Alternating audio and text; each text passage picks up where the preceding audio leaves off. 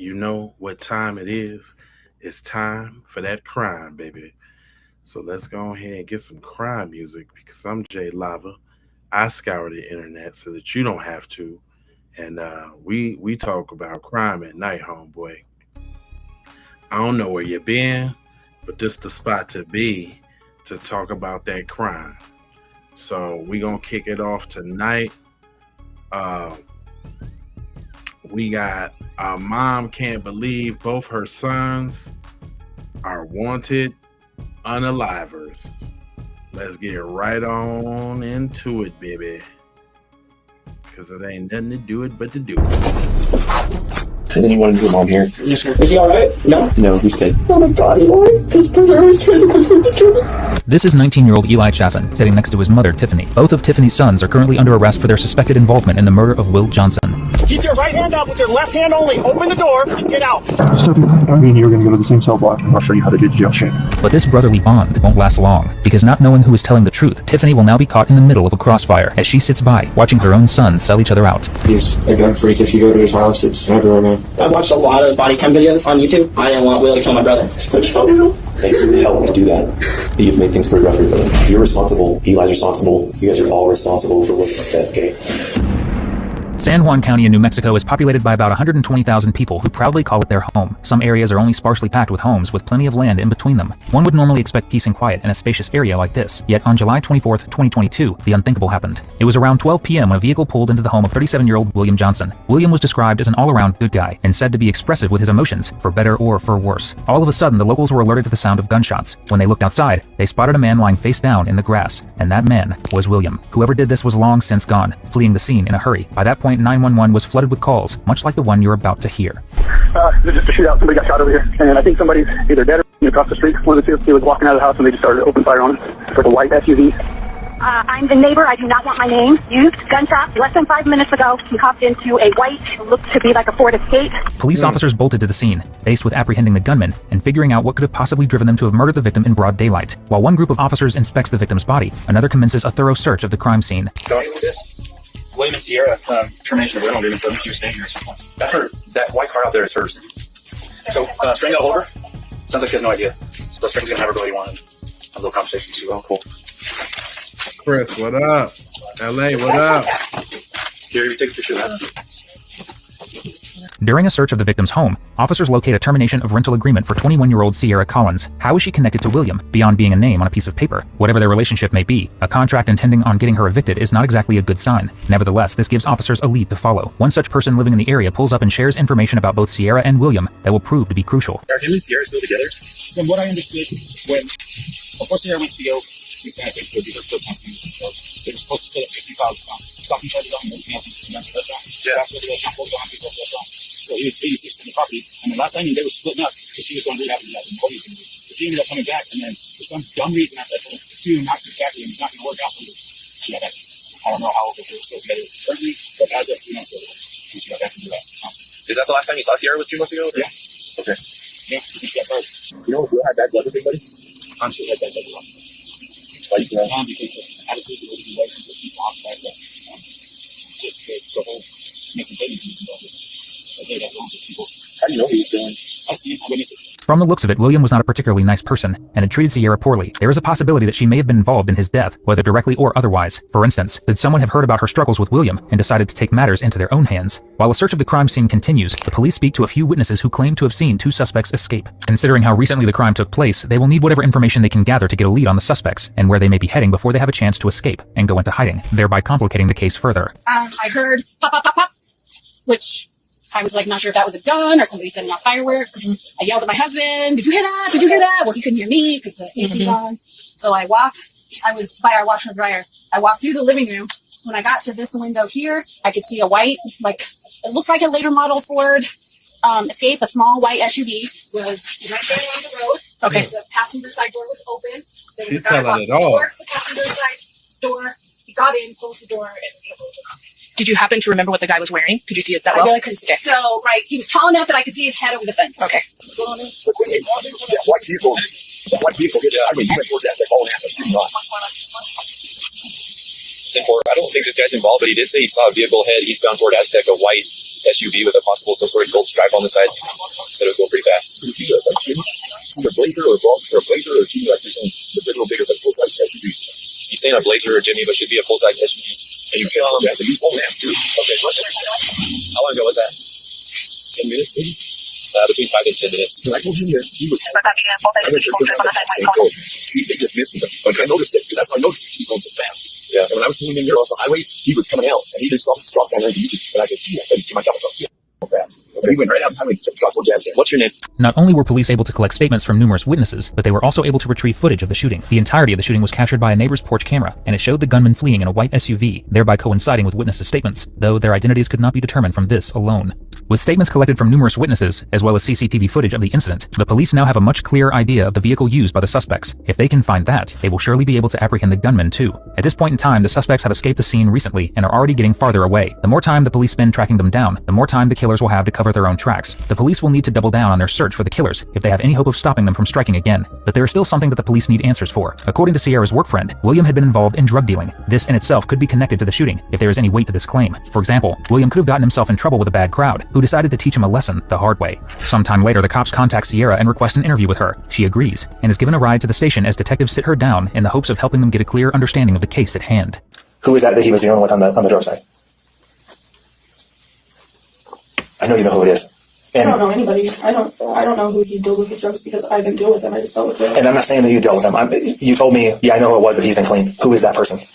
No, Will's been clean. He's been clean for how long?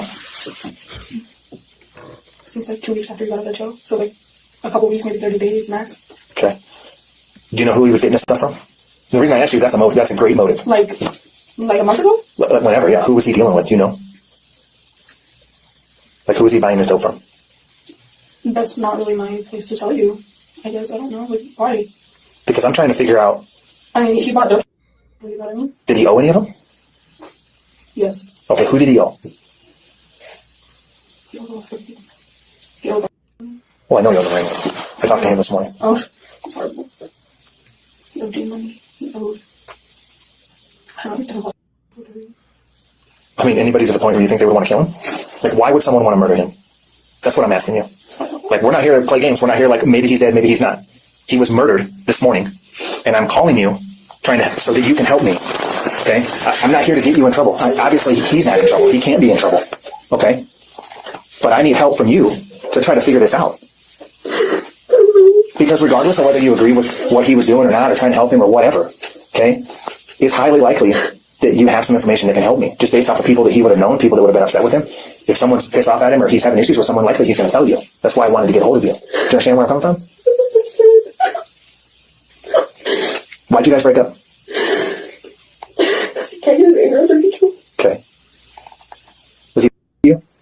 Okay. No, but it was good. It was good. And when, so you said you guys broke up a few weeks ago. Had you guys been like seeing each other on and off since then, or kind of what was the deal? When was the last time you were actually at his house? I'm pretty sure we went there 3 days ago. Okay. Just real quick, and then we left again. Where'd you guys go after that? I don't know. We were trying to get the money from my car, trying to get that taken care of, trying to get. Sierra paints a grim picture for the detective here, portraying William as someone who is drowning in debt and needs to pay off a car. Strangely, even after they broke up due to him allegedly being abusive, it seems he is still trying to support her financially. But things only become even more unusual when the detective brings up William's phone, which was found beside his body. Despite the fact that the two have a rocky relationship with one another, the detectives believe that Sierra may still have access to it. Yet when she is asked about this, her response immediately raises the investigators' suspicions. What's the password for William's phone? Don't tell me you don't know, because I know that you do. I know that you know. And I know that you know, and listen, I'm going to tell you something right now. The chain of events that took place, if I can access that phone, that will help me huge. And I know you know. Honestly, he didn't even help me. No, he does. There's a code on it. What is it? I haven't been on this phone for a long time. Twitch videos just always on my. Okay, but you just told me I know you know I know the code. So what is the password to the phone?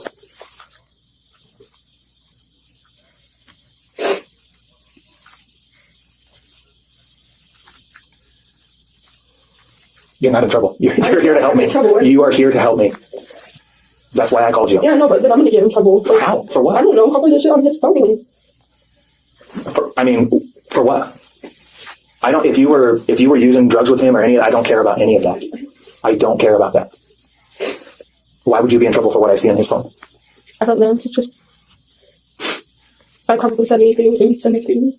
But that doesn't matter. That doesn't amount to anything right now. How about she just? Why? Because I just really nasty pictures. I don't care about that. That's not what I'm after. I don't care about that. I want to be able to help him. Do you want me to help him or no? Because if you don't want me to help him, I'll take you back home and drop you off. Like, I brought you here because I know that in your relationship, I know you love him. I know you do. I know you got some issues with Tommy and whatever and kids, whatever. I know you love William. 1 month away. Okay. Can I go there? Yeah. I mean, you're free to go whenever you want. So if you want to go, I'll take you home. I really wish you were going to be able to help me more. Because I just feel like I'm going to get in trouble if I say something wrong and I don't. Like for what? Well, I mean, I guess what do you think? I mean, did you shoot him? So what do you think? I can't go to jail. I'm kind of starting to get seizure, you know, like I just. Well, you're not going to jail for anything. Listen, I could give a shit less if you told me that you bought a pound of dope yesterday. I don't care. That means absolutely nothing to me right now. It's not important. Numerous things are not adding up here. For starters, Sierra claims that William does not have a phone, which the detective knows is a lie. It's only after some persuasion that she shares the password. Why would she lie, then hesitate to help law enforcement? Much later into the interrogation, Sierra begins to express her fears of talking any further. Right now, the detective cannot risk letting her go so soon, as he is certain that she knows far more than she is letting on. If she leaves without giving the full story, then this would essentially put them back at square one, at a loss for any solid leads. So the detective spends roughly half an hour building rapport with Sierra, offering a balanced mix of reassurance and pressure to encourage her to come forward. I just wish we could go for a walk and then you didn't have to use it. Let's go. I'll leave my shit in here right now. We'll go walk down the street right now. Those little fancy pins and fucking microphones probably. I don't know. This is a regular. This isn't the FBI on TV. Okay, so I need to turn those things. This camera right here, this only camera. My phone's right. I will leave all my shit right here. We go for a walk right here. I'm telling you right now. You're looking at me like I'm an alien, but I'm telling you right now, those are my recording devices right here. That's all I have. That's all I have. Yeah, but then like they'll know that we left and then I told you something. It doesn't matter. It does matter. It matters to me because like I can't. At the end of the day, when I'm working, the people that I work with are my partners. Boyfriend is dead. That's a fact, and I'm trying to work through the why and what for. Let's go for a walk right down here. I'm gonna give for walking down the road with a female because we're not supposed to do that. We're not allowed to do that. But I'm gonna do it anyways if that's what you want to do because they can yell at me all they want and I don't care. This is everything. I can't obviously take my other shit off and just leave it in here. But I'm telling you right now, I got an inhaler and I got a can of Zins. Like that's what I got. That's what I have. You're like want to pat me down and listen. I've worked with a lot of people in this county. To include putting police officers in prison. How do you think those conversations go and those people think, like, I don't want to talk to this guy? Okay? I've not been doing this for very long. I've only been doing this for about 7 years. But this is not my first time around the block. I'm telling you right now. And I have never, not one time, had someone that shared information with me be harmed. Okay?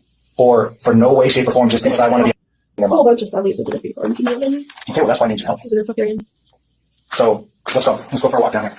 Since the detective left his body camera behind, her confession is not recorded. Nevertheless, during a walk, she would reveal the names of the killers, 23-year-old Tyler Chaffin and 19-year-old Eli Chaffin. Sierra met Tyler in a rehab clinic not too long ago and was introduced to his brother shortly afterwards. While this is taking place, a SWAT team is dispatched to raid the suspect's home. Suspecting that there are weapons in the home, the team must act swiftly but cautiously to ensure their own safety. Okay, we're good. Yeah, rolling in. Okay, we're rolling in. Yep. Police are fired! Make yourself known right now! Report it! Police are quiet! Police are quiet! Let me see. It's on you. Okay, I'll be back. All right. Go off.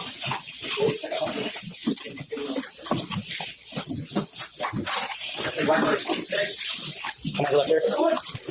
I'll get this room on. I'll get this room on. Ready? Yep. Yep. Shoot fire! Honey.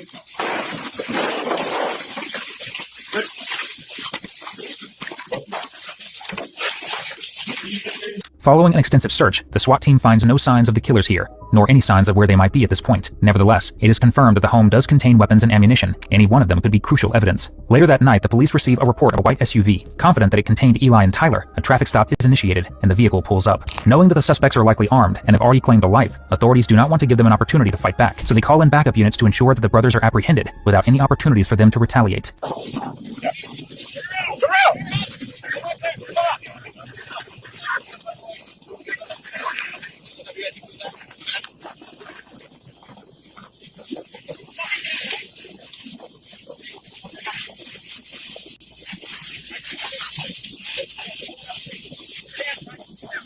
Wait, Dick, I got it right here.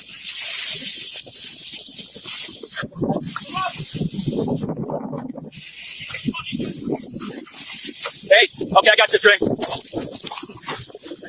Okay. Cross. Okay. Keep your right hand up with your left hand only. Open the door and get out. Hands up. Turn around and face away from me. On your knees. Take him, I got the vehicle. On your face. On your face, on your face, on your face. All clear? You see the back? Yeah. Okay, we're good. All right. Open this door, please. What do you got in the back? Stand up.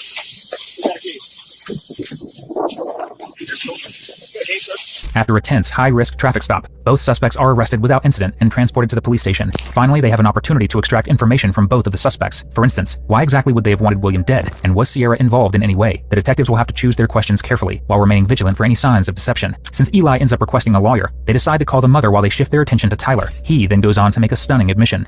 So, and I'm going to be straight up with you, man. The way that I work is I like to be straight up with people, okay? And I expect people just to be straight back with me. And the reason that I tell you that is because I know we all screw up. We all do stupid things. But the reason that you're here today is in reference to William Johnson. Okay. Do you know who that is? Okay. How do you know him? So I met this girl, and he was like her ex-boyfriend or something like that. Okay. Yeah, that's how I know. What girl did you meet? Her name was Sierra. Sierra, do you know her last name? Do that way. No, Sierra. How long have you known Sierra? Probably, maybe 3 weeks. Okay. So just recently? Yeah, just recently. Me and her are in IOP together. What is that? Yeah, intense outpatient treatment. For? Alcohol and drug use. Okay. Yes, sir. Gotcha. Are you using today? Yes, sir. No? Sober? Yes, sir. Okay. Not under the influence of anything? Yes, sir. Okay. Gotcha. So you met her 3 weeks ago at treatment? Yes, sir. Okay. What's your relationship been like since you met her? Oh, just friends, just hanging out here and there. Gotcha. So just friends. It's not been like a relationship. No. Nothing like that. No. Okay. Nothing like that. We've talked about it, but nothing like that. Gotcha. And so you know of William because of her? Because of her, she talked about him here and there. Mm-hmm. Just nothing of it. Okay. Have you ever met William? I haven't. Never? Okay. Have you ever seen him? You know what he looks like? I've seen him at treatment before. So he goes to treatment too? No, he picks up Sierra. Okay. Yeah, I've seen him there. All right. So tell me about your day today. What'd you do today? Today, just hung out with my brother. All day? All day. Where at? At my house. So you spent all day at your house? What about whenever we contacted you guys today? When did you contact us? When we stopped you in the car? Oh, I was at my parents' house. Okay. My parents' house up with it. Gotcha. Okay. So what's going on? So like I told you, I'm here to talk to you about William Johnson. So what happened? So William Johnson was murdered today. Yeah. Yeah. Good. Did you know that? So I'm gonna be straight with you, Matt. I was gonna be straight with you. I was gonna be down the bush. We were heading to today. She was hanging out with us, and we went to the storage place over there, kind of by where he lives.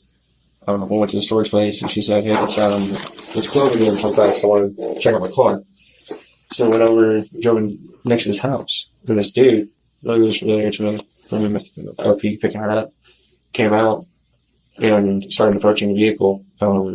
I then grabbed a .22 pistol and pointed at him and told him to stop. Please stop moving. Stop making your way towards the vehicle, please. Told to stop. He got up in my face. I hit him with the pistol. As soon as I hit him with the pistol, he had something in his hand. I don't know what it was, but he got me in the head. We went to the ground. As soon as I went to the ground, he went for my pistol. And as soon as he went for my pistol, I got a shot. Okay. So I appreciate you being straight with me, man. Mm-hmm. According to Tyler, the incident was an act of self-defense, and that he tried to defend himself with his sidearm when William approached and wrestled him. It was then that Eli allegedly fired his AR-15, killing the man. The detective lets him continue sharing his side of events, ready to call anything suspicious into question. Let me ask you this. Why did you guys go there with guns? Well, he always has his guns with him. Anywhere we go, he's always got them with him. He's a gun freak. If you go to his house, it's... Does he live with you? He lives... It's weird. I go to my parents' house and I stay at my parents' house, but like my probation and everything says I live at that house and I stay at that house, but I'm back and forth. My probation knows it too. So what are you on probation for? Battery upon peace officer. Okay. And who's your probation officer? Alvin Harvey, but now it's I can't think of her name right now. Okay, but tell me again where your brother lives at. I think I missed it. Lives with you. He lives with me. We live together. Okay, gotcha. Okay, so after all that happened, after he fired those rounds, what did you do after I the rounds freaked were out. fired? As soon as I heard the first round, I tried to get away as quick as I could.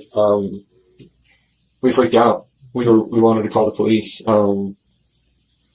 love that freak out, huh? Yeah. We didn't know what was going to happen. All right. We left. Who all's in the car with you? Me, my brother, and Sierra. Who was driving? My brother. Eli was driving. Yeah. Where was Sierra at? Sierra was in the back seat, sitting behind me. So what was her take on seeing her, I guess, boyfriend or ex-boyfriend She shot dead? had zero to none emotion. Really? It was shocking. I didn't. So no emotion at all? Not laughing, not crying? She did. I know that that was her plan. That we go there, and I don't know if she was, because she was outside whenever we pulled up. Mm-hmm. So I don't know if she was. I don't know, because she had asked Eli if he'd shoot him before all this happened. Really? At my parents' house, jokingly, like, haha, that's a nice gun. Would you shoot my ex-boyfriend?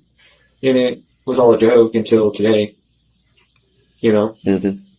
And yeah, like she did cry. Uh-huh. She did cry, but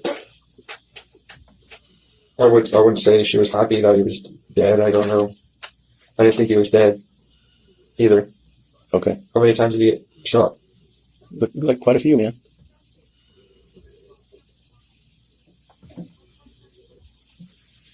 Yeah. So where does he keep that 22 pistol at? He just keeps it in his car. Not mostly, just you know when you're always dropping your phone and shit. Mm-hmm. The car, he keeps it there. On the driver's side? Yeah. Where did you get it from whenever Will approached the car? I had grabbed it from his side and used it. My brother told me not to. Yeah, I'm on probation in hospice. Mm-hmm. Yeah. Where did you guys drop Sierra off at when you left, or did you? Did you go home? She went home with us.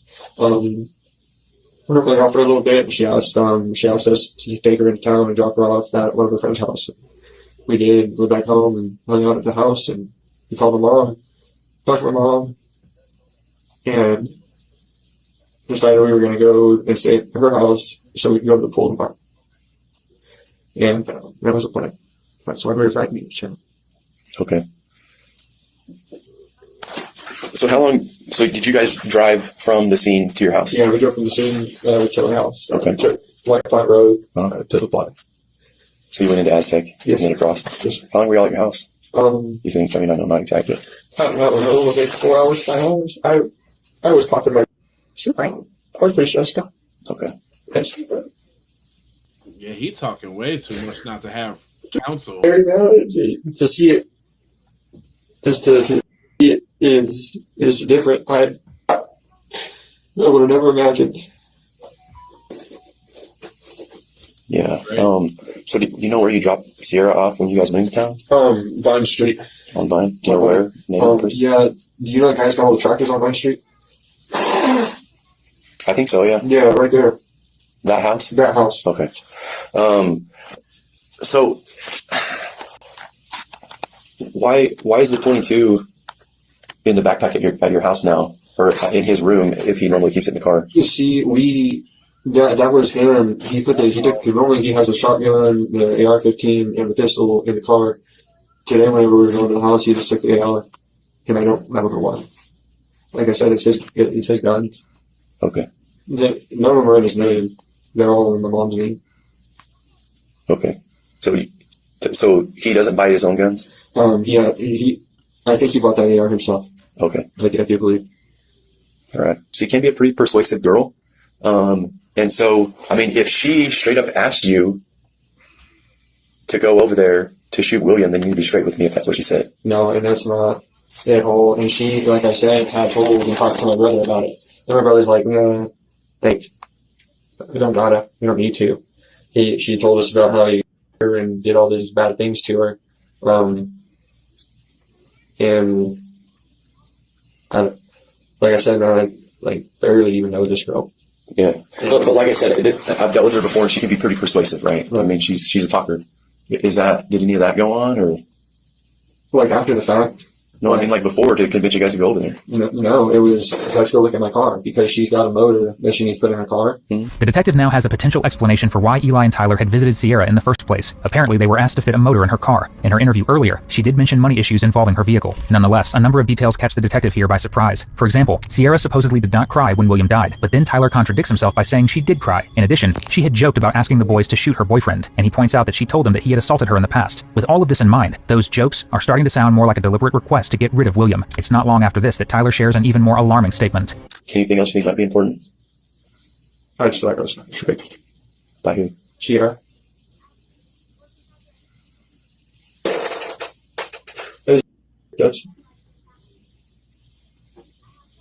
I think going to the storage unit was a trick to get us close to his house. I thought about this all day today. Like the old iPhone trick, scam. She was nice to me. From Germany. She was sweet. So did you think it was going to turn into a relationship with her? I don't know. We're not supposed to have relationships in our outpatient treatment. We're not supposed to have relationships or we get kicked out. So. Okay. Is that what you wanted out of it, though? No, well, she had a kid. She had all this. She had a bunch of, like, baggage. Emotional baggage with her. Right. And I just thought she was cool to be around.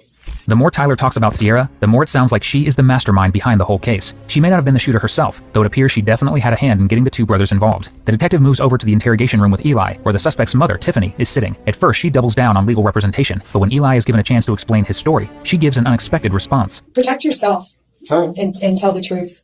So, it started off with us going to the storage unit, and she had called Will because Will had taken the storage unit code off of her phone. So she called him and asking him about the code and all this stuff. She had called the storage unit place to be able to get the code. So then once she did get the code, she checked it out and opened up the storage unit. We left. And then Will had kept on calling, and she had a fear, Serena, about him either pulling up on her because she had mentioned to him about beating her up and a number of different things. So she had even mentioned that he had some personal photos on her phone and some personal things on his iPhone or his phone. So we had went over to get his phone, and she, I told her, like, let her know that we're going to come and get the phone is to get the personal items off of it. So then he had, like, leave you alone, and you don't have to worry about him posting those pictures or whatever, or, all that stuff. So then we went over to Will's house, and as soon as we had pulled up, he had stuck his head out the door and was already just screaming things, and he had come out in the front yard and becoming super aggressive, like, what's he gonna do? Like, windshield, like, what's his next move? So I got out of my car with my rifle and told him to stop, like, quit approaching, stay where you are, stop moving. And then my brother got out of the car, and Will had hit my brother, and somehow my brother got this gash on the side of his head. They both fell over, and I didn't want Will to, because my brother, he'd gone out the revolver that we were talking about, and I don't know why he had it, but I noticed that he had dropped it and switched on Will. Uh-oh. I didn't have intentions of killing him. I just wanted to get the phone and leave. But it turned physical, and I felt I had to shoot Will to make sure my brother didn't get hurt.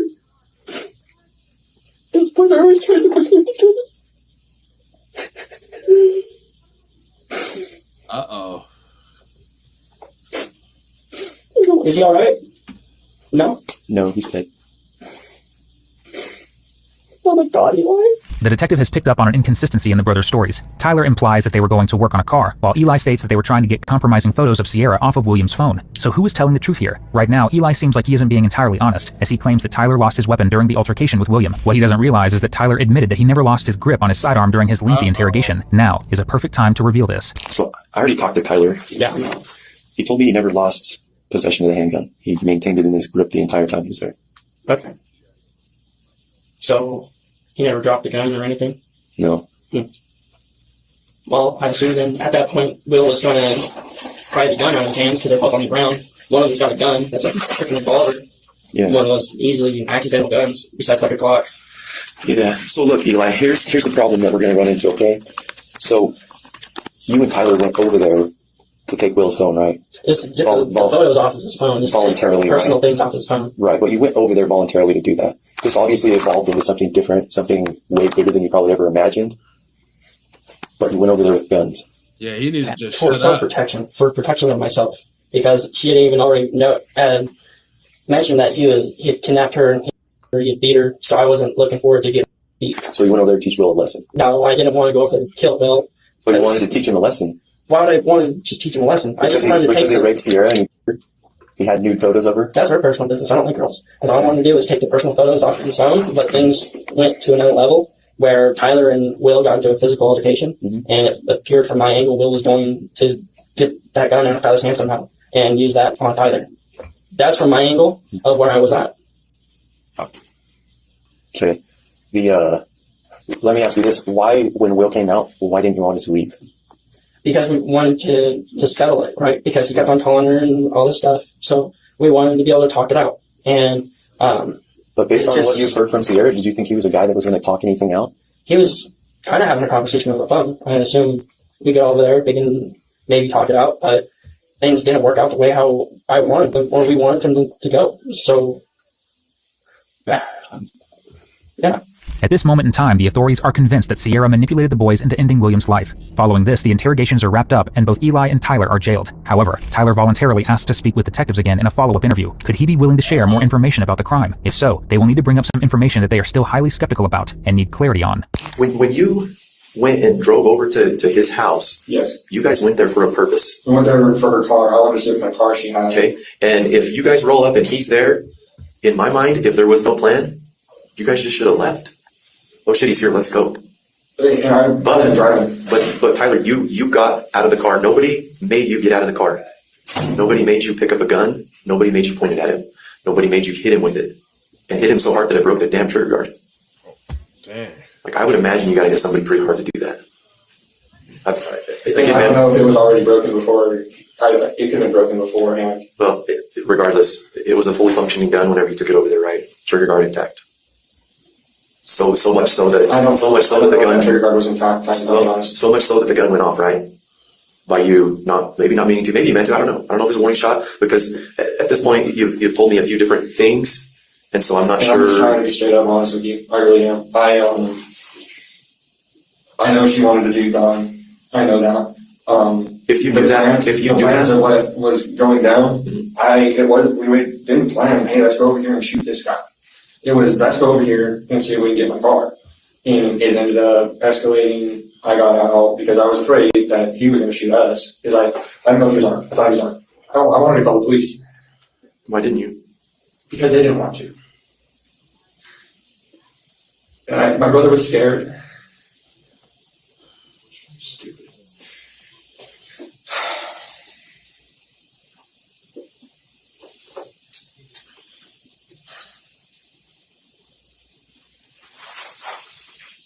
Is there anything else you guys wanted from me?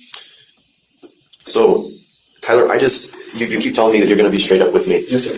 But Sierra told me she wanted him dead. Okay. Sierra had told me that.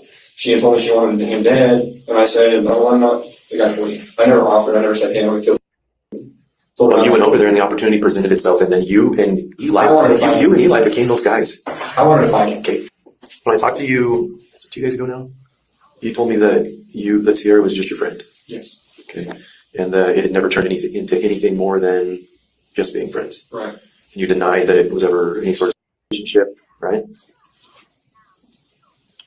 We weren't dating. It was like weird. We did have. I didn't think anything of it. It was weird. Do you call every girl baby and sweetheart and honey? Right. I never did that. What about through text message? They call it cute. A series of texts sent by Sierra reveals the full picture. Numerous threats were made against William, one of them threatening to get him shot, while another mentions Tyler and Eli being armed. As a result, Sierra is arrested and taken to the police station, where she is confronted directly about the messages she had been sending. Law enforcement believe the shooting and threats may be connected to the explicit pictures mentioned before by Tyler. Did this inspire Sierra to plan the shooting all along? Investigators decide the only way to find out is to confront her directly about their findings. So which text did you send to Will? I probably said over here in the natural groceries, but I was kind of just saying whatever gave this one was there. So there's one. Last time I dealt with you guys, you referred to your guns as straps. Who? You and Will. What guns? The gun that he allegedly had. I don't know. Are we talking about the text messages? Well, the text messages, there's one that you said, me and my homies are rolling around strapped. Yeah, I believe in what homies. I really just. But you sent that to him.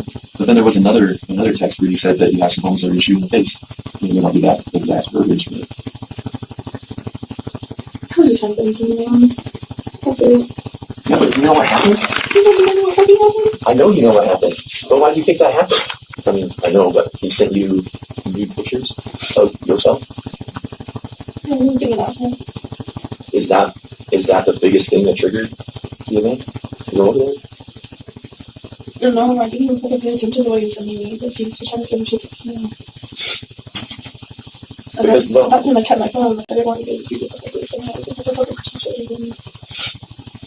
but after that, it seemed like when you or you're saying, I mean, I'm not going to definitely you were sending texts that were pretty threatening. I mean, pretty specific that he was going to be shot the whole night. I was just but you've never, in all the previous text threads, you never said anything like that before. Until then. I just thought they were, like, cool. With all of the evidence collected so far, Sierra is having a hard time convincing the detective that she had no ill intentions with the messages she sent. However, she is not fooling anyone. Tyler and Eli arrived with loaded weapons following her requests. The detective is close to getting a confession. Right now, he needs to know what she intended all along.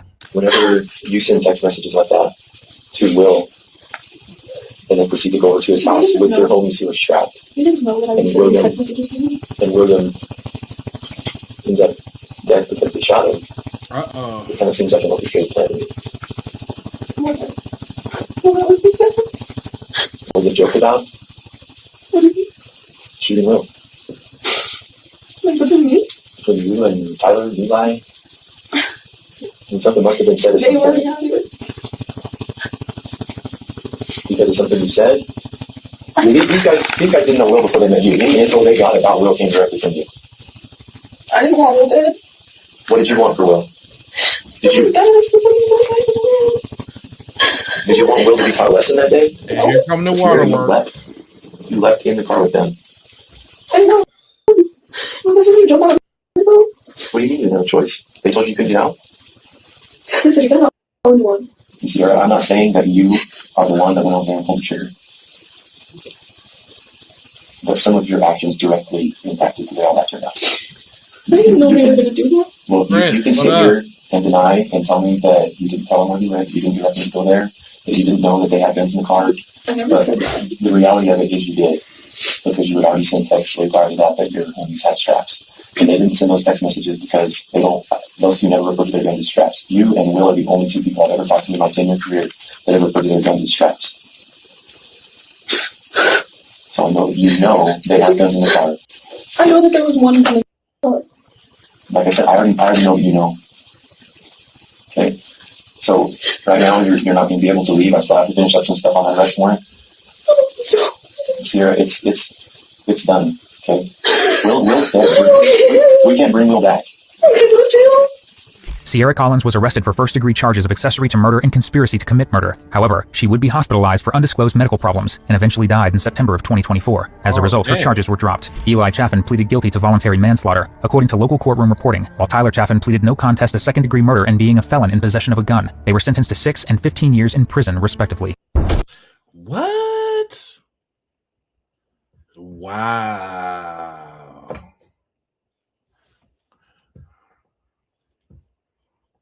That's crazy.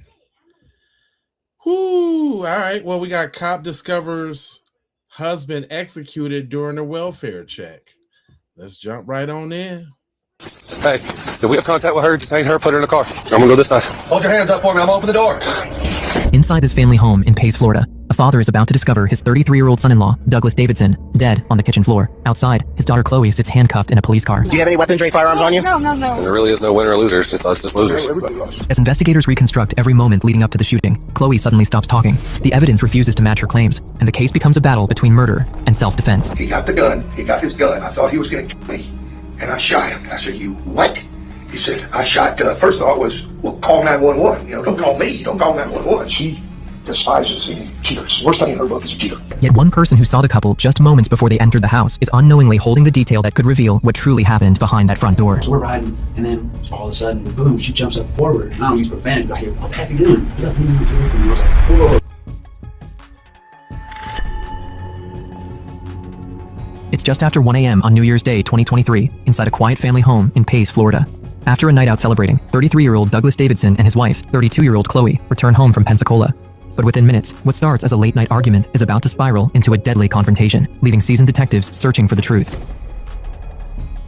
Because before they can even begin piecing together what happened inside that home, deputies with the Santa Rosa County Sheriff's Office receive a frantic 911 call from Chloe herself. 33, is he awake? Sure, something missing. No. He's not awake? Is he breathing? Doug, wake up. What'd you shoot him with? It was his gun. He was choking me. Doug. Doug. Your father or your husband? No, Doug. He was choking me. What's your name? Ma'am, are you still there? Hang there. Is your gun secured? Yes, it's secured. It's secured? After the call disconnects, deputies with the Santa Rosa County Sheriff's Office are immediately sent to the home.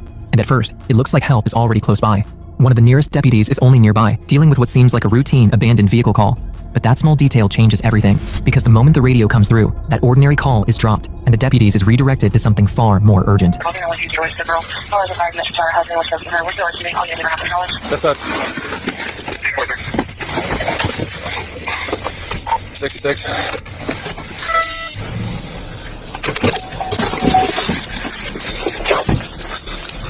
Hey, did we have contact with her? Detain her, put her in the car until we figure out what's going on.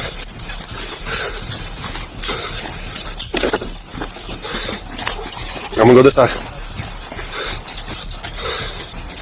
As the first responding deputies arrive, they still don't fully know what they're walking into. All they know is that a woman has called 911, her husband isn't moving, and there may still be a gun somewhere inside the home. So as they approach the front door, their first priority isn't solving the case, it's gaining control of the scene.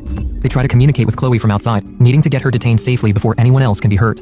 But almost immediately, even that becomes a problem. Because before deputies can check on Douglas, before they can confirm whether he's still alive, and before they can even begin asking questions, they first have to find a way inside. Shit.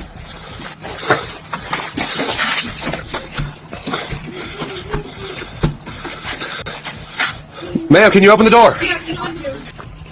She's at the door, waiting for her to come to the door. Hold your hands up for me. I'm gonna open the door. All right, well, hold your hands up. I'm gonna open it up. Hold your hands up for me. I'm gonna open the door. All right, well, hold your hands up. I'm gonna open it up. Back away from the door. Ma'am, can you get it? Just, hey, if you back up, I can open that door. All right, back up away from the door. I'm gonna kick it, okay? Are you backed up? Come out here. Come out here. Come out here. We'll talk about it in a minute. Who else is in the house? It's my husband. Where's he at? He's in the kitchen. Are you there? Yeah, we're here. No firearms on you? No. With Chloe now detained and secured outside the home, deputies can finally move inside with more freedom. But even then, they still don't truly know what they're about to walk into. For them, this is still an active scene. There could be a weapon. There could be another threat. And most importantly, Douglas may still have a chance. And as for Chloe, sitting outside in police custody, she still doesn't fully understand the weight of what has just happened, or how quickly her story is about to be tested. However, for now, the two deputies at the scene begin clearing the house room by room. Their goal is simple: make sure there are no other threats inside, locate the weapon, and get to Douglas as quickly as possible. But as the deputies step inside, the house is silent. No voices, no movement, nothing that tells them what really happened in the minutes before they arrived. Then, as they move further in, they begin noticing the scene around them, items scattered across the floor, parts of the home disturbed, and a hallway leading them deeper toward the kitchen. And that's when everything changes, because as they reach the kitchen area, they find Douglas lying on the floor in a pool of unresponsive and not breathing. Deputies still don't know where the gun is, but before they look for the gun, officers go back outside as they face a handful of other problems. Okay, what are their names? Nope. Okay, all right. Do you have any weapons or any firearms on you? No. Okay. I don't understand. Okay, all right, so what I'm going to do just for the time being, I'm going to take this off you, okay? All right. Puppies, come on, you guys gotta back up. All right. No weapons or firearms, nothing on you? No. Okay, all right. As one of the deputies approaches Chloe inside the patrol car, something small but important is happening in the background. While officers are focused on securing the scene, Chloe can be seen fiddling with her Apple Watch. At first, it looks like nothing, just a tiny movement, something most people watching would miss. But that small detail matters, because without officers realizing it, Chloe uses the watch to call her father, asking him to come to the house, while he still has no real idea what he's about to walk into. And before her father arrives, deputies are suddenly pulled into another task that seems almost meaningless compared to the shooting, rounding up the pets that are roaming loose around the street and neighborhood. But in a case like this, even the smallest details can become important, because while officers are trying to control the scene outside, inside the patrol car, Chloe has already reached out to the one person who becomes a key witness in explaining what happened before the gunshot. Come on, guys.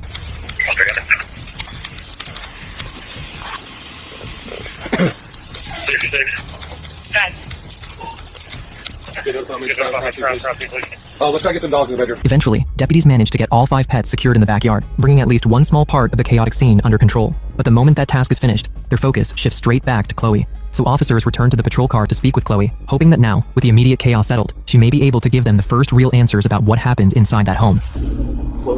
Chloe, I'm Captain Jones. What up? Before I ask you to take another shit last day, basically, I just want to find out what happened. He was threatening you? Where did that take place at? He was holding the handgun? Yeah. Okay. So you don't remember the exact sequence of events? I just know that he definitely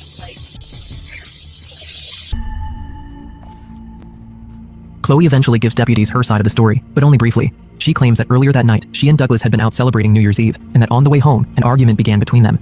But according to Chloe, once they got back to the house, that argument escalated into something much worse. She alleges that Douglas attacked her, choking her to the point where she believed she was going to die. And in that moment, Chloe says she grabbed a gun and fired, shooting Douglas inside their home. But for deputies, this explanation only creates more questions, because Chloe's story is now claiming self-defense, but the physical evidence inside the house and the injuries they expected to see are about to become a major problem.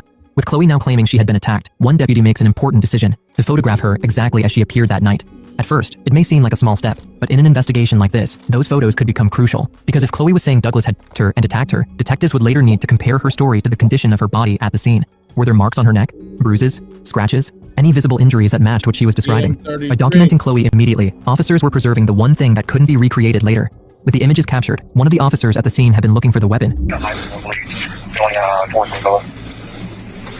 Just waiting on them now. You're easy peasy now. What's up? Zero still on the counters at 9 mil. Mm-hmm. Get increase. You need anything, call me? Will do. Happy New Year, sir. While deputies continued searching the home, one of their biggest priorities was locating the weapon, and eventually, they found it. A black 9mm handgun sitting on the kitchen counter near the hallway entrance. Nearby, investigators also recovered a spent 9mm casing, which matched the type of weapon found inside the home, and the gun itself was important. A 9mm handgun isn't some rare or unusual firearm. It's one of the most common pistols in America, known for being easy to control, fast to fire, and devastating at close range. Inside a narrow hallway or kitchen, that kind of weapon can turn a heated argument into a fatal scene in seconds. Just as deputies begin to feel the scene is finally under control, another person arrives: Chloe's father. He had no idea what he was walking into. Moments earlier, Chloe had called him from her Apple Watch, asking him to come over. But now, he arrives to flashing lights, a secured crime scene, and his daughter sitting in police custody. No, it's not a good way to kick off the first day of the year. Something about New Year's. Yeah. We lose a lot of people in the cold. How's Chloe's doing? So what? How's Chloe's feeling her? As far as I can tell, she was doing okay. They're talking to her now, somewhere else. So. Explosive situation.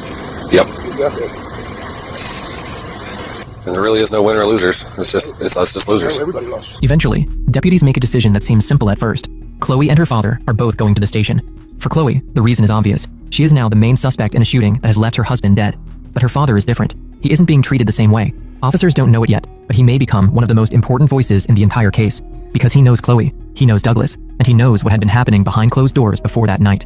And just when it seems like detectives are only relying on Chloe's version of events, another witness steps forward with information that begins to shine a completely different light on the case. So now, detectives have 3 pieces of the puzzle: Chloe's story, her father's insight, and a new witness who may help reveal what really happened before Douglas was shot. Now, with all 3 at the station, detectives start with Chloe, the person at the center of it all. This should be their chance to finally get answers. But before they can break down her story, the interview is cut short. Get you to have a seat right there for me.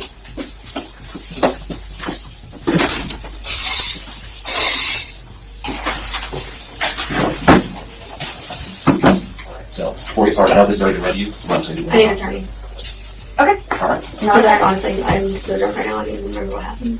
Okay. I know that he said he was going to kill me, and that was about all I remember. You said attorney, so shut Let up. me go grab the deputy real quick, and we will get you out there to jail or back to the house, okay? Yeah. Or actually, I got cuffs with you. Can you stand up for me? Put your hands on your back. If you put them together like you're praying, it'll be a bit more comfortable.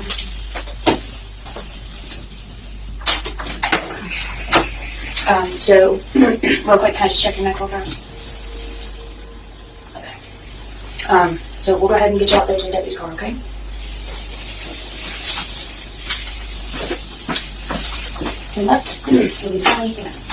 But just as quickly as the interview begins, it comes to an end. Chloe makes the smartest decision she could make that night and asks for an attorney. And from that moment on, detectives can no longer question her without a lawyer present.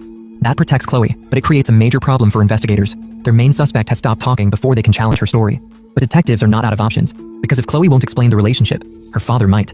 So they turn their attention to him, hoping he can reveal what life between Chloe and Douglas was really like before that night. I'm Detective Thompson. I don't have a whole lot of answers. There's not a whole lot I can tell you right now as well. Is Doug dead or alive? I can't say. You can't say if he's dead or alive? Not right now, no. Is he at a hospital? So you're telling me he's dead? I have not been in the house. I've only been outside of the house. He's still in the house? My understanding. Oh, shit. Well, is she going to jail? That I don't know yet. We haven't sat down and talked to her yet. Our understanding is she called and talked to you prior to, and then of course our CAD notes was there was a disturbance prior to all this happening. Didn't know if you'd be willing to tell us what y'all's phone conversation was about. I'm glad to. But I can't figure, there's parts I can't figure out. It was really short. Short. She said, Dad, I need you to come over. I said, Dad, I need you to come over. Doug and I got in a fight. He started shooting me. He got the gun. He got his gun. I thought he was going to kill me, and I shot him. Okay. I said, you what? He said, I shot Doug. And I could hear in the background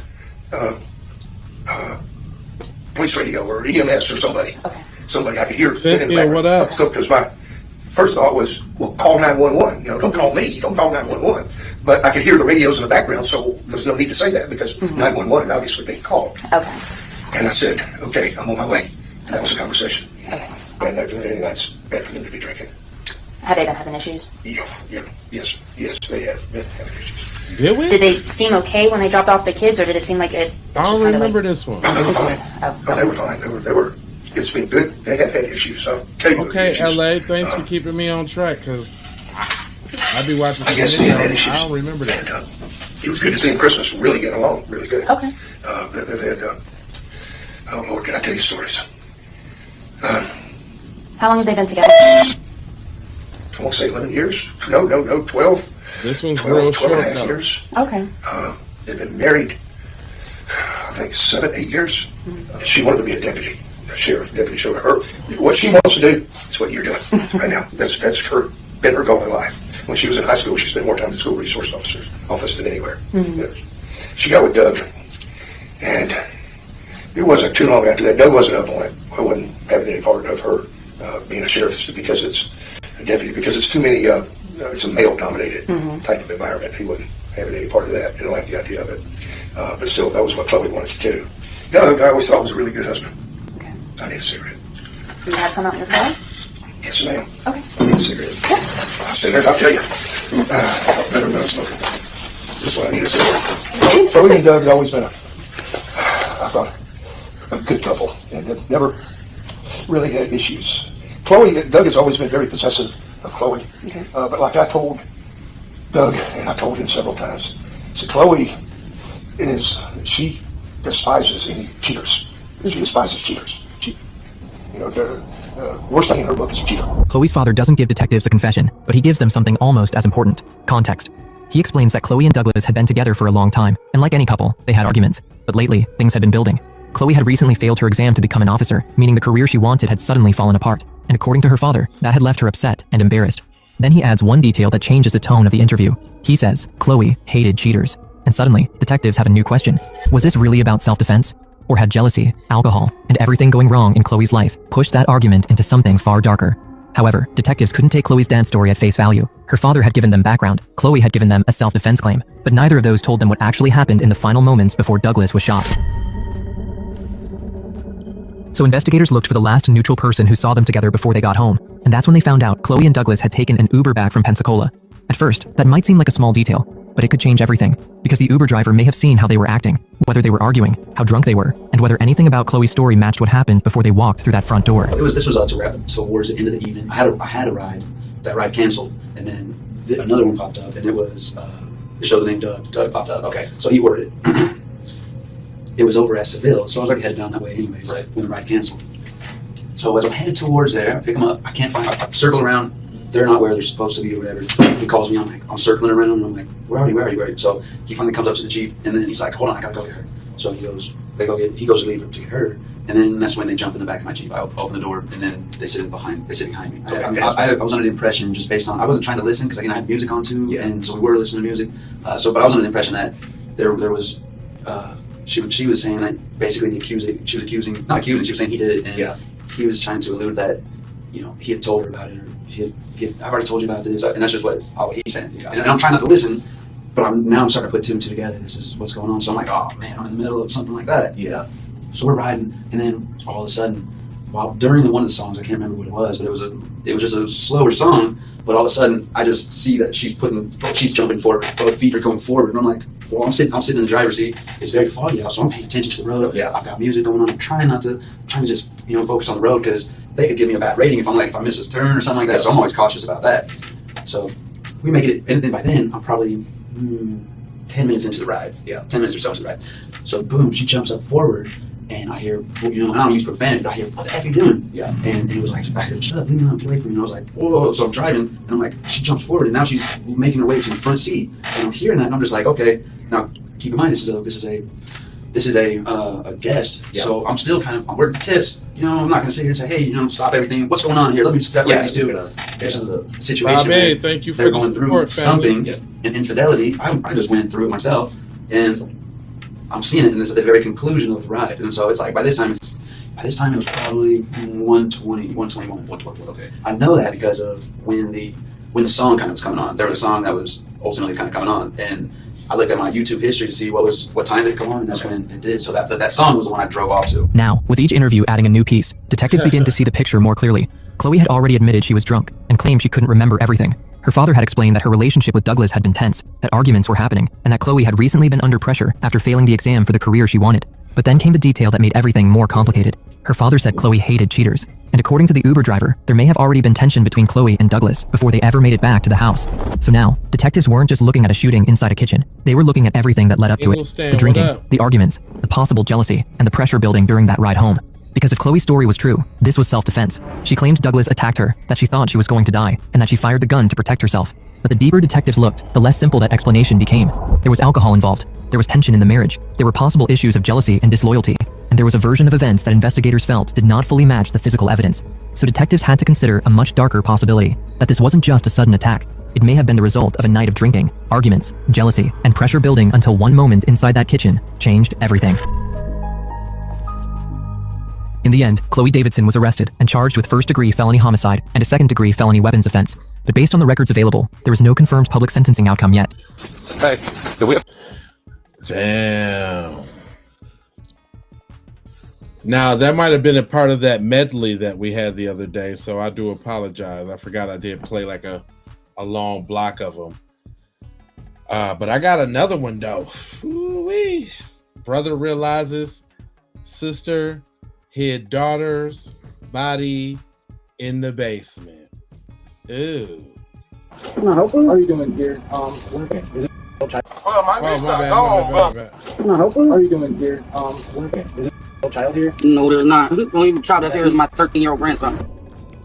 I can't believe nothing she's saying because she was telling me my niece was one grade. Like I wanted to defend my sister so bad, but I can't. This man is Latasha Mott's brother, and he has just realized his 4-year-old niece had been hidden inside his basement for several days. So I asked my daughter, where is my granddaughter? She's telling me she's with this woman, but she's not. So it's like, where is this baby? Only hours earlier, Latasha's mother reported that she had not seen one of her 7 grandchildren, Nefertiti Harris, in nearly 3 months, marking the beginning of an 81-day mystery no one yet understood. Put her in the hole in the basement. She's in the hole.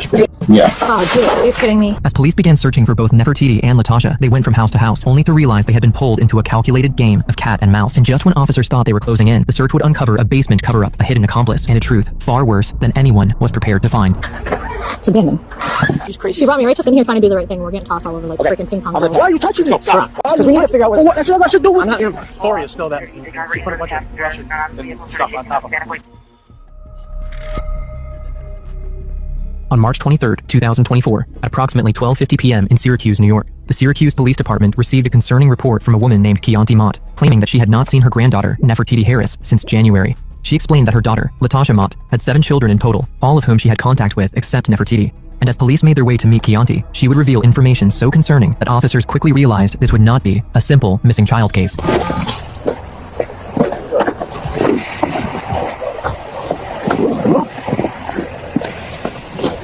No, hold on. Hey, how's it going? Police officer. Hi. So what's going on? Okay, so this is the situation. My daughter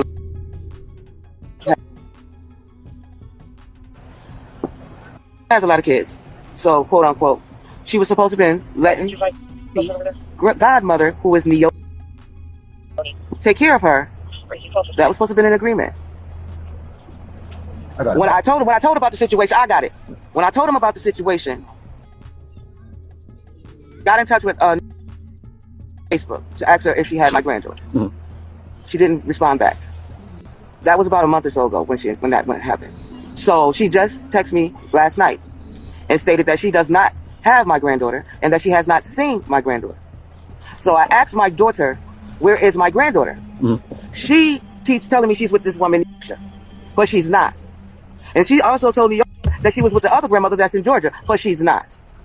So it's like, where is this baby? So, point blank, I've been texting her. She's not here right now. She's on her way back from Connecticut, well, New London or whatever. So she got like another 2 or 3 hours to go before she comes back here to Syracuse. She states that when she comes back here, that she's gonna have the baby with her. She just, I was just texting her. So how's she planning on the baby if she doesn't know, nobody knows where she is? She knows where the baby is, but I gotta wait till she come back to bring me the baby. Exactly. So I've been texting her. Who's got custody of the child? The mother does. She does have custody. Yes. So I'm just being a concerned grandmother because this has been since like I said, January the 10th since I laid eyes on her. She has 7 in total, and out of the I've seen the 6. The 6 is already in our face, and I've been requiring for the next one to call me. I can't get a phone call. I can't get nothing. I just want to ensure that my granddaughter is safe. I don't know where she's at. I don't know who she's with. Right now, she's telling me all morning we've been in the street searching. Now she's just now telling me that the baby's somewhere around one of these damn corners, but the kick is she doesn't know the address. She knows the house, but she doesn't know the address. How long she been down there? She went last night. Okay. And she's already coming back? Yeah, because I've been on her all morning.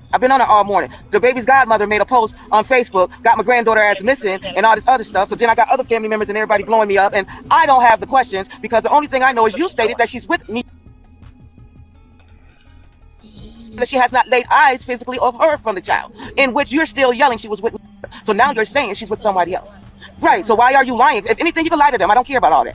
It's a history with them. So I really don't care about all that. My main concern is, where is Neffy? How old is the baby? She's 5. Okay. From the beginning, it was clear to responding officers that something was wrong. But with Nefertiti's grandmother already emotional, they allowed her to explain everything she knew. But before we continue this case, let's talk about something that comes up in almost every case we cover: control. In these stories, one bad decision, one missed detail, or one moment of panic can change everything. She told police that Latasha had given relatives and friends several different stories about where Nefertiti was. At different times, Latasha claimed the 5-year-old was staying with a former foster mother, a friend named Sierra, another woman named Kara, or relatives in Georgia. The grandmother finally contacted one of those people herself and learned Nefertiti had never been with. Hold up, y'all. Is that the same girl that just got hung down in down at the Juneteenth celebration? Hold on real quick. Let me go back to my YouTube videos because that picture looked familiar. Hold on, I ain't mean to hold it up real quick, but man, hold on. Is that the same girl that got hung just recently that I did a video about? Wait a minute.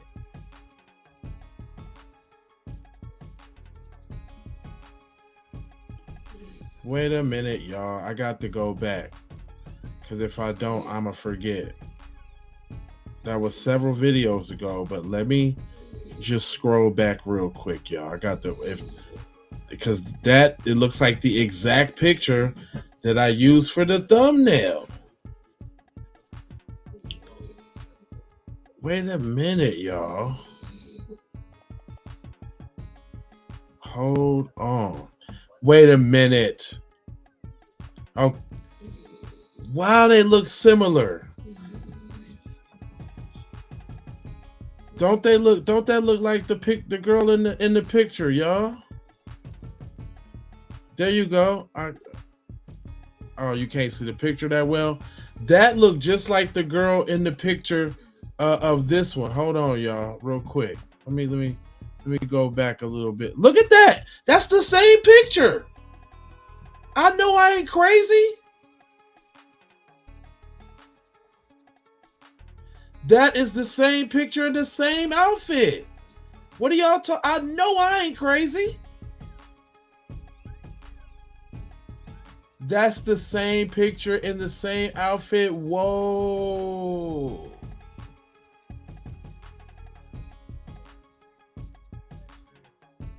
Oh my gosh. Okay. That's not the story I did. I did a story on her death.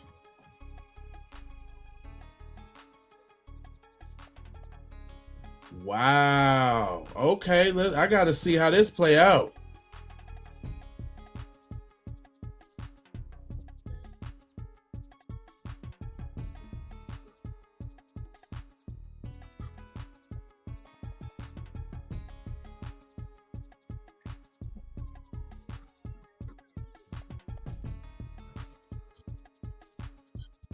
And I think they changing the name real quick a little bit for the sake of the shorty, right?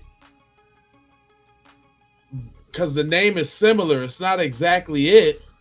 Hold on, let me see where this happened at. This happened.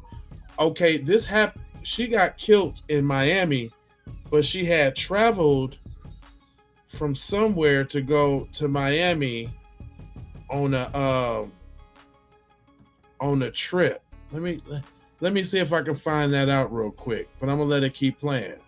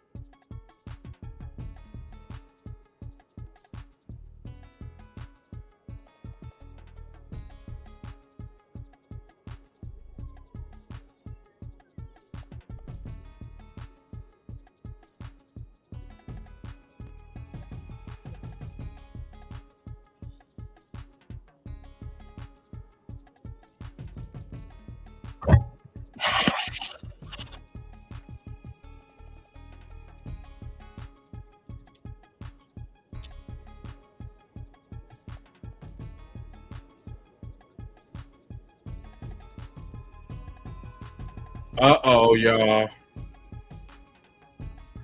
Uh-oh, y'all. This must be in Flint, Michigan, because that's where old girl from. Lansing, she originally from Lansing, Mississippi, Flint, Michigan, but raised in Lansing, Mississippi. What? Did she possibly get done in because of this? Wow.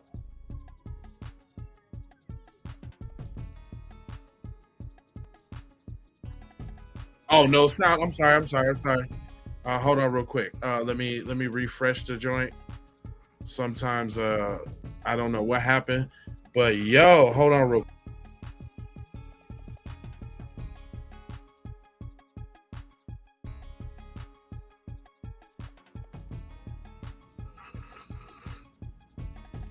All right, we back. Hold on real quick. I'm gonna put that. But yo,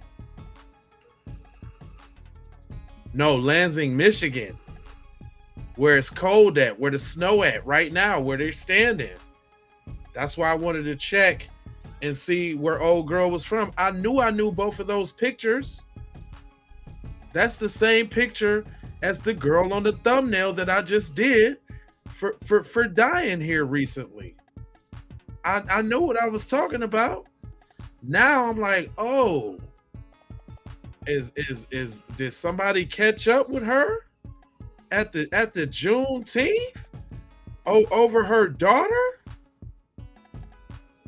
It seemed like we got another crime story on our hands. For real, for real. Because I swear to y'all, hold on, I lost the thumbnail, but I'm gonna show y'all again because I know exactly what the hell I was talking about. I knew it. It's the same outfit. That's what makes it so bad. Like, you can't even mistake it with the same outfit on. Hold on, man. That's crazy. I be doing a lot of stories and I be retaining a lot of information. And like, you don't forget a face, especially if you spend a couple hours on a podcast talking about what happened to Shorty. You know what I mean? Hold on, dang. I gotta scroll down through a bunch of episodes just to get to her picture. It's crazy. There we go. Putting in a lot of work. This is her. Tonia Miller was just found in Miami. And I was talking about what nobody talking about that. Hold on, let me or actually if I do this one, y'all can see it better. This one right here, Tonia Miller was just found in Miami. That's the same girl in this story. I think she was found, I want to say hung, really, or something like that, if I remember correctly. Hold on, let's hold up. Let me watch me tell. let me watch me report on the young lady. Now, we all know way better than that. I know she's trying to be political. Hold on. We can find out probably from the first video. See the park, the bleachers right there behind me. I was working on a story about a mile and a half away from here. I was with Daniela Pierre with the NAACP, and I just thought, since we're closed, let's go and look into this a little bit more. So we drove down here. We see the scene. Apparently there's some yellow tape where she may have been found. I also made some calls. I called some sources with the fire department. We were told, they arrived here about 6 a.m. on Thursday morning after getting tipped off that the young woman was found. When I called and spoke with the Miami-Dade Sheriff's Department, they confirmed. They said that this is an apparent suicide. I'm sorry, was the word that they used. I asked if they suspected foul play at all, and they said no, that they believe that this is an apparent suicide. So that's unfortunately what happened to the young lady. Now, it might make sense. That might make sense.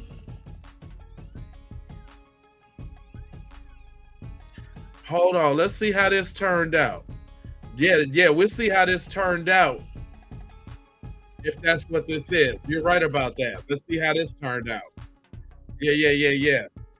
House. Right. So that's exactly why you're gonna get the runaround. Right. What? Is she with the boyfriend right now? Yeah, there's nobody there. The house is. She's with the boyfriend. So there shouldn't be anybody there. Nobody's with her. That we know of. Right. I think he's kind of dirty, and she's getting caught up in it. I'm not gonna lie, I climbed the window. No, because I don't want. What if somebody shoots you? Don't do that. I don't want that. Listen, I'm not. No, I was like, I don't want you getting hurt. I want to know. Somebody comes through my window and I don't know who they are. It's not gonna be good. Honestly, should nobody here. But I go in, I search the house. Once the cops finished gathering information from Nefertiti's grandma and uncle, they were left with 4 different stories about where Latasha claimed Neffy was. Now, that could be true. It might not be her, right? But all I'm saying is them is the same pictures, though. I know that much. Period, point blank. There's no dispute on that. Definitely the same pictures. So I could be wrong. We gonna see how this story turn out.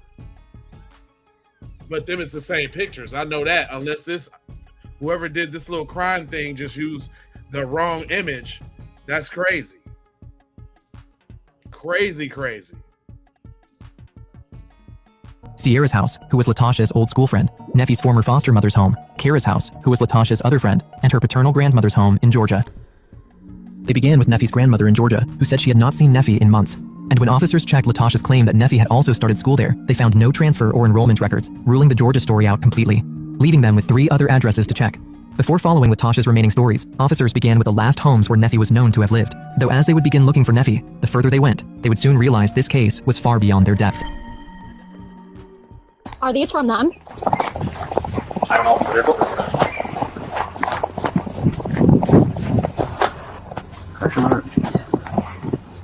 That's just the way my brain works. I'm built out for this. That's what I do.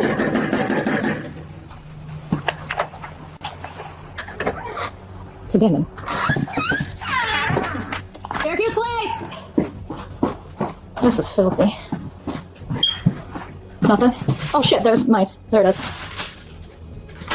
Just fucking ran. Oh dude, are you kidding me?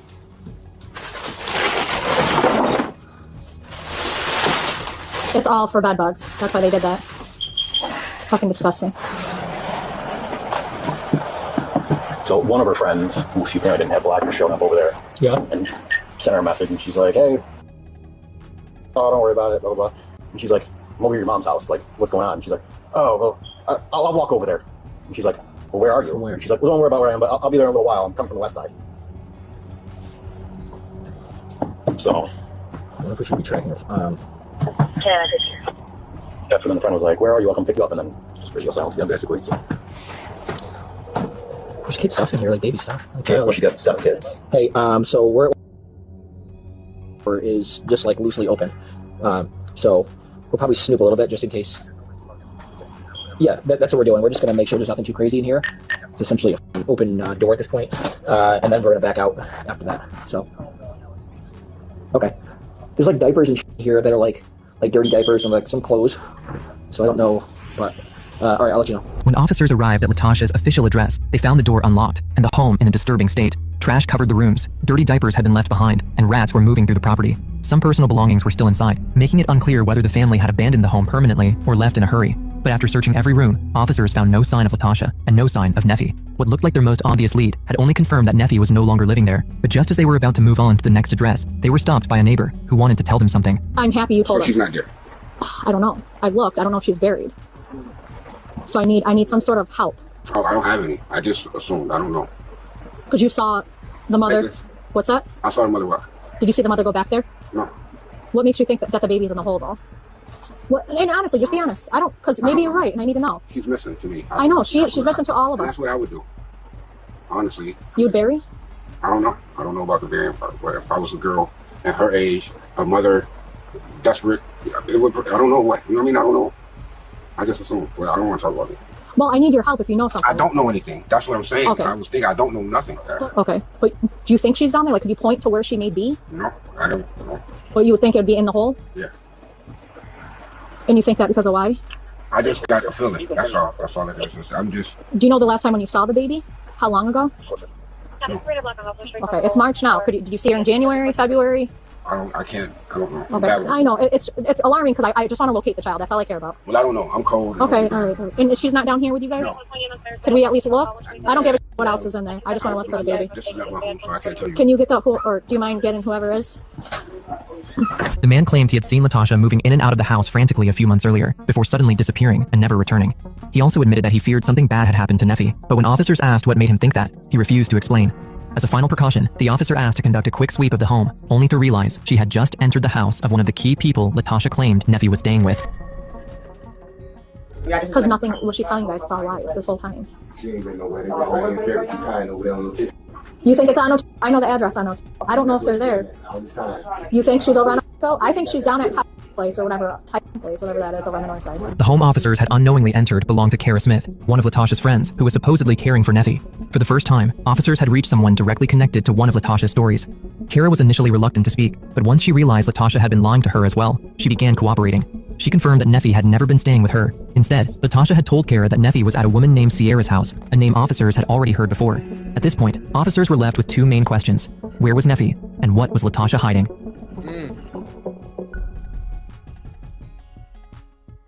The man's comments only strengthened their suspicion that Latasha knew more than she was saying, while Kara had now confirmed that Neffy had never been staying with her. But officers still had no confirmed location for the child, so they contacted Latasha's family to obtain her phone number and call her directly and verify Sierra's address where she claimed Neffy was staying. What should have been a simple confirmation was about to become a game of chess, with Latasha keeping officers one move behind. Thank you. Hi. Hello. Hi. Thank you. Yes. Can you ask her where she's at so I can go home? Sure. Yeah, I want to go home. And I. She hear you. She hear you. Yes. Hey, it's Officer Nath. I'm down at Chloe's house. I was at your mom's house, but. Yes, we've been beefing and this whole thing, and I don't know what they got going on. They've been trying to get my kids for the longest. Sure. All I have to see is because they called in a status check, and the only way that I can go home, because I was supposed to be done at 3 o'clock, I can't leave until I put my eyes on your kid. I'm not taking your kid from you. I'm not giving your kid to other family members. I just need to know that she's alive, and that's all I care about. Okay. Can you help me out? And then I can go back and tell your family members, hey, since you guys are beefing, it is what it is. That's between you guys, but police are not needed. The baby's fine. Right. Okay. I can tell you where she is, but the lady wanted me to be there when you guys came there. That's why I was saying I was going to call you guys when I got back. Okay. I don't give a what's inside the house. I don't care. I just want to know that the child's alive. Do you know the house number, or can I pick you up and you can go with me? Or right now I'm close to Syracuse. I've been telling my family that they knew I left last night. Yeah, they told me that. I should tell her. Can you give her call the lady? I told my mom that yes, I could call the lady, but I told my mom that the house was on Winter Webster. I don't know the exact house number. Okay. Do you know what color it looks like? Like, can I FaceTime you or something, and you can tell me, like, when I get down there, what house it is? Yes. Oh, you'll do that for me? Will you answer my phone call if I call you? Yes. Well, like, what if Tyler doesn't answer for me? I can give you my number. And you can call me. And I'm sorry that everybody's kind of giving me the runaround. No, that's okay. They do this when she doesn't answer them what they want, or so this is normal. This is normal. Oh, this is like every week, every month. I didn't know this. This is my first time even dealing with any of the family members. This is normal. When they don't want to be, they don't want to be bothered with any of the kids. They don't want nothing to do with. Does she know what color the house is on Warner and Webster? Do you know what house? You said the door. What color is the house? It's green and white. Green and white. This was the officer's first direct contact with Latasha, and by now, they knew they could not take anything she said at face value. After firmly confirming that Sierra's address was where Neffy was supposedly staying, the officer headed straight there, unaware that the search was about to become far more disturbing.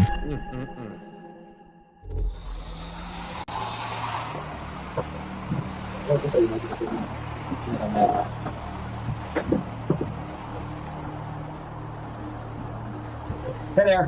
How are you? What's that? Can I open this door so I can hear you? Yeah. We're looking for a little girl. Was left here? You know what that is? We were trying to find the right house. It's supposed to be a green and white house. Do you have access? You're not looking here. No, definitely not. What's your name? I wonder if maybe it's that. They said it's a green and white house with a chain link, so maybe it's that one over there. We got other officers checking that one too. Oh, okay. We're just looking for a little. Yeah. Okay. Okay. So nothing like that here. Okay. No. Sorry to bother you, folks. No. Have a good one. Oh, it's that strip? Okay. Is it at the first intersection or the it's in the middle? So it's right after I come off of Salina, and it's in the middle. Whose car is this one? Mine? Go down to Midland. It's in the middle towards like Salina and Midland. So it's going to be on Warner. You're telling me it's a road that you take a right on off of Salina, correct? Okay. All right. And then I hit the. Yeah, you can only get to it. Do you know the name of who you left your baby with? And again, she's not in any trouble. And do you have an iPhone so you can FaceTime me and I can show you? Sure. Does anybody have an iPhone who you're around that I could FaceTime you? When officers first found the green and white house, the person who answered the door was not Sierra and had no idea who Latasha or Neffy were. Still on the phone, officers pressed Latasha for clearer directions. Although she could describe the area and what the house looked like, she claimed she could not remember the exact address where she had supposedly left her daughter. For any parent, that would have been an unusual detail to forget, and to officers, it made her story even harder to believe. But as the officer began piecing together the street and narrowing down that house, the pressure on Latasha suddenly increased, and moments later, the call conveniently disconnected. On to Warner. I'm now going to be going westbound on Warner. Are you there? Hey, hello? Shoot. She said it's on Webster? I'm at 318. And it is a green and white house with a fence, but they're saying no. What's that phone that keeps calling?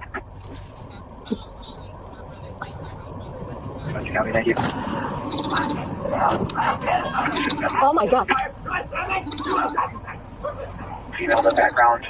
What is going on? She hung up. I was on three-way with her. And then I don't know if her phone died or what, but I can give you her number so you can keep track of her. That's her. Yeah, what's her? What? Yeah, I'm here, dear. Sorry. At that point, Latasha disconnected the call. but the officer managed to call her through a family member, where Latasha gave a slightly different location. No, but it's a fence around it. If it's not green, I don't know what color. It's a fence around it, though. It's a fence around it. Yes. You don't see, it's a house right there. Right? Like, I don't know how many houses down, but it's a fence around the house. Yeah, I see it, and it's on my left-hand side, but it's a tan color house with an air conditioner in the window. Okay, is there a car outside? I see a white color van. Okay. Is that it or no? And it's got like a green chair on the porch. All right. Can you stay on the phone with me? Yes. Okay. So I see the fence, and it's like a silver fence. The house is at McLean's, maybe? There's like a sign, the McLean's. Okay. Yeah, there's like a sign hanging. And you said that there is a green chair on the porch? Yes. Okay, so I think I'm at the right one. The house is like tan and white. Okay, here's somebody in there. It's the police! Hello. Hi, how are you? The TV? Yeah. Oh, no, she's not here. The man who answered the door was Sierra's younger brother. He told officers that Sierra was not caring for Neffy, and after searching the home, they found no sign of the little girl. When the question went back to Latasha, she changed her story again, now claiming Sierra must have taken Neffy to her former foster mother's house without telling her. Latasha even acted frustrated by the supposed decision.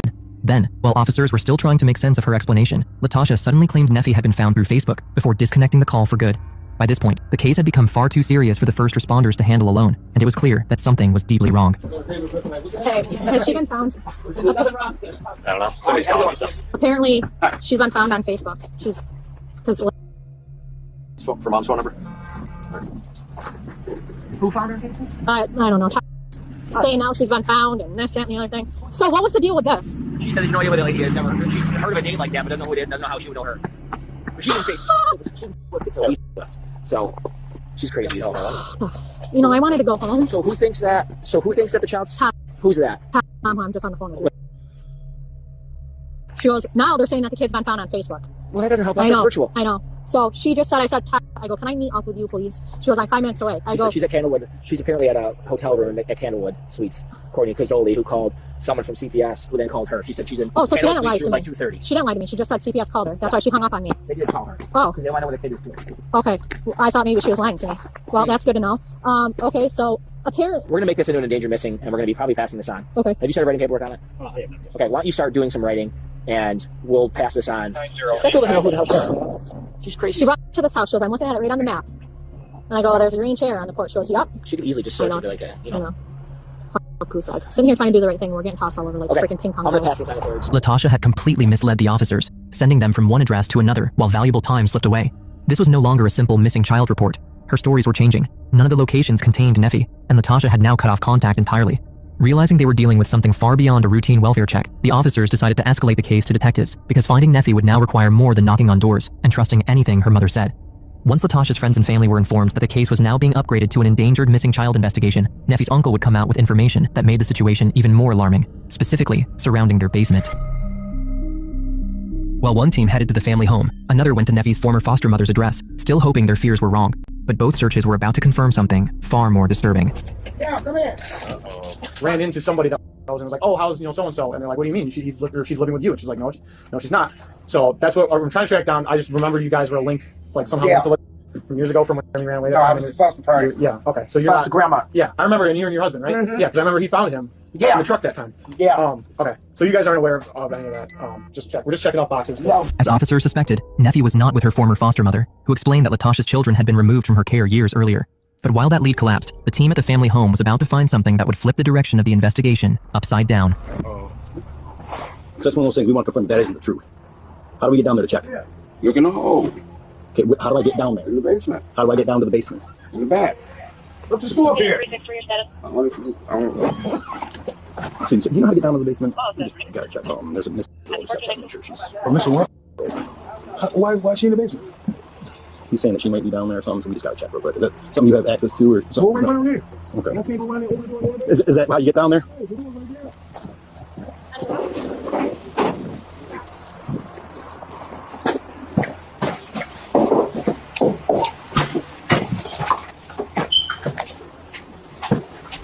Yeah, what's going on? There she goes. She put her in that hole in the basement. The baby? Yeah. You go back and know you can rain out. 900 block of Lancaster on the 39 your status. Have you seen a little girl? Unit 550 Officer Grim on the 39 Lancaster your status. Does she have this thing? 543 will be on Lancaster. I can't tell. Copy 900 block of Lancaster, request for Buckingham Lancaster. Yeah, very said that, but they saw her down in the basement. Inside the basement, cops found alarming items, including bleach, concrete, and lighter fluid that one family member claimed was brought in by Latasha. They didn't leave until that post got posted. So it got posted before she took off. That post got posted and then they took off. Okay. When they took off, but honestly, him and don't click. That's my father. They, like you said, how did they do? Her daughter. When was that? This was a couple days before. That's not them. Now she was supposed to be gone on the 6th. This had like the 3rd or 4th. But in our mind, she's with her. I seen the concrete and all this. We was told. We went to her house. I didn't see no hole in the wall. I seen a mess, no holes in the wall. Yeah. But I see that it's out here. Okay, so what's going on? Yeah. So what stuff did you bring over? She had cement. It's like cement patch, sheetrock, and some dirt around the corner of the house. I don't know if it should be a bag of dirt over here. I don't know if it's still here. But I'm like, my sister not gonna do that. In our mind, she's with. She has her with her. I go to work every morning. I come home, yo, mom, you talking to me? Like, I can show you messages. This witness statement, along with what officers found in the basement, completely changed the direction of the investigation. A family member claimed he had seen Latasha and her boyfriend, Corus Parks, using the red wagon on the front porch to carry unusual items into the basement back in January. With fears growing that something far worse had already happened to Neffy, finding Latasha became urgent. Detectives knew she had last claimed to be staying at a nearby hotel, so officers rushed there, hoping to reach her before she disappeared again. We're just doing 6 CID in order. So. Yeah, 663 your status. Hi, I am Sergeant Am out of Syracuse Police Department. We are looking into a missing kid who goes. The mother, his name is.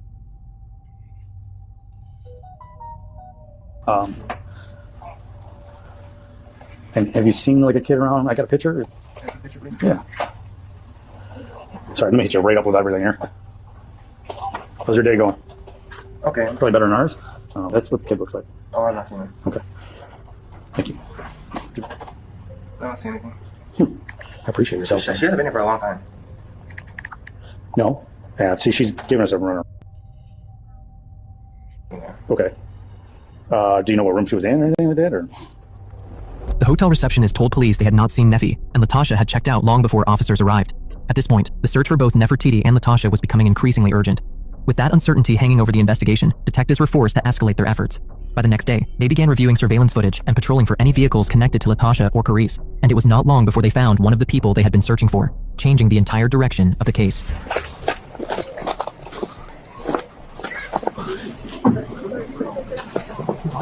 Huh? Hey, what's up, man? What's your name? What's the reason for me to get pulled over? Huh? What's the reason for me to get pulled over? What's your name? What's the reason for me to get Do you have ID on you? What's the reason? Just step outside for a second. There's an active investigation. We're trying to find a missing girl. What's your name?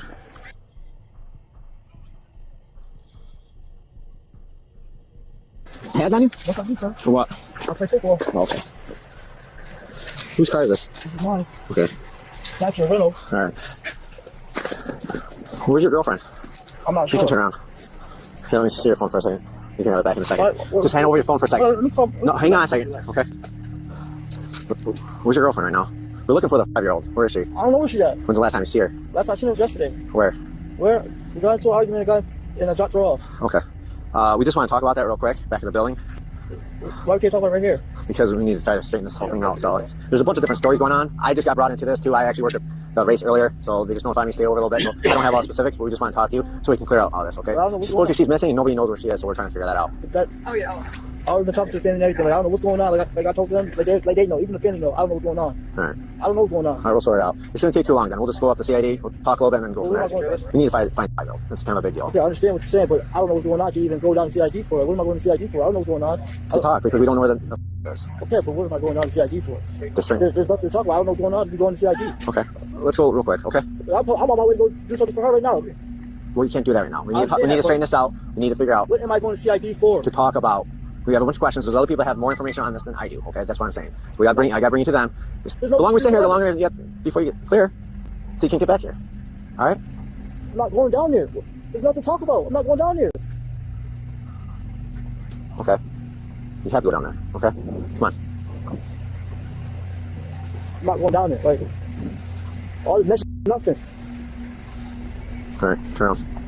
What am I being under arrest for? You're being detained for a second, okay? Until we can get down there. Come on. For what? Turn around. What? For what? Why are you touching? Why are you touching me? Stop. Because we need to figure out for what. That's what I should do. I'm not gonna screw around here all day. Okay, yeah, camera. Yeah, I know. What do you think my camera? So what am I doing that you're about to try to kill me? Oh, stop your nonsense. Everybody got camera, okay? Let's go. Nicer room than that. Come on. Chad, use it. Why? There's nothing on me. Like, now I gotta take everything out of you because you're going here, okay? You need to relax. No, because you need to relax. You're going to get all that. You can't. Like, chill out. We need to figure out where this 5-year-old is. Once Coruscant was settled in the interrogation room, detectives questioned him for nearly 5 hours. Eventually, he cracked, admitting that Latasha was hiding at his auntie's house somewhere nearby, though he claimed he did not know the exact address. After that, he refused to say anything more. What Coruscant did not know was that detectives were already tracing Latasha's online activity. Her Facebook account had recently connected to the Wi-Fi of a nearby home, giving officers the exact lead they needed to close in on her location. Though what officers uncovered with Coruscant was only the beginning. She's not reaching out to the police and she knows he's setting hooked up. Like, that's just like she wasn't They gotta be somewhere.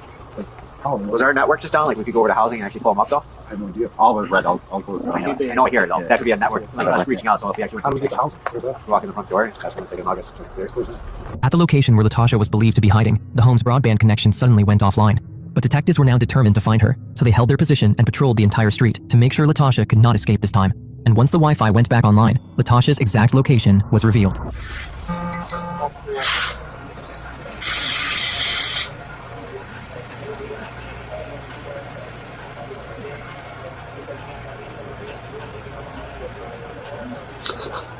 I'll play that one later. Detectives were left waiting outside the property for some time. Lights were on, and loud music could be heard inside, yet no one answered the door. During the wait, one detective even performed a small celebratory dance, unaware that they were only moments away from uncovering the truth about Neffy's whereabouts.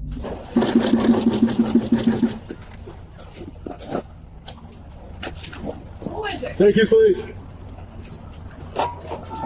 How are you doing here? We're investigating the missing child. Did they talk to you about that at all? No. Is here? No, I don't know anybody. You know anybody? No. Okay. Is there no child here? No, there's not. The only child that's here is my 13-year-old grandson. Okay, so we received information that the person we're looking for actually used your Wi-Fi here at this address. My Wi-Fi? Yeah. At Forest Stone Court actually came back to your actual Wi-Fi. Okay. What's your name? My name is me. So let me turn this stuff in the kitchen. Go ahead. Mindy, what up? Right. Okay. I'm sorry. Do you know anything? Do I know who? That's my nephew. That's your nephew. Okay. Can we come inside to text? We know his girlfriend came over with him earlier. We didn't mention that. We also got information from the Wi-Fi provider here, which comes back to your address. Kind of different name. Actually, the address it actually comes back to. Is that you too? Yeah. Okay. We need a search just to make sure that's. My nephew was over here this morning. He's no longer here. Was he here with a female earlier? Actually, when he came over this morning, I was sleeping. I've been dealing with some things that I was been sleeping on. You know, right? The girl. Late night crime. That I'm not sure. My nephew. Oh my gosh! Look, y'all putting pressure on me. Like I don't. No, we're just. Yeah, I understand all that. There's somebody upstairs because the curtain's moving. My grandson is upstairs, and you know what I'm saying? Like, they're just saying. My grandson is only 13 right. years old. Here, the bottom line is we have a missing 5-year-old, and we don't know if she's all right now. She's been missing since January. Yes. January. That's why this is important that we come. We're not worried about anything else. I don't care what's in your house. We want to make sure the kid or the mom is not in your apartment. That's it. That's it. Okay, ain't no kids. All right. That's it. That's all we want to do is come in and check.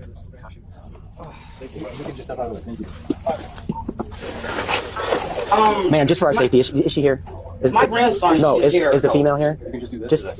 Where is she? Okay, thank you. Though the woman claimed to have not seen Latasha or Neffy, when police asked one last time, she gestured to a bedroom where they would find who they were looking for.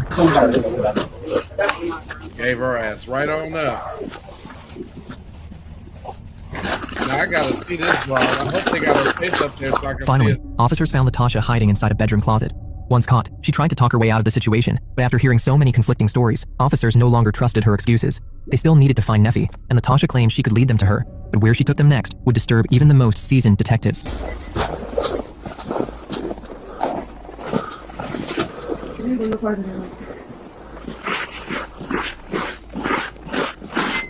Come on, Miss Julia.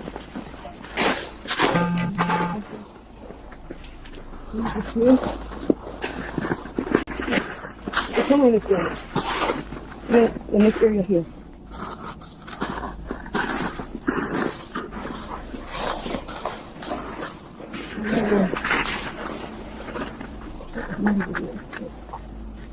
Let me see, like this area.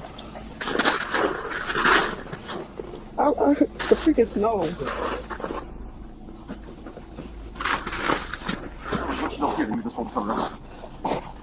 I mean, that could be too. That's hard. Yeah. That's already hard. Like it's the side over here is like a little. Like, 24. So let's push on it and it goes down. Yeah, that's true. Like a void. Yeah, like you push on the edge of that. Like a void underneath it. I mean, they pushed on there. Maybe they ran into a stump. You got her saying she's not here, but holes, the shovel with holes. Well, she's also claiming that she did it herself. Like, look at. No, she just went for Like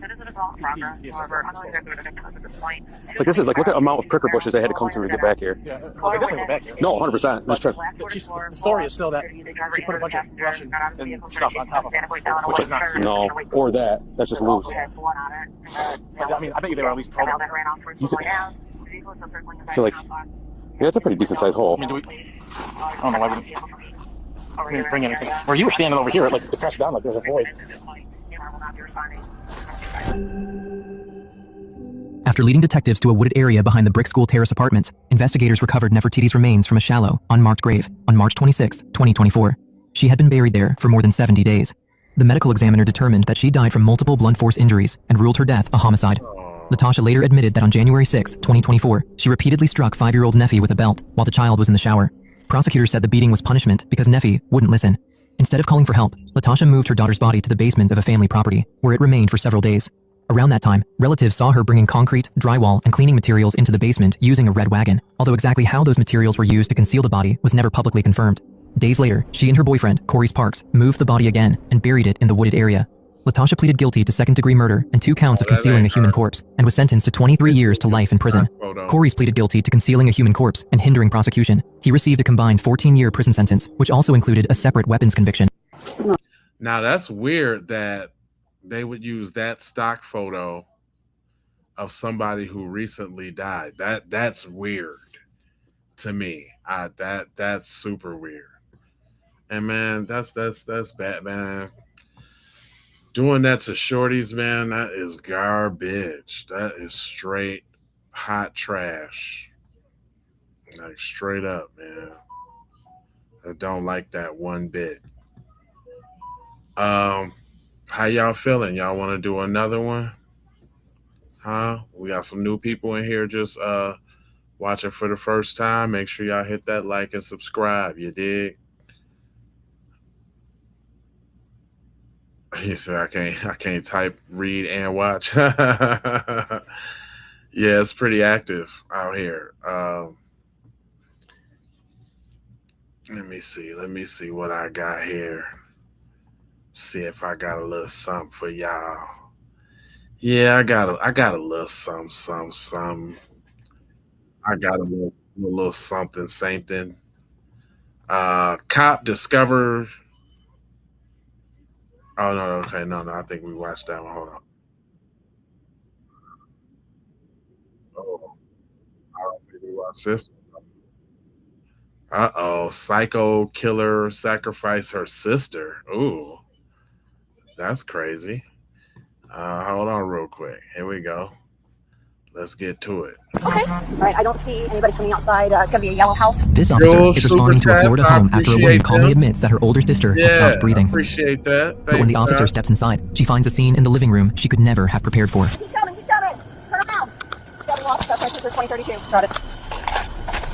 But when police begin investigating, they discover this killing may have been driven by something far more disturbing than a family argument, with the suspected killer speaking about witchcraft, voodoo, and a spiritual battle unfolding inside the home. She said they spoke to a prophet, and the prophet was telling her that some guy put roots on her sister. Like voodoo. Oh, okay. Are you like a friend or an acquaintance? No, I used to watch her home. Oh, okay. You okay? Okay, I need you to breathe, okay? And as detectives begin separating reality from delusion, they uncover how, despite admitting what she had done, Cherie Howard would never face any punishment. You called the police. You told them I killed my sister. Of course, we find your sister there. I went out through the city. I was followed about in the couples.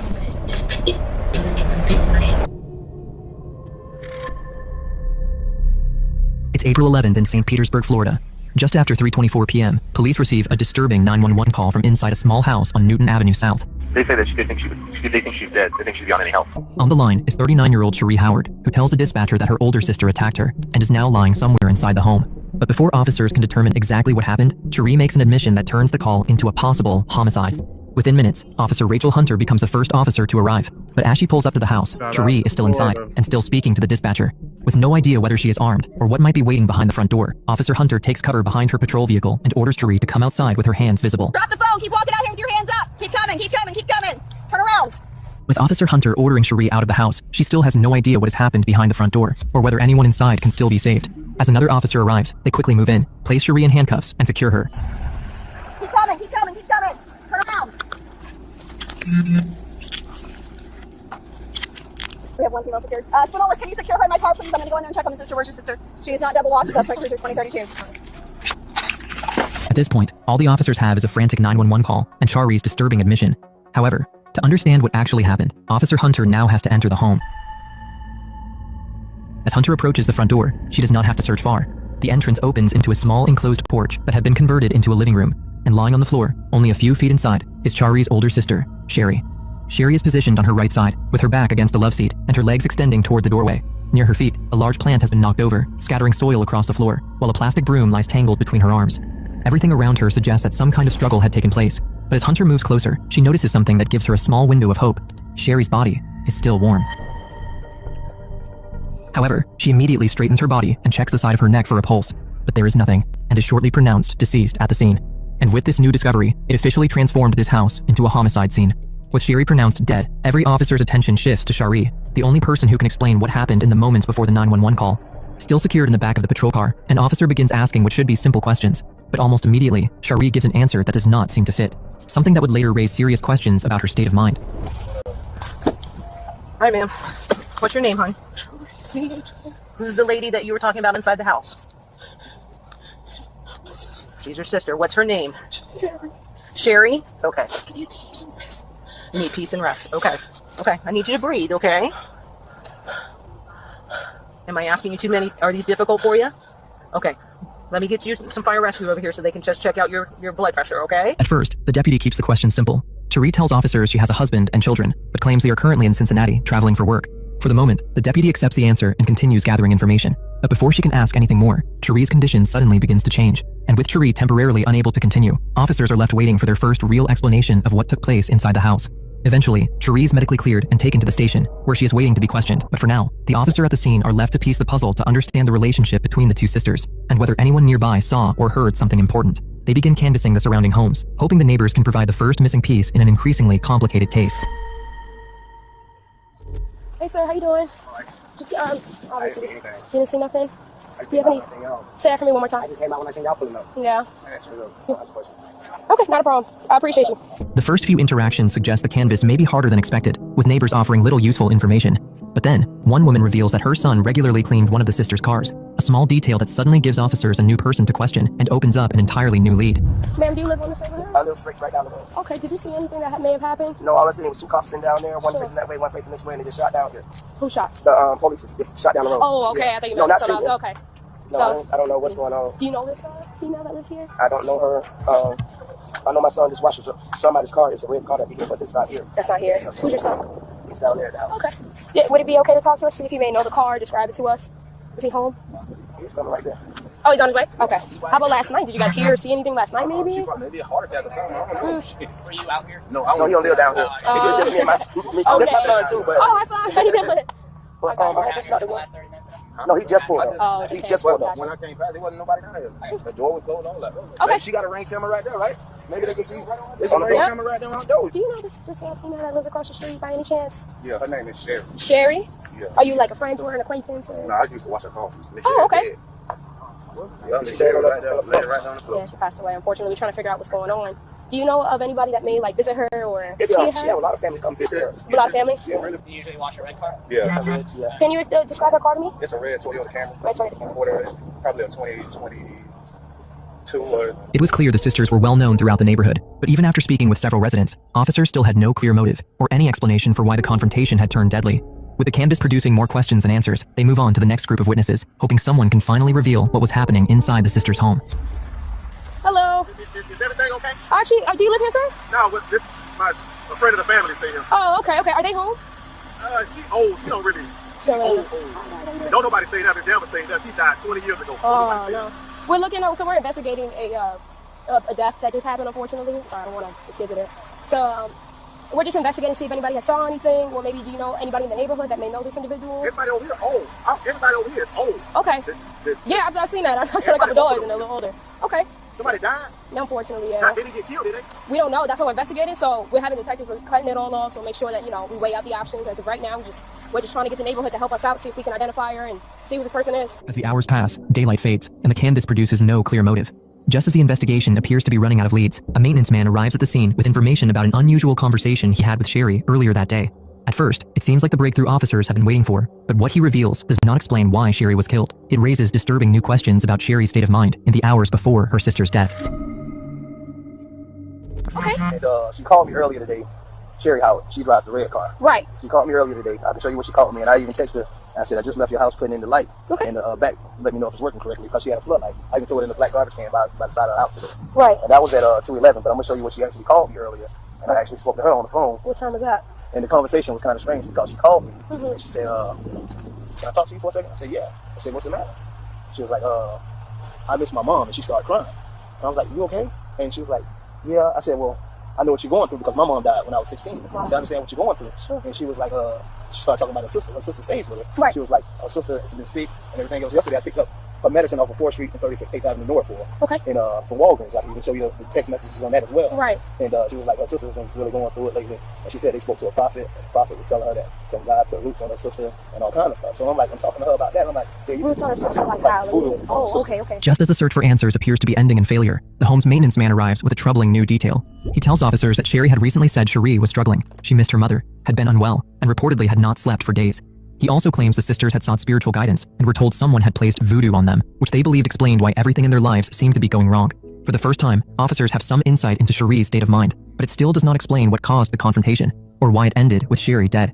With the neighborhood canvas exhausted, investigators are left with only one person who may be able to fill in the missing hours, Cherie herself. Now with that, officers go into questioning her. Hey, Sherry. Hey, Sherry. My name's Alex. I'm a detective with St. Pete. I'm Mallory. I brought you the water. Do you remember me? Okay. I like your pink nails. Did you just get them done? They're good for Easter.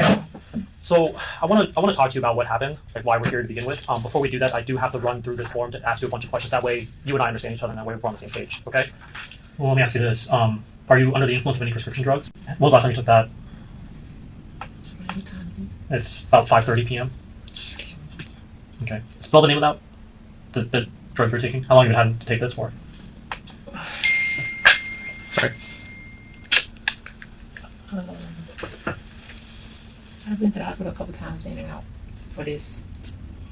Are they saying what they think is the problem or no? Are they diagnosed you or? What about any alcohol usage? Have you drank anything?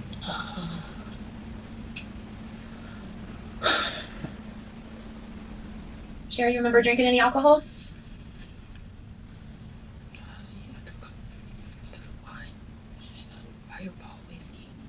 Wine and Fireball whiskey? Yeah. Okay. When was this? No, I've lost track of time. I mean, whatever week it is. Okay. It's Tuesday. So Easter was on Sunday and it's Tuesday. So from what you're saying, you would have been awake from Sunday to today, from what I'm hearing from you. I was awake before Easter, so okay. So 4 days then. It's been 4 days? Easter was 3 days ago. Yeah. Okay, so but it was before Easter. I don't know. Okay. That's what I keep saying. Okay. You don't feel like you're under the influence of alcohol right now, though? No. Okay. Okay. And then having these rights in mind, do you wish to talk to us now? No? Okay.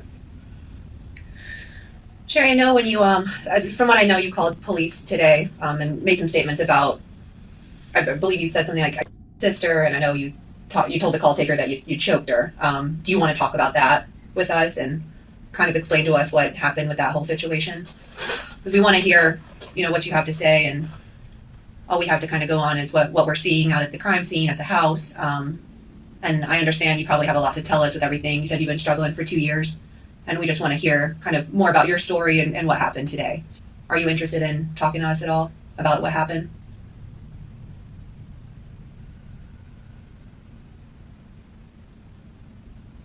I'm sure you're scared with everything that's going on. I'm sure it's been a pretty scary 2 years for you. And we're here and we're willing to listen to anything you want to tell us, okay? I'm sure it has not been easy for you, and I know you're tired. You want to tell us about what you've been through lately? Well, there's a bounty on my head. Why'd you say that? Sheree, here's the thing. At the end of the day, you called the police. You told them I killed your sister. Of course, we find your sister there. It makes logical sense. You're an incredibly intelligent woman that we would sit here and want to hear what happened. I'm sure you can understand that. I'm sure you don't feel an immense amount of love here because this is a shitty situation that we're sitting here in, and I totally get that. But either way, we gotta try to get through this together. I'm here. I'm ready to listen to you. So is Detective Introvicha here. We're here. We want to hear from you and what happened. Okay? Can you tell us what happened?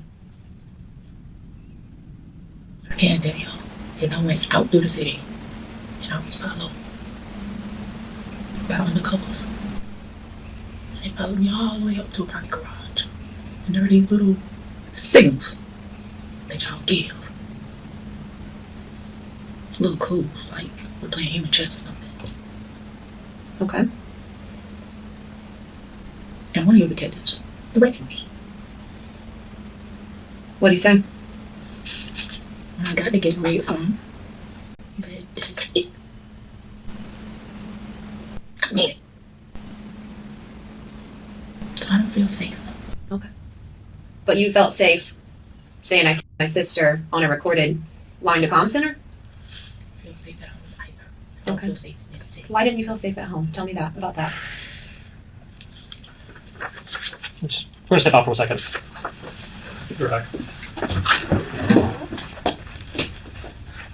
As the questioning continues, detectives begin to realize Cherie is not responding the way they expected. She can answer basic questions, but it is clear something is not right. They already have her admission on the 911 call. What they still need is the missing reason, what triggered the confrontation, and why it ended with Cherie dead. For now, the detectives step outside, leaving Cherie alone with her thoughts before returning for another round of questions. But instead of becoming more comfortable, Cherie appears increasingly uneasy around them, and when the detectives finally attempt to address what happened inside the house, that discomfort will become their biggest obstacle yet. Is there a black detective here? I'm sorry? Is there a black detective here? I'm sure there are. I mean, we have them. Could I see a black detective? You'd have to ask those detectives, but there's no one assigned to the case for today. So, do you know what happened to your sister? Is it possible for me to have a black detective in here as well? A black detective? Yes. Okay. We can work on that for you. But I just want to let you know what's going on. So, do you know what happened to your sister? Okay, so basically, your sister's dead. Okay, and you're going to be charged with murder for that. So in lieu of that, so we're going to be having forensic services come in, photograph your injuries and stuff like that. Okay, so just bear with us. Eventually, the detectives return and get straight to the point. Cherie has already been given the opportunity to explain her side, and with her admission captured on the 911 call, officers already have enough to arrest her. But one question remains unanswered. Why did the confrontation end with Cherie dead? Before detectives push any further, they explain that a crime scene technician will photograph Cherie's body, documenting every scratch, scrape, and injury that could reveal what happened during the struggle, and those marks may become the first physical evidence capable of testing Cherie's claim that Cherie attacked her first. Weeks later, the final autopsy report confirms what the evidence had been pointing toward. Cherie had suffered injuries to her neck, upper chest, the left side of her head, and her upper left arm and shoulder. Her official cause of death was strangulation, and the medical examiner ruled it a homicide, matching the admission Cherie had already made during the 911 call. Although investigators never uncovered a conventional motive, the truth became clearer months later. Mental health experts determined that Cherie was suffering from schizophrenia and experiencing severe paranoid delusions. They concluded that when she strangled Cherie, she was in a psychotic state and could not understand that what she was doing was wrong.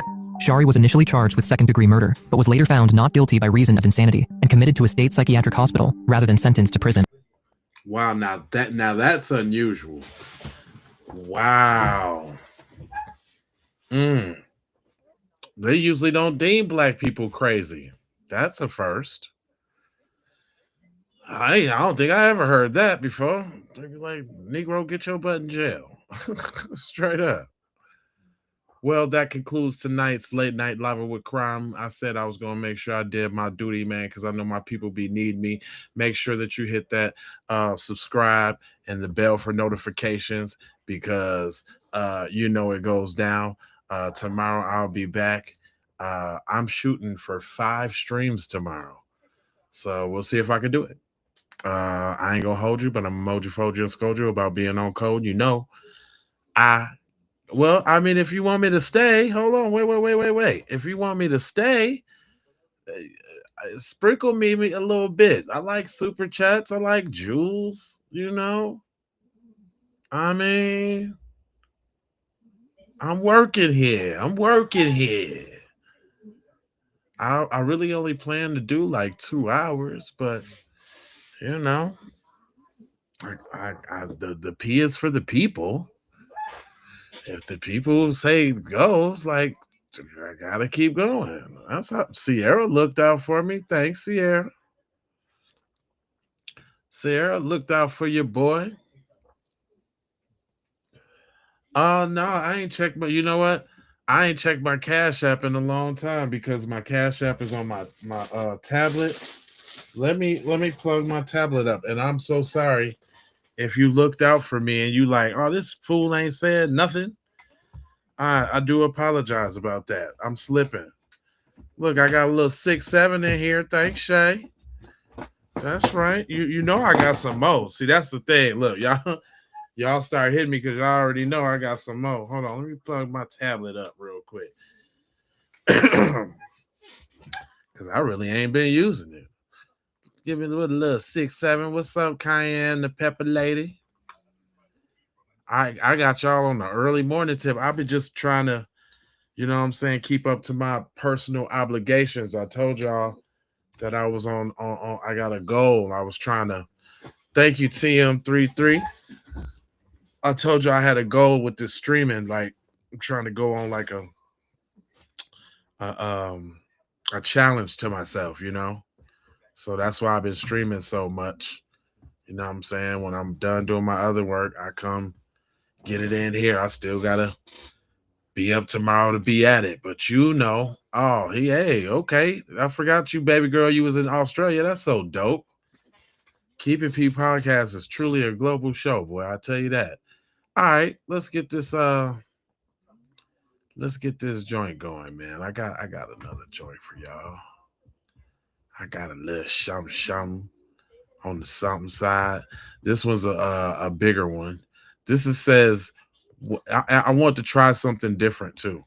This one says what not to do at a traffic stop. So let's check this one out. I had this one on deck. Let's see what it do. Do not move! Do not move! Stop the car! A motorcycle officer signals a suspicious vehicle to stop. Instead of slowing down, the driver slams on the accelerator and disappears into traffic.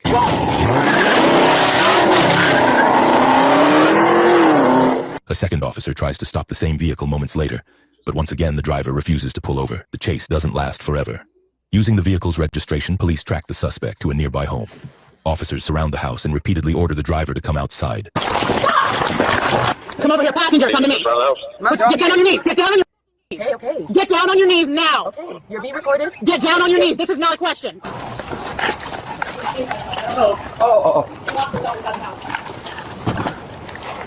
She's right for the place. I see her. Don't shout like. Well, I see her. Orlando police, show their hands! Put your hands up! Hands up! She's walking over you. Hands up! Hands up! We will when you go out. Tell her to come to the back door then if she wants to go to the back door. Oh, hold on. My bad on the big screen. My bad. What's the difference? Come to us. Hey, there's a lot of light back here. Come. Guy came on a bike pulling his gun out on me, so no, that's scary. I came home. No, you're actually coming over here. Yeah. We're behind you the whole time. Okay, so that's flight from a police officer. That's what happened. I didn't know he was a police officer. He was on a bike. So was she truly acting out of fear, or was she trying to avoid something much more serious? Put your hands! Show me your hands! Put your hands on the road! Put your hands on the steering wheel! Put your hands on on the steering wheel. Put your hands on the steering wheel. Oh, that's not as long as I thought it was, y'all. Okay, don't worry about it. You know I got something on deck.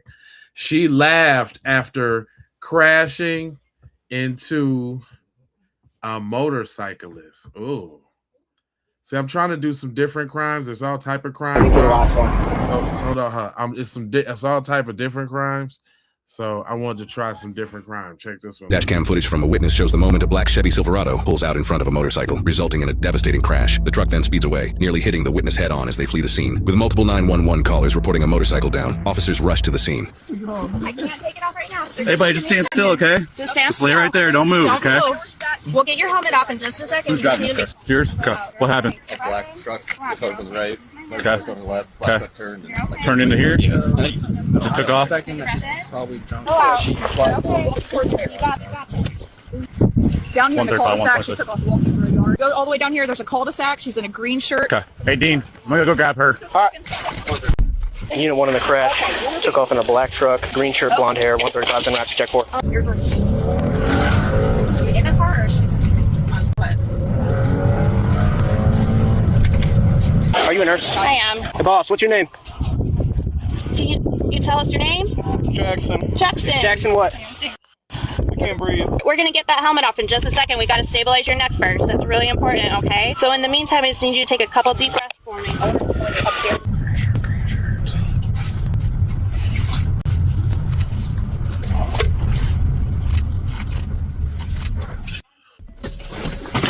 Where'd she go?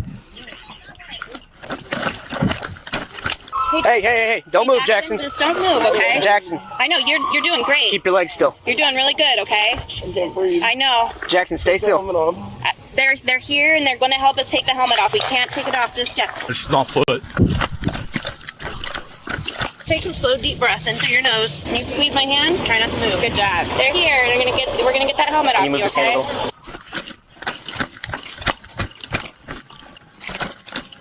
133 to whatever unit's gonna arrive on scene next. We need pictures ASAP. I'm with I know, unit 2. Jackson. I need you to sit still, okay?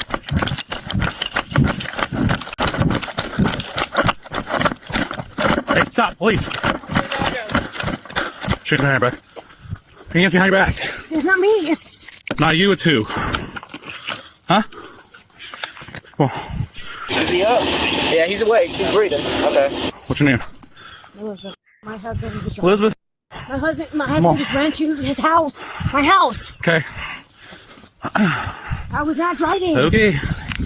What about the driver of this car? They good? The driver took off on foot. My other officer has her apprehended right now. Okay. We need to try and stabilize his neck so we can get this helmet Who off. are you? I'm a nurse. I just pulled up. Okay. So I've been trying to stabilize his neck and trying to keep him not moving as much as I can. Is he talking? Yeah, he's talking. Jackson, His stay name's still. Jackson. You want to take my spot? Yep, slide over. Squeeze my hand for me, man. Why are you making me run? Because my husband was driving the scene and he knew I was going to be in trouble. Right. All right? Right what? I just said right. I acknowledged you. My husband was driving. Okay. Jackson, can you hear me? I need you to stay perfectly still. Do you understand? You got hit. You got hit by a car. Okay, Jackson, I need you to say you understand. I need you to stay still. All right? We're trying to cut stuff off of you, and I do not want you to get cut. Stay perfectly still. I just called my husband and I asked why he ran. Okay. That's all. That's all. Come on. All right. You got the wrong person. Okay. Did anyone see the crash? You saw it. I need you to stay. You stay, you stay, you stay, and you stay. My husband, I'm sorry, he ran the scene, he hit somebody. Okay. What is okay? I said I hear you. Okay. My husband ran. Stop talking. I don't care right now. Mike! Let's go. Mike! My husband, I hear you. then why don't you believe me? Because everybody said that they saw a white female, green shirt, running from the vehicle. Guess what? You're a white female, wearing a green shirt. I was a passenger! Have a seat. I was a passenger! Have a seat. I was a passenger! Get your arms in. My husband was a driver! Okay. No, go ahead. I'm not playing something. So what'd you see? I saw her pull up and she whipped it down the cul-de-sac real Okay. quick, and I'm like, okay, maybe it's just someone going down there. And then I didn't think anything of it. Well, then I saw her out here pacing, and I looked at her. I said, holy shit. Was there anybody else with her? She was by herself. Okay. Yeah, she, and that's definitely her that I walked back up with the green shirt? Because she started walking All right. this way, and she was on her phone. She took off straight back. Can I get a written statement from you? Yeah, I'll get my wallet. All right. So, You're should I good. go to his house to make sure he wasn't with her? He wasn't, but I'll get photos of the truck. Want me to go to that house then? All right, Nah. Yeah, she's walking by herself. So you didn't hit anything. All right, where was he coming from? Black truck coming from down there. Yeah. Motorcycle's coming from down there. Yeah. And then all of a sudden, the motorcycle was flying into the truck. Did the truck hit him? Yeah. Did the motorcycle hit your car? Yeah, I got pushed into the daylight. Okay, so you're involved then. Yeah, we've got her. Did you see all this too? That's 100% her. I didn't see her Okay. her truck in there, but My partner's gonna grab a statement from you. I'm gonna run her back up to the street. My partner will be right back up with you. Okay. Okay, so here's the deal. Okay, I suspect you're under the influence of alcohol based upon the odor, your reaction, and everything you were talking to me, slurring your words. Okay, your eyes are dilated. It's a clear sign you're under the influence of alcohol or drugs. Okay. Do you want to do any field sobriety test with us? You do? All right. Go and step out for me. Can you call my husband? After everything's done. I'm not calling him right now. All right, I'm gonna take these off, but if you run on me, we're gonna have issues. Okay. What's up with all these marks on your arm?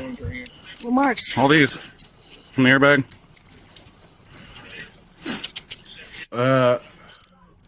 Now we're gonna step over here in front of my car.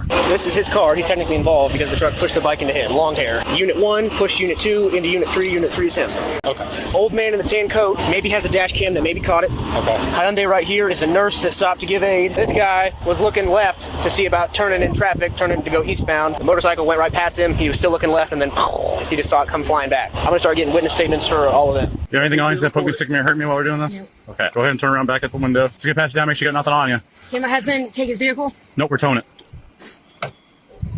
Everyone that I told had to stay, I'm going to be bringing you over one at a time to give me a statement as to what you saw or didn't see. After you do that, you can leave. All right, go ahead and kick this foot up. I'm taking the boots. Don't kick you.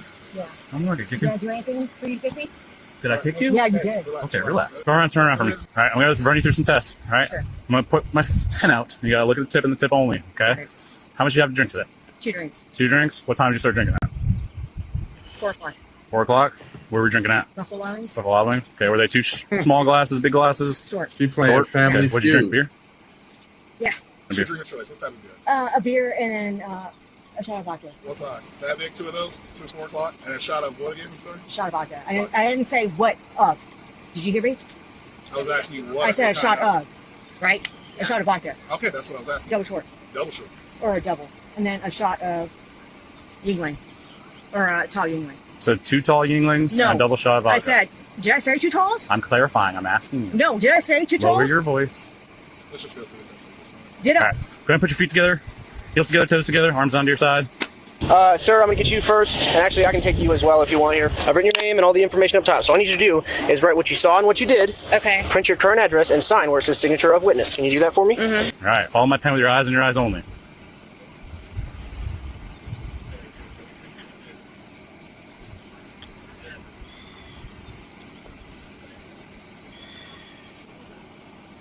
I know trying to test for you, trying to test for an HGN. eye balance, and I'm not. Horizontal gaze, nystagmus. Yeah, I get it. I'm a medical student. I know it. Okay. So you know exactly what I'm doing. No, exactly. And I know I've approved that. While you're doing this, I haven't failed this. Okay. If you keep arguing with me, we're going to terminate the test and you're going to go as a refusal. Okay? You need to cooperate with me. Then I've passed this, right? No. I'm not done. Let me go through these tests. Otherwise, I'm marking you down passed as the a visual refusal. test. Feet together, arms onto your side. Don't move from this position until I Yes, tell you sir. to do otherwise. Yes, sir. Yeah, while you're shaking, right? He's shaking. He's shaking. He's shaking now. All right. Are you going to cooperate during these tests or not? I am going to cooperate. Okay, one more You outburst, already done you're one refusing. test. One more and you're refusing. You already done one test with the shaking. Ain't I just Oh, praying it's after cold? you? So I can't shake and it's cold? Oh, thank you. Is that what you said? Is that what you said? You just keep backing No, away. good. You're helping yourself with the camera footage. Are we done? Yep. One more outburst. So that officer said that if this guy is cold, he's going to shake. Thank you. Go ahead. You just have to follow my pen. Yeah, you got it. Your eyes. You got it. And that's Do what I you did understand? in the first test. Did And I I'm not do? Done. Stop yelling at me. Please stop yelling at me. Did I This do is the that third first time. test that you just did? The test is not over. Oh my God. Did I stop? No. The test is not over. Are you ready? Yep. Arms down to your side. Don't lean on my car. You got it. Well, you're shaking, right? Well, you're shaking, right? Turn around. Put your hands back. Right? I'm not doing this. He was shaking. I will do it. Stop. I promise. You are I resisting promise. at this point. Stop. You were shaking. You were shaking, just like you're shaking right now. I can feel you. You were shaking. Are you not going to admit to it? My car.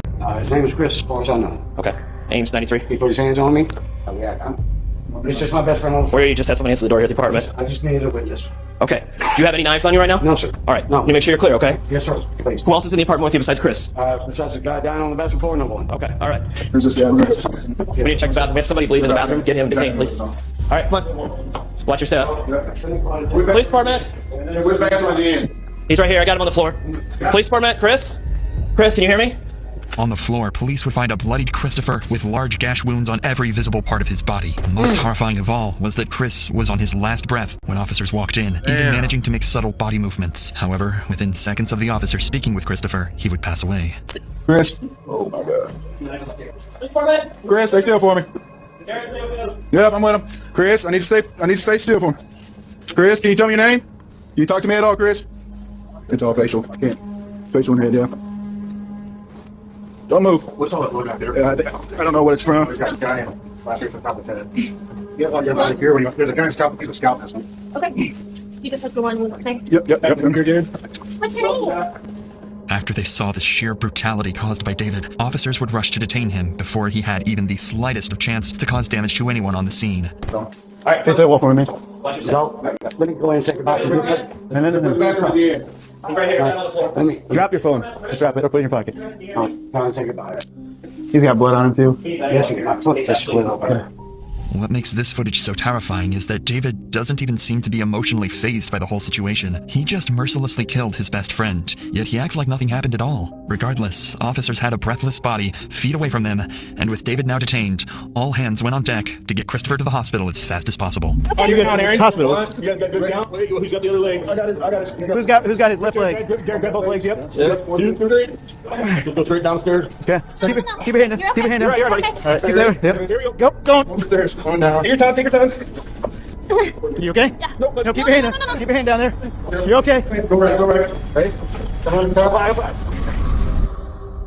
The officers did everything they could to get Christopher the help he needed, but it was far too late. The damage David dealt was so severe that even if medics had been on the scene immediately after the attack, he still would have died.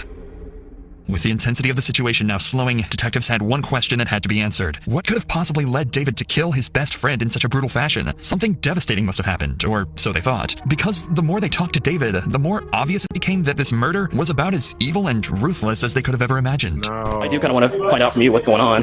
Put his hands on my throat. Do you see the red mark? Red net. Okay. Do you guys both live here together? Yes, sir. Okay. So you and I Chris? just moved in Saturday. Okay. He thought I was going to be his prison bit. Okay, so let's start at the beginning. Sean, what's your first name, sir? How do you spell your first name? Sorry. No, it's okay. I just want to... No. Is it S-E-A or is it S-H? Take one. It is. S-H? Yes. Okay, got it. Do you need... Can I grab your phone for you? Sir, it didn't release. I know, I gotta fix that, okay? So hold on a minute. Oh my God. Give me a second, okay? All right. I would like to take you down to the PD to talk a little bit more where it's quieter. So I'm gonna grab your cell phone. Do you want your keys? Please. You want Sig to go with you too? Please. Is that cool? 6 months and phone. So all that. I'll tell you what. And if you wouldn't mind, lock the door. And my little girl behind this. The fact that David asks to lock the door makes this whole case even more strange. It seems like David actually thinks his murder was justified. That even if Christopher put his hands around his neck, stabbing him over 40 times with a machete was the right way to handle the situation. All right, Sean, man, we gotta get your foot checked out too. What's going on? Yeah, we're gonna go. Did I do something wrong? Or? We're gonna go to the police department, so come on along. Lily, you stay here, baby. Yep. We'll make sure everybody's taken care of here, okay? Officers would transport David to their station for their one and only formal interview with him. And as expected, he would continue to show absolutely no mercy for his crime. No problem. My name's Matt. I'm a detective here at the police department. I understand you probably need some stitches. I'd like to talk to you about what happened. And I'll leave that completely up to you, whether you'd like to go get your stitches, then talk to me, or whether you want to talk to me now. Really, I'm going to leave it handled. And so let's just get it over with. But no, it's completely... No, I have a problem with that. Yeah, we know. Jared, we can have him step out. To add to the array of sadistic character traits, David would ask for Officer Brakins to leave the room, who happened to be the only black officer on scene that night. The police report would state that David had called Brakins multiple racial slurs and made racist jokes towards him just minutes after the murder had taken place. Tonight, at some shooting thing, or not a shooting thing, Austin fan. 4-family family. Picked it up off the base and hit the inside of the head. Put the base in my neck, tried to choke me out of it. And when I got up, I collected his. I knew what I did and I done, but the mother put his hands on the throat and I defended myself. Before I ask you any questions, you are here in counsel. Does that still bother you? Yes, sir. Which one? The left one. Left one still? Yes, pinch it really. Okay, hold on. You want to put a second set in there? Easy. Yeah, let's do that. Let's get the second set in there so it gets you a little more. Just give me a minute here, okay? David would demand his cuffs to be readjusted in order to continue the conversation. They would comply and move his handcuffs to the front of his body. But right when the conversation picks back up, David would start to show his true emotions. There's one gentleman by the name of Todd that, in fact, I don't know his last name, by the way. The second night I was there, Sunday night, Chris ran up on him. And I'm not going to do that type of one because I know what would happen to me. But you know what? All due respect. So I mean, he ran up on me like, get the out of the face, screaming at me, get the out of the face. Because we had to go to the store. Because I wanted to get some groceries. So just bring in, my share. And I called Todd. And I said, would you mind watching my little girlfriend? My box. Yeah, I'm worried about her. We're taking care of her. We got an officer out there that's with a little son. No, please. They're taking care of her. her. Okay. No, I'm begging. Okay. I retired last year because of the cystoma on back. I didn't have a heart. I'm sorry. No, I know. No, sir, you don't. I lost my wife, my mother, and all three of my dogs all within 3 months of 2008. My next door neighbor walked that box over to me in one hand and said, you need a friend. And I said, I'm good. So I certified her and trained her myself. And she's in that apartment, but after the stillness appeared, I didn't have the heart to make her work. So I officially retired last year. She turns 12, Valentine's Day next year. While this has nothing to do with Christopher, it shows that David does have some carrying bones in his body. More importantly, now that he's in an emotional state, the detective wants to capitalize on this and try to get to the true reason why David murdered Christopher so brutally. You see what he did? We're trying to do. So how did you find the apartment? He advertised online. I found it on, if I'm not mistaken, Marketplace. Facebook Marketplace? Yes, sir. And where'd you move from, sir? I'm sorry. I'm worried about my little girl. I understand. She's all I have. I lost my wife after she passed. This who was a friend of mine, actually. I just want your two perspectives. I want to see the look on your face on the back there. What was asked of me? When I told him about losing my wife, he said, well, what's the worst part? USC again. You're puzzled by it. I said, the worst part of what? Losing my wife? You mean other than losing my wife? The worst part was the last 9 months. Just watching her wither and die when she was not able to even respond. And my best friend was the one that brought that home to me. 43 years I've known this woman. She's the one that brought it home to me about 6 years ago. We were talking on the phone. I said, love you, man. And she called me back. She said, no, I'm still talking. What are you hanging up on me about? I said, well, I said goodnight. She said, she didn't say goodbye. I just don't. You should have let her. Now you're getting it, aren't you? I never got to tell my wife goodbye. Because those last 9 months, she was unable to respond. I didn't even realize I was doing it. But to this day, when I talk to her on the phone, I'm not going to say goodbye to her. I know what I did to that gentleman, but I was attacked. So I'm not comfortable.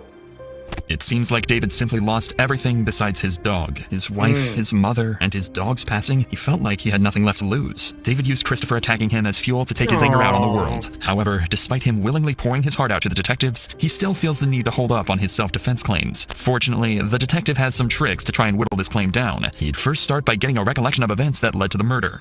Yeah. Okay. So tonight, let's go back to 3-4 o'clock in the afternoon. Okay. All right. Can you just kind of walk me through everything that led up to this? Okay. About 3 or 4 o'clock was about the time that he had come out. He has come out of his room? Yes. Okay. Well, he had an Xbox out in the living room as well as in the bedroom, and like a PlayStation 4 had just grabbed it out. My thing went running, so I couldn't use my PlayStation, and I said, "Do you mind if I use your Xbox?" Well, no, I said, okay. He needs my credit card information for Xbox. Well, yeah. It's like I'm just trying to play your console, dude. I don't want to buy shit. What's just the top to get you registered? Okay. He needs all my previous addresses, and so I'm thinking, what the are you doing, dude? I just want to play your console. Is this a recurring charge? I asked. Yes, $1 every month. It was worth. Not fine. About 3 minutes later, I got an email. You can pull it up on my phone. It's right there. Okay. $15.99 a month recurring. He signed up for the trial and then... Yes, sir. So I got him knocked on his door. And you guys say, I'm sleeping, he says. Really? 5 minutes after you just walk out of the room? Okay. I do have a I'm sleeping. It's strangely I'm going to say that's when I came missionary with the fan and all that purpose. Okay. So was the fan in his room? Yes, sir. And he came out of the room? The fan's still in his room, a couple of pieces. Because he was part of it, so that took me out. So the base of it is when he pressed that, his one float, and his 300 spat sat on my chest. According to David, once he confronted Christopher about the additional $14 worth of charges, he seemingly burst through his door and attempted to choke him out. Obviously, this seems extremely uncalled for and far-fetched, so the detective would try to debunk this as much as possible. So after you flipped him off, what happened next? Very smart. I know you are. I flip him over on his back. Okay. I jump up. If they're running, he's close. Something. I don't know. They hit me in the back of the head, so I would assume either the stem and the base, the fan and the stem, or the base itself that he was trying to choke me out. There was something that hit me in the back of the head. I ran to my room.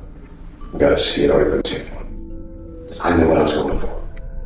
Okay. And I went and died. And what was that? It's a kukri. You know what that is? Is that? It's not. I was thinking a karambit. Was it? So no, I don't think I know what style blade that is.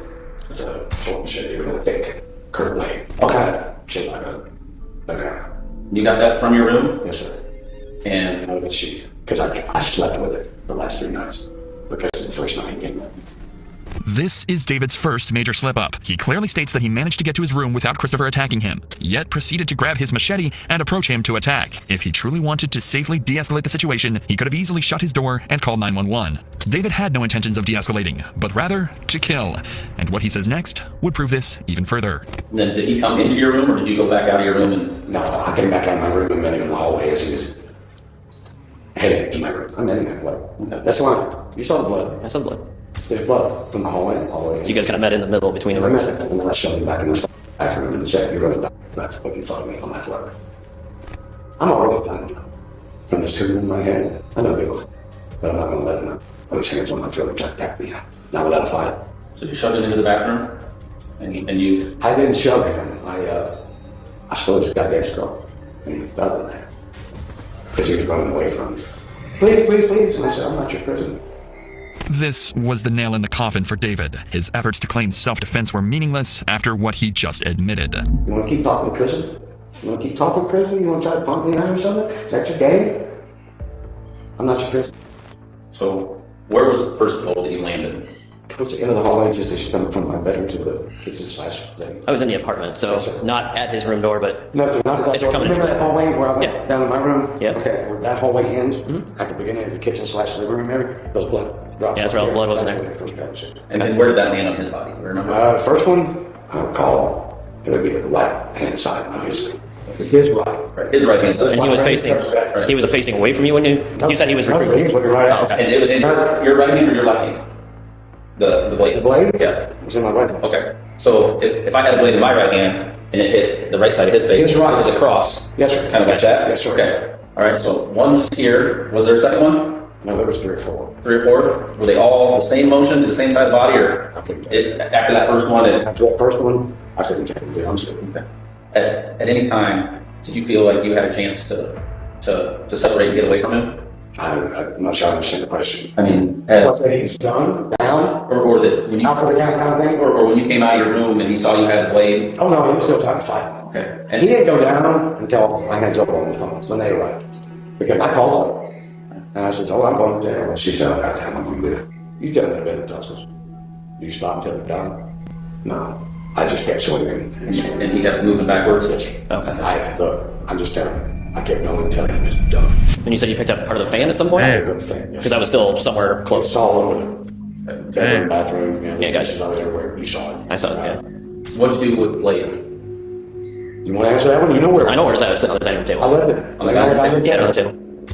Was anyone else that was Todd at the apartment when that happened? He was. Matter of fact, I went back and knocked on his door and I said, "Todd, I made it, or maybe not. Yeah, just get that motherfucker." He started shaking, quivering. I needed some alcohol and took off. When was the last I saw Todd? And that was before we got there? Yes, sir. Okay. So you had moved here from Bryant, you said? Yes, sir. From Bryant's in Arkansas? Bryant, Arkansas, yes, sir. And I guess, do you have family names or? I have no family. My wife and my mother is the last name of family. I'm all alone in this world. And I'm dying too, so I don't live. I really don't. Because you said you have a tumor? Is that what you said? You're sorry to hear that. The entire, matter of fact, these are the doctor's words, not mine. It's the largest they've ever seen. They don't know how I'm walking around. But it's the same thing they said when they said I'd never use that home again, too. That's the one they used to take that head apart tonight. Do you feel you went overboard tonight? No, sir. I didn't go overboard. I did what I had to do to get that big fat off of me. He outweighs me by 120 pounds. I did what I had to do. And this seemed to be all detectives needed as well. It was clear as day. David was a cold-blooded killer. However, as they were about to wrap up the interview, David would make one final chilling statement to everyone in the room. I'm not sorry for what I've done. I did what I had to do. I hope you gentlemen understand. Do you need another tissue? David spared no remorse to Christopher and wanted the officers to be fully aware of that. Unfortunately for him, the judge wouldn't spare him any remorse either, and David Sean Hunter would be charged with first-degree murder for the brutal killing of Christopher Swalwell. In September of 2021, he was sentenced to life in prison without the possibility of parole. He would file for a mistrial later that year, but was swiftly denied by the court. Damn. I don't know if my members are still in here, and I do apologize that I have not looked at my Cash App, but shout out to Black Cherry, shout out to Willie Lynch in the chat, and shout out, hold on really quick. Thanks for hitting me with the Cash Apps, y'all. I really appreciate that. Lucretia Hopkins, yes. Say keep slaying them devils. Man, I appreciate y'all so much. I didn't even look at my Cash App. Sometimes I even forget that's by my name. I don't even be paying attention to it. So shout out to my members. Shout out to all my mods in the chat. Shout out to all the new people watching this crime with us. Yeah. And as promised, we're gonna take the hour out strong. So I definitely got another one for you real quick. This one's different. This one say woman leads police on a deadly crash. Let's see what's up with this. Open the door now! Open the door! Put the car in park, open the door! Move it! Go. One afternoon, it was a quiet ahead, sunny Mindy. day. Traffic was moving normally and a patrol officer was on routine duty. Then everything changed. The officer spotted a small box truck weaving across multiple lanes, driving erratically as it continued down the roadway. Yeah, coming up to Sample Line Turnpike, center through lane. Yeah, looks like we're an occupant. And he's kind of swerving all over the road here. Although the truck wasn't speeding, its unpredictable movements immediately raised concern. The officer radioed for backup while continuing to follow at a safe distance. Within moments, another patrol unit arrived, followed by a K-9 unit taking position nearby. We're going to be getting on the turnpike, looks like southbound. He's got to be a deputy in front of us blocking. Yeah, 5 vehicles lit up. Let me see your hands! Driver! Let me see your hands! See your hands! Let me see your hands! Put your hands up! Do not move! You're gonna say it! Nah, moderators just love me, and Let I me see your appreciate them. Hold up! Put the car in park! Put the car in park! I guess when I get big enough, then I can do that. I don't got a problem with that. I ain't there. Shortly after, multiple police units surrounded the truck. Patrol vehicles boxed it in from the front, rear, and side as officers issued loud commands at gunpoint, ordering the driver to stop and surrender. But the truck kept inching forward. Then the officers cautiously moved in also. I'm on your right! I'm on your right! I'm on your right! I'm on your right! Open the door! Open the door! Oh, I now. just vet Open them, the door. and then Put the car in park, open the door! I make them moderators. I got it. Put the car in park now! Yep. Hey, get a block! Stop the car! I can't even break the... Stop the car! Stop the car! Watch out! We got a block. All right. Hey, Sarge, see if you can reposition. See if you can reposition. I got lethal. I got lethal. Can't break the window, man. I'm not. You got a window breaker? Move it. Tethers Dookie outside. What up? Go. I love that name. I really love that name. 4 officers worked together to bring the situation under control, repeatedly ordering the driver to shut off the engine and step outside. One patrol vehicle blocked the front while another sealed off the rear. As one officer was trying to break a window if necessary, the unexpected happened. The driver suddenly accelerated, broke through the containment, and fled. Within seconds, the pursuit was back on.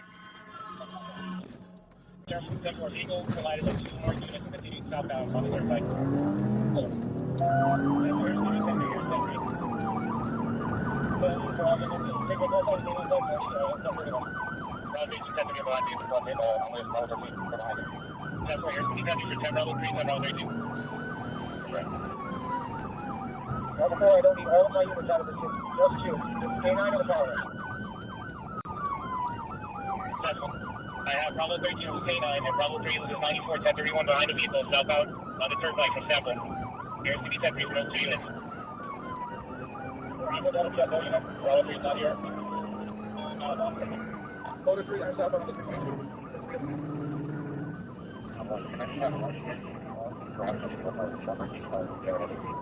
Just right, just 1 unit to call off the pursuit, no one else needs.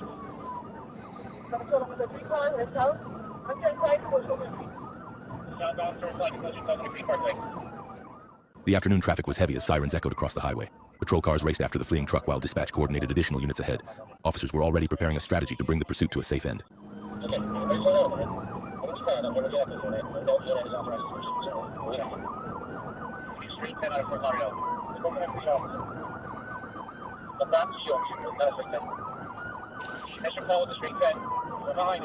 Purple, probably mean you've been a subscriber for a while. Dash camera footage captured marked and unmarked police vehicles rapidly closing the distance. The pursuit stretched for miles as more agencies joined the operation. Then officers finally managed to stop the suspect vehicle, but the outcome was devastating. A civilian vehicle had crashed during the incident.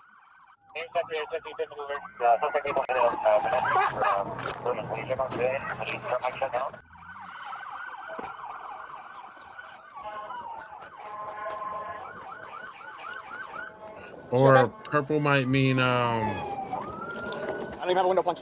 like you got top chat, I think. Emergency calls flooded in as officers rushed to help the seriously injured civilian. Deputies, police officers, state troopers, and highway patrol units quickly secured the scene while traffic came to a standstill. Despite the chaos, everyone focused on saving the victim.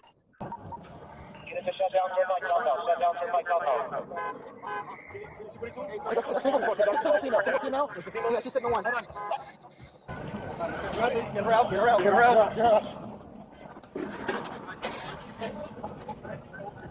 Oh yeah, that means you're number 2 top fan in the chat.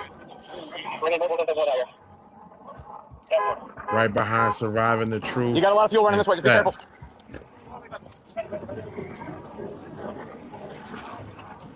Check for a pulse.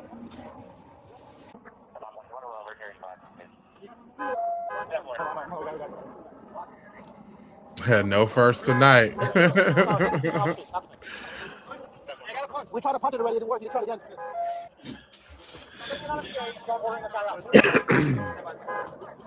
There's no rush. There is no rush. Wait for everybody to be set. We're not rushed. Yeah, they got code 3 coming. Can you hear us?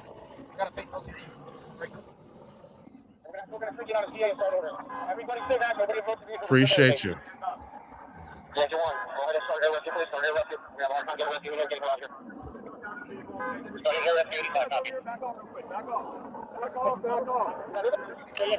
I was just really trying to see how the magnitude of the crash.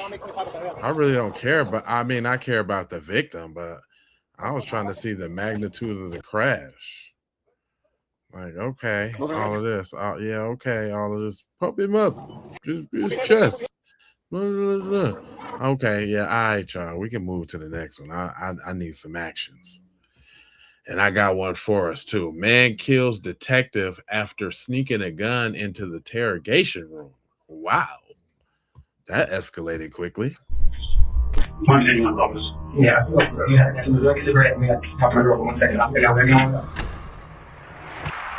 This is the moment a handcuffed man in custody caught 2 DEA agents off guard.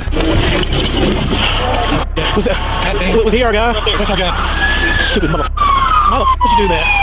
What officers didn't realize was that he had warned them about this exact moment years earlier, and just hours before this, they'd made a critical mistake that made it all possible. Oh, man. That's crazy. In the early hours of May 16th, a Callaway County father heard what sounded like a gunshot outside his family's home. Concerned, he stepped out to investigate only to find a vehicle blocking his driveway, with a fully loaded assault rifle clearly visible in the back seat. Afraid that someone dangerous might still be nearby, he immediately called the police. An officer was quickly dispatched to the scene, unaware that this call would soon lead them to one of the county's most wanted fugitives, whose deadly revenge plan would cost an officer his life. Dang. Got here. Well, first of all, we got a plate that doesn't belong on this vehicle. Well, there's a machine gun or something. AK-47 or whatever, fully loaded magazine. Hey, Chief. Well, he said the neighbor lives here. She left. She came over and sits up to them, doesn't know whose vehicle it is. It's got this rifle in the back. Yeah. The plate doesn't come back to this vehicle. I see a needle cap up here in the floorboard. Yep. Officers found the car unlocked with an assault rifle clearly visible in the back seat, and a needle cap on the floorboard, suggesting possible drug use. The plates were fake, but when deputies ran the vehicle's identification number, it revealed something far worse. The car belonged to a notorious criminal, one whom the DEA had been chasing for months. Gary Rowland, a 30-year-old parolee with multiple outstanding warrants, who had been quoted saying, "I'm never going back to prison alive." Knowing that Gary was likely in the neighborhood, officers narrowed down their search, and through CCTV and witness reports, they were quickly able to locate him in an apartment complex nearby. They moved in and made the arrest without incident. Before Gary was transported to jail, however, he surprised deputies by offering critical information about local narcotics and firearms trafficking in exchange for a reduced sentence. So instead of going to jail, they took him to the police station for questioning, unaware that this decision would lead to the murder of one of their colleagues just hours later. This is Gary, and he's just been brought into the interrogation room. What the officers don't realize at this moment is that due to an incomplete search, he's managed to sneak in a knife and a loaded pistol, both hidden in his waistband.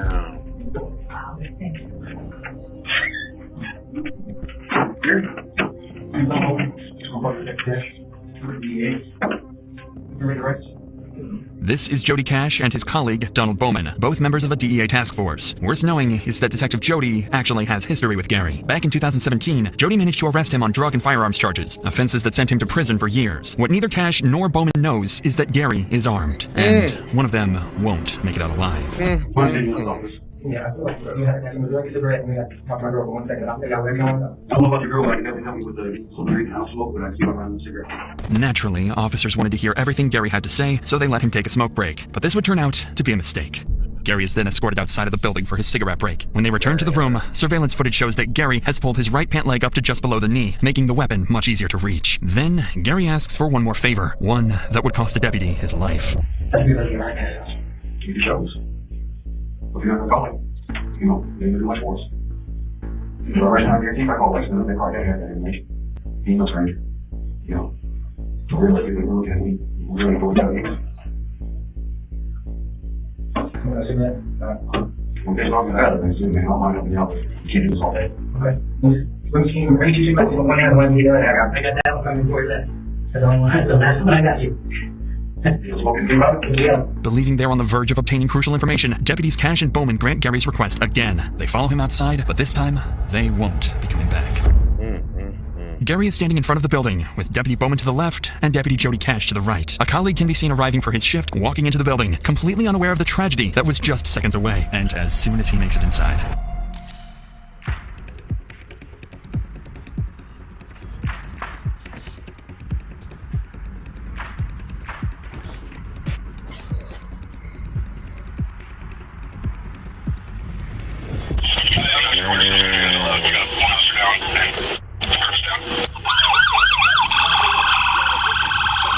Nick, someone didn't search him. It was in his waistband. Oh, it hurts. Hell yeah. No, go over there to Jody. Go to Jody. Go to Jody first. Go to Jody first. You need to go be Bowman. Jody's up here. Somebody needs to be Bowman, man. Yeah, go somewhere else, man. He's done for you. I guess we didn't search him enough. He had nothing on his waistband.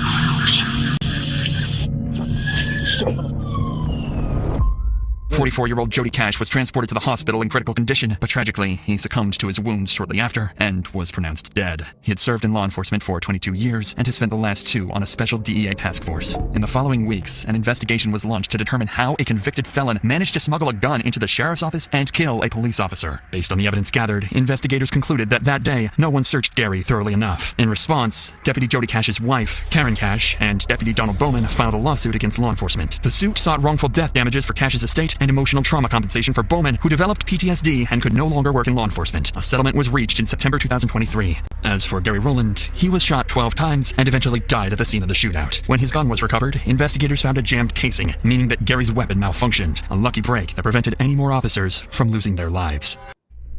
Wow. That was crucial, y'all. Oh, wait.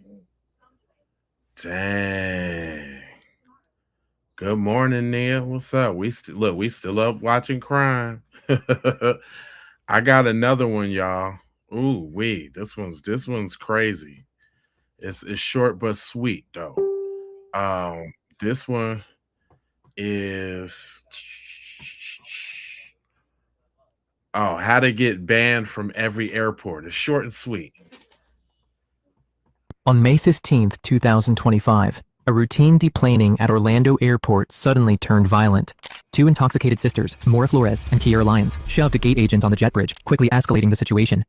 I can't, I'm literally, I literally can't. I went down, stay over here. I have anxiety. Anxiety and depression. Yes. This is about to be off on the way for mid-20s. I went down. I'm on the first copy here right now. Okay, stay right here. I will. I get like that. My whole. Okay, you don't say that. Right in front of. Yeah, that guy pushed her to the ground and she fell. Let me get everything situated. Okay, because everybody's yelling. Everybody's talking to you. Sorry, I graduated. She graduated tomorrow, so she's trying to. Do you have an ID? We have video. You have ID? Yeah, we have video. And I have Good ID. Relax. I'm good ID. She's got so much anxiety, so maybe you better talk to me. I'm literally. You stay here. Don't do anything. Don't do anything. I went with that. My whole thing is, where exactly did all this occur? No, wait. We were on a plane. She had to use the bathroom. And they asked her, they go, "Are you intoxicated?" She goes, "Yeah, I had a few drinks." And that was it. Okay. Do you have a boarding pass or anything? Yes, she does. Can I see it? Yeah, where's the boarding pass? Wait a minute. I told her she's got really bad anxiety, so you gotta let her come home. I'm literally shaking. Just lean against that for me. Okay, you want me to go against her? Yeah, just lean against that. Stay right there. The officer now moves to the scene of the incident and speaks with the airline officials. Did the incident happen here, or you need medical attention? Yeah. How old are you? 26. Simple. I have another one. She's 26. Leg pain. Just conscious breathing. All right. So, and your leg? My knee. Okay. So, do we have any witnesses? Okay. You are the person that was dealing with. So, what happened? Okay. So, what happened? Flight attendants informed me that the girl was drunk. She was in the restroom drunk. Which one do you know? The youngest one, the little short Not one. the one with the tattoos, but the other one, correct? Yes. Okay. So go ahead. When they informed me that she was intoxicated, I had to call a GSC, which is my supervisor. 28. He showed up. They started screaming. They were in the aircraft. I got asked to call you guys because they weren't leaving. Okay. She finally left the jet bridge. I was kind of following them out a little bit. I told him to retract the jet bridge. She turned around, got in my face, and said, "F you, you fat bitch." I said, "Thank you." She turned around, or when she was facing me, she pushed me. Okay. And then turned around, and then the sister came up and shoved me again, which I tripped over a miss. So both of them hit you? Yes. Okay. The fact that other staff members also witnessed the assault already puts the sisters in serious trouble. Do you have my actual badge too? What's that? This should be fine. Did the mother actually, what the show, but was she intoxicated? No. She just I don't know if that was the mom. She was just traveling with them because she kept saying, "I'll call your mom." But she just willingly got off. She literally she wasn't an issue whatsoever. Where did the incident happen? Right. In the jet bridge, not on the plane. No. Okay, so the other officer's saying that he needs the report. He's like trying to figure out because their story is. Huh? Who's the other officer? Oh, I don't know. Because I'm primary, so they can have I don't know. He's over here asking me, and I'm like, I don't know. Just bear with me. I'll be right back. All right. I'm sorry. I'm not trying to be but Okay. Explain to me what happened. I walked in the bathroom and they pushed me and Just relax. And I'll be all right. sorry. So I came out of the bathroom and it felt good. I don't know if I threw up. I didn't feel good. I drank before. We were in Disney Springs. Like, I'll literally tell you the honest thing. My whole entire family's law enforcement. He came and I was like, okay, I'm gonna go to the bathroom, and he went this to my. Sorry. But he went this to my. And I was like, yeah. Who pushed you? The guy in the mail. The tall Hispanic guy? Yes, Okay. Hispanic guy.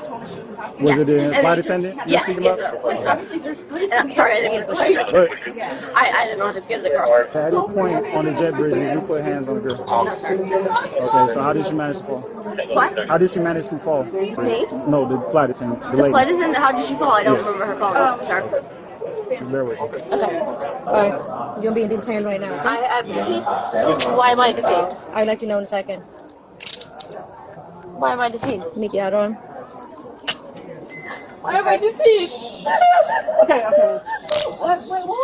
Why? Based on the investigation, we are charging you for the battery. Kiera isn't the only one in hot water. Mora's in trouble too, and she's just about to find out. Why is she being handcuffed and detained? So listen, relax, okay? Right now, she is being handcuffed. I ain't gonna lie to you. Right, no, I see that. Why are you handcuffing her? Okay, listen. Relax. There's a person that is injured right now, one of the staff. Yeah, but the girl that faked it, that's Yes, there's other people, there's witnesses stating all that, them. that it was you guys that pushed her, okay? What? No. Okay. Listen. Right now, there's just witnesses. You were not Okay, no. Listen. Okay, wait a minute. Okay. Yeah. Okay, wait. I'm calling Stuart. I'm calling Stuart. I'm not leaving her. Stop. Put it in. Okay. Cool. Here. Ma'am. Give me your phone. Back up. Laura. Take a breath. Back up. I'm sorry. Thank you. Stay like that. Stay cool. Thank you. Just stay cool. Could you answer that phone call? Yes, we'll get all the information from your parents. We'll let them know. Okay?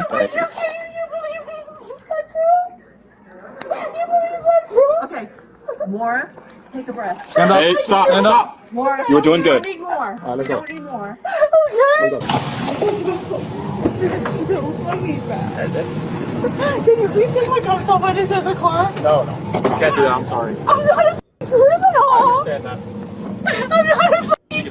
No, she didn't get searched. So let's just do a quick search. I don't want to lie. So, clearly, it seems like you guys had a couple of drinks.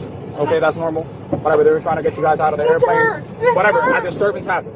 Right now, there's a female that has an injury. I told you guys about her. Okay, listen. So Yes. take these off.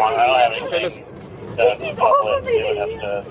There's a female stating you guys pushed. Are you gonna let me explain? Yeah, I'm calling my whole That's alright, you know. I want these off. They're hurting me. How is it hurting? I don't really hurt me. I want them off. Okay, listen. I want them off. If you keep on moving, they're gonna keep on hurting. No, they are going into my wrist. They are. Take them off. Because the girl fell, and I said that in my thing Yes, too. there's two other witnesses stating that you guys were the Yeah, ones that it pushed her. was the ones on the plane that were working Okay. with them. So obviously they're gonna have each other's back. They work together. How about this? Whatever happened only happened. Well, I'm interested to argue in court. Okay? Alright? Wait, I'm just because if you get yelling, it's gonna make it difficult for you. No, I'm just asking for me, ma'am. Ma'am? What's up? The sisters were subsequently arrested and charged with simple battery following sworn statements provided by Frontier Airlines supervisor Juan Cintrón Reyes, flight attendant Sophia Chestnut, and victim Jessica Rose. Both sisters were transported to the booking and release center without further incident, while Jessica Rose declined additional medical treatment beyond ice applied to her injured knee. On May 15th, She sitting there looking all hurt. Welcome everybody that just tapped in. Make sure you hit that like button so we can get more people in the chat. And of course, I got another one for y'all. This one is a 19-year-old killer realizes cops found his victim in a suitcase. Ooh. All righty. Let's go. Last one. Hold up. Cigarette on box 106. This is 19-year-old Lucas Jones, who believed his inhumane actions made him a hero. The deeper investigators dug, the clearer it became. Lucas had become the very criminal he once believed should be erased from the world. The identity did come back, and it is your son.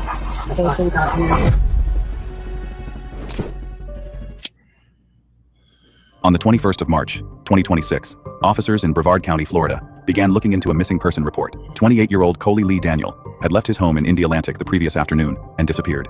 He told his family he was heading downtown for a quick meeting, but hours passed with no word, and his phone went straight to voicemail. Officers followed initial leads to a house on Watson Drive in Brevard County, Florida. There, they met 19-year-old Lucas Jones. Hey, sorry about you, man. So, about everything that happened last night, I'm up to date on it, is, Oh, last night, he left because he thought I called the cops on him. He thought I was a minor or something, he freaked out, and he ran out my back door. Coley. So, basically, the parents are worried about him because he's not answering his phone or anything, so we need to do a well-being check, okay? So, you mind if we just come to the house? Yeah, just my girlfriend see. That's fine. You just need to check, make sure. Last night? Yeah. Nah, I was not. I work 5 a.m. to 5 p.m.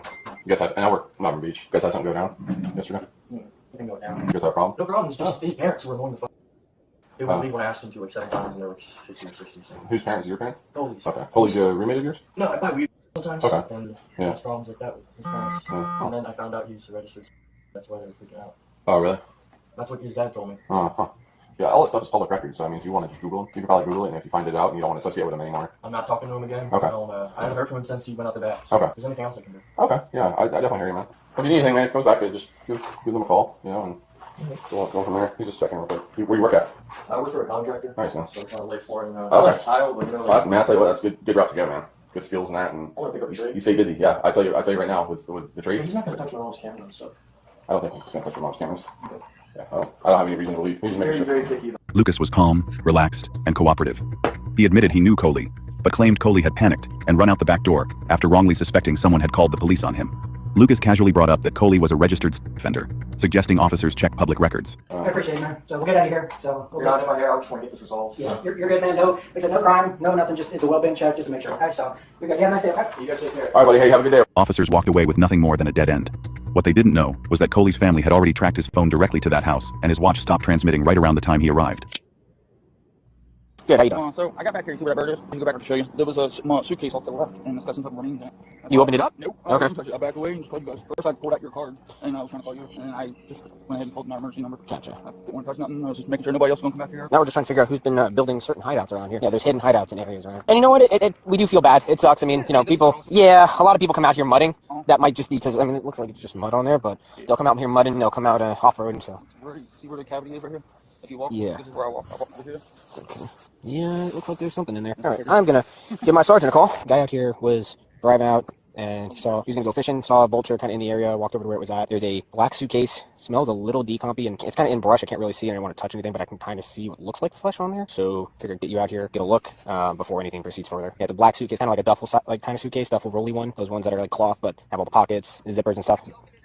I haven't gone and opened it up yet. It's kind of in deep brush. But I did see something that looked a little bit like flesh. I was gonna get a little close to it. Figured I'd give you a call before anything and just let you know, just in case. Yeah, I'm gonna grab yeah, I was gonna call for 94 in a second. Gotcha. All right, I'll get somebody else out here so we can do it together because it's kind of in a tough area. 1 week later, on March 28, a local resident drove into an undeveloped area of Palm Bay, known as the Compound. That morning, however, the driver noticed vultures circling over a patch of heavy brush along a dirt path. He walked in to look. A dark, soft-sided suitcase sat tucked out of sight, and the smell told him what was inside before he opened it. He immediately backed away and called the police. Feathers? Got a piece of flesh? Oof. Yeah, that's some kind of bird. A bird? Where do you see feathers at? The feathers right there. Those are part of this tree. No, feather right there. See it? Hmm. But I don't know if that's from the vulture or whatnot. Does she want us to open it? I think so. Oh, those look like teeth. Teeth? I did see teeth. I know this is being ripped from today. Oh, man. No. Looks like it. Yep. Yeah, we got a human. Yeah. No joke. Teeth, hair, ears, looks like the skull was crushed in. No face. Yeah. Gotcha. I'll see if we can get anybody else out here, maybe secure the scene a little bit better. And it's just the one guy. So, alright.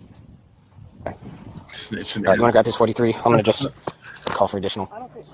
Just for I would say if we're good, the two of us, and stuff come out. I don't think we need anybody else. We can start a crime scene log. Okay. I can do that. I got you. So, I don't know if they told you, but yeah, we're going to have, like, detectives come out here, and they're going to question you. I know he already talked to you, so just sort of hang tight. Yeah. That was the first thing that, like... You didn't see, like, it was, like, pieces. It was the whole head. No, yeah. It was just, like, pieces. I saw the teeth, and then saw like, some hair. But You didn't touch it or anything? No, you just for saw me, it? he was Saw it, the smelled it? closest Okay. I didn't see a full skull in there. Nah, I just saw like a Well, jaw. yeah. Before we continue, if you're interested in cases like this, don't forget to like and subscribe. Now, let's get back to the investigation.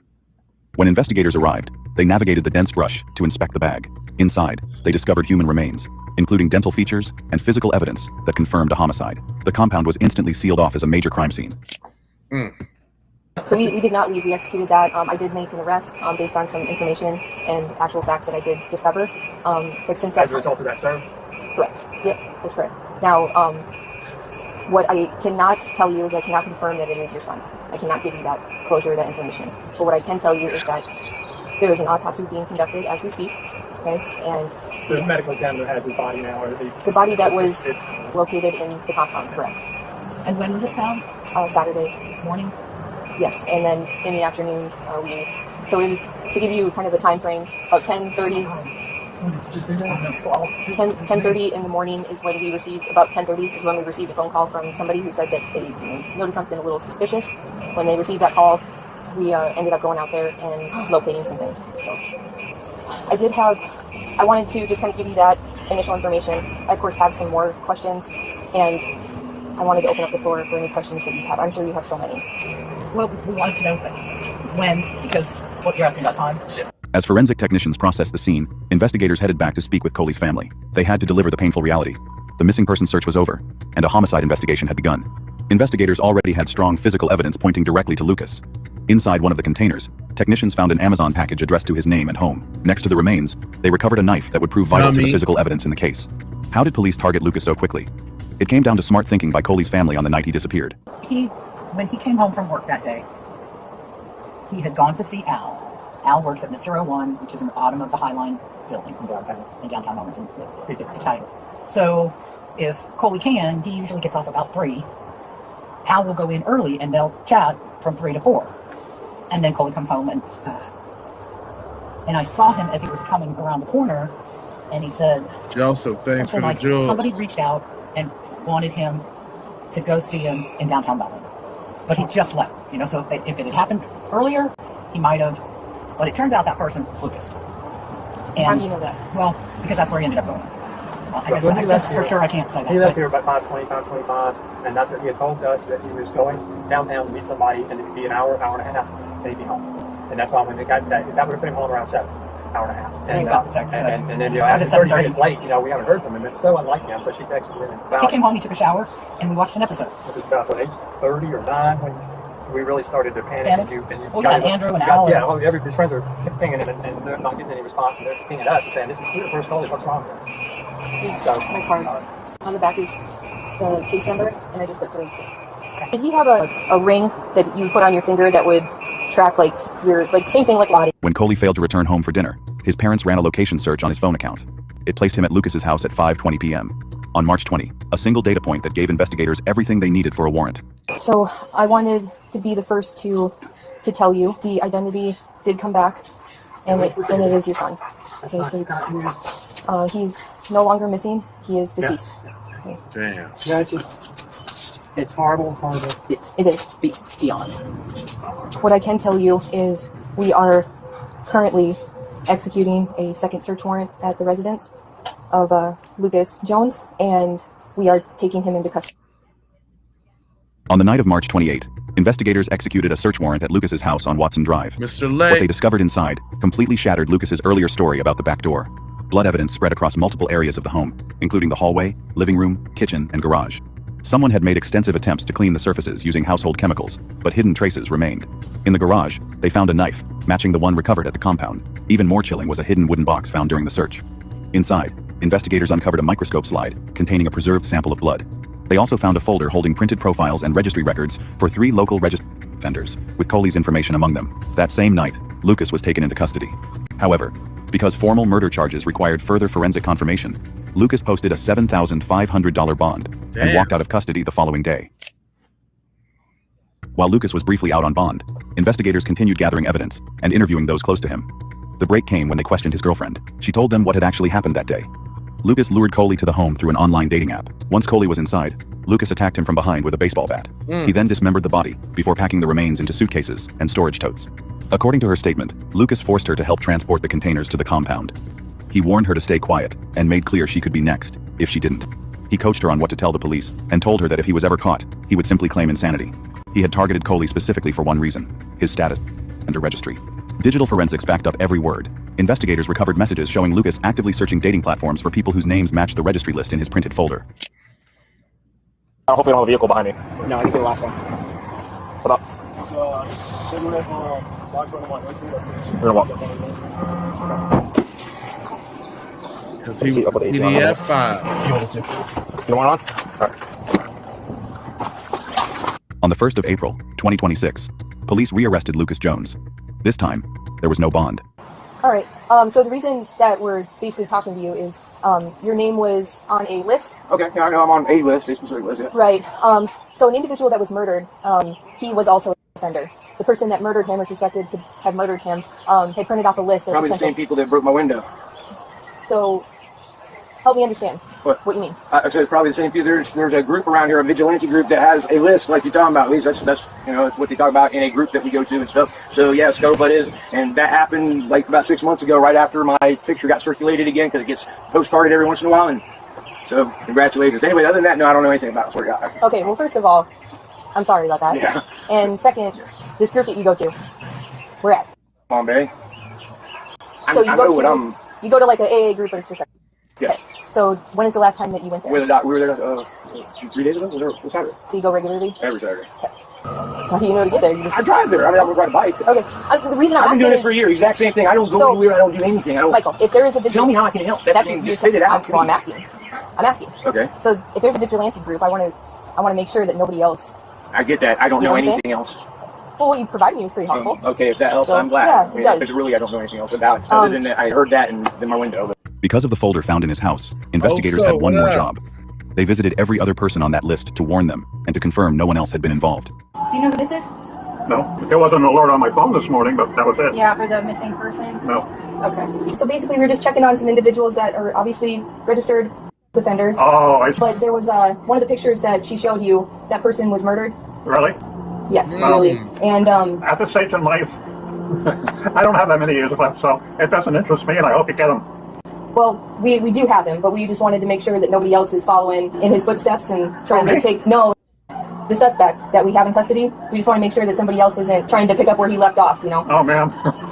If you only knew, if I just can get in my chair, you have no worry about me. All right. We just didn't know if someone would target you. Not necessarily say that you would do anything to anybody, but that someone may do something Did you to say you. party? Target you. Because you're a registered. If they want to target me, let them target me. That's my feelings on life right now. Sorry. All right. Well, you just get back to that chair and that happy place. Can you have him check that? Your oxygen line looks kinked. I will take care of it. Yeah, just have him, you can check it. It looks kinked, so I don't know if you're actually Thank getting anything. Yep. All right. All right, be safe. Okay, thank you. On the 19th of May, 2026, a Brevard County grand jury officially indicted 19-year-old Lucas S. Jones on a charge of first-degree premeditated murder, alongside counts of tampering with evidence and improper disposal of human remains. No individual has the right to position themselves as an arbiter of punishment and carry out violence in its name. Doing so does not deliver justice. It only makes that person the perpetrator of a far greater crime. Leave a like and a subscribe so we can bring more cases to light. All right, y'all. We got cops left stunned after 4-year-old exposes sister's killer secret. I looked everywhere. I don't know where else to look. What else? 1 month. She's 2 weeks old. A mother wakes up to every parent's worst nightmare. Her 2-week-old daughter has vanished while the family slept, but the search quickly takes a dark and unexpected turn. Anybody, do you have any enemies? Anybody from in the door? And I don't know who would do that. Okay.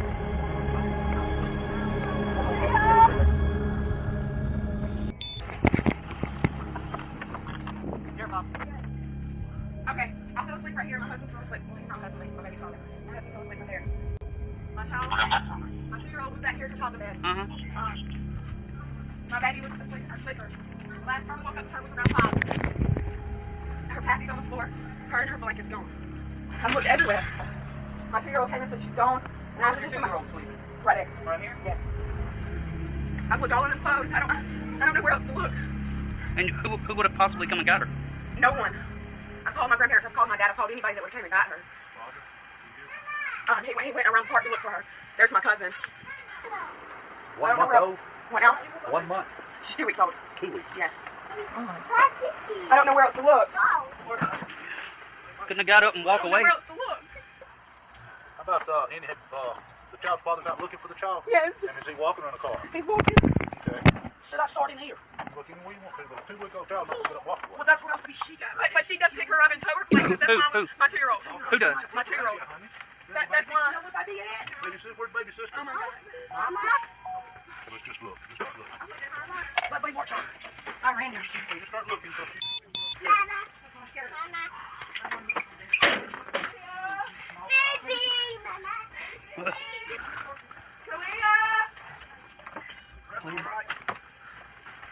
I'm a granddad. Great-granddad. This is granddad. Okay. She ain't gonna cry. Why? Marissa? I don't know why. She don't cry. Where's he at? He went to look for her. He Said somebody took her. Yeah, He did. He did not. He's not like that. All right, let's not. Hey. I know.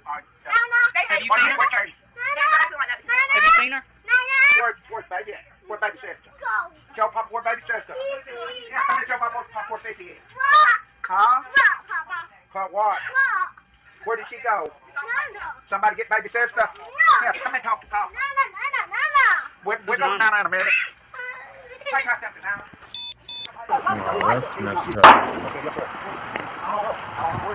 I just got a phone call. Yeah, my grandbaby was missing. Walking or what? Yeah. Yes, he's walking. Always. A while ago when you found him. We woke up together. My 2-year-old woke us up together. Where's your husband at right now? He went walking because my 2-year-old said somebody took her. We're walking because y'all showed up. In respect. All right. What do you got? What's he wearing, ma'am? Ma'am? What is your husband wearing, ma'am? I don't know. You don't know. He didn't take her, y'all. We woke up together. Where's Russell? He ain't done nothing to my baby. Our baby.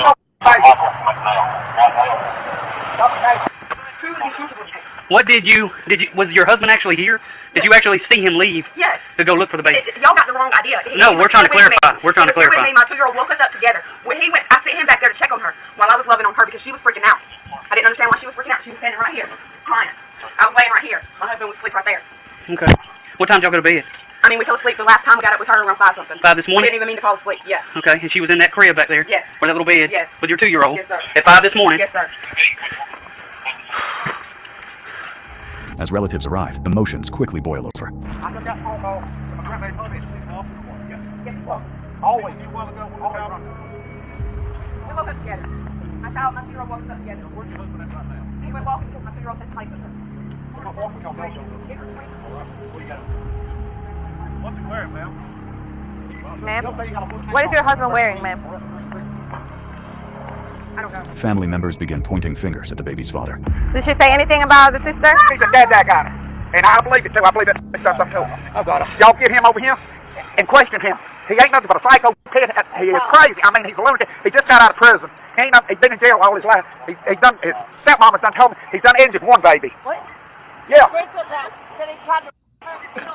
He's a psycho. Y'all need to be picking him up right now. Krista McNair. He's done run from y'all just now. He was here and he's done run. Talk to my partner, sir. See, my little granddaughter right there keeps saying that her dad cooked the baby. Yeah. You know. Listen. Papa got her? No? Daddy. Tell him who I'm up. Yeah.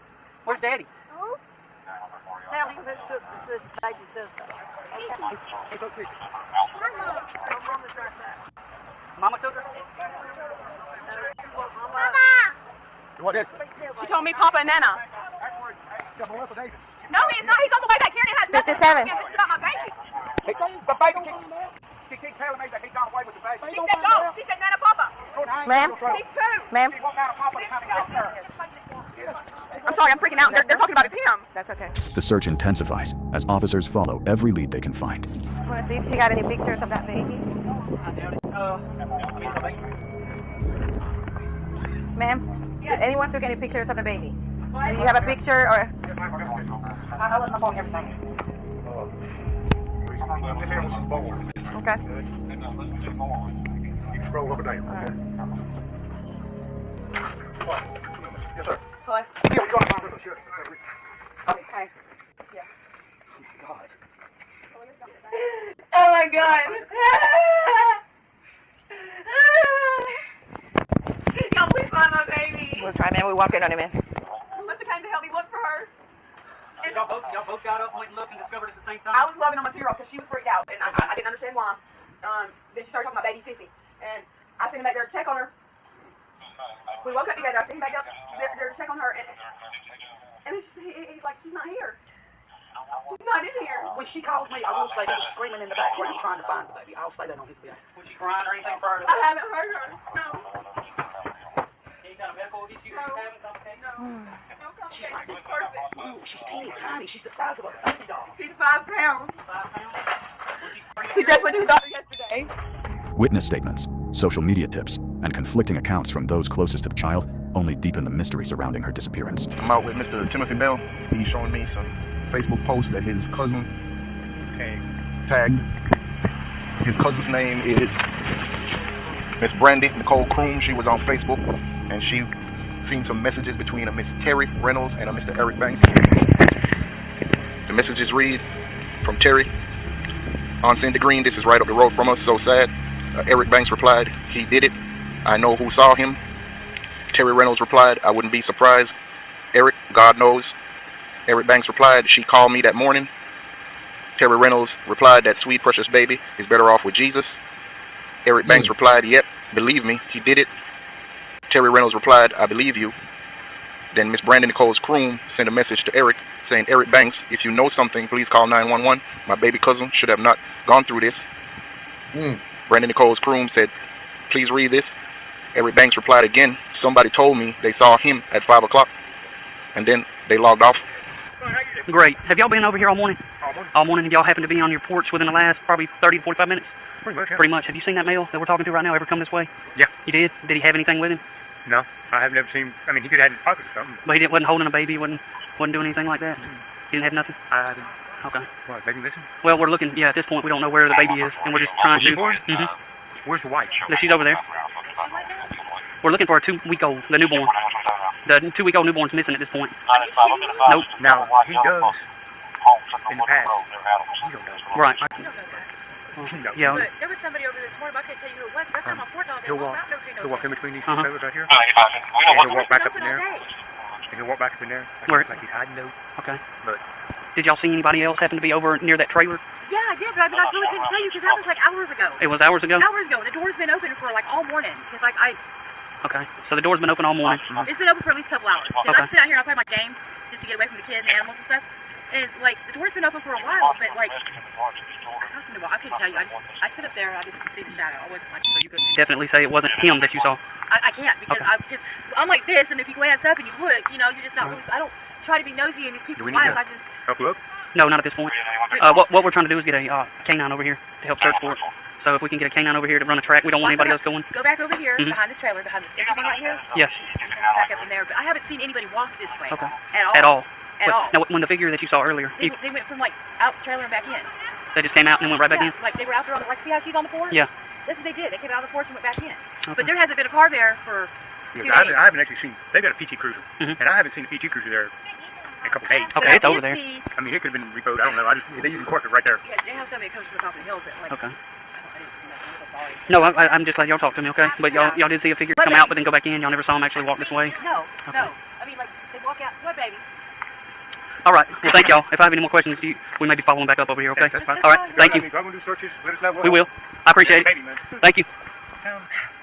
There was a Blazer with the friggin' star on the back of it that came hauling ass through here last night. I yelled at him to slow down. That's why I paid attention, because my baby was out here in the yard, and he was over there for a while, and then he left.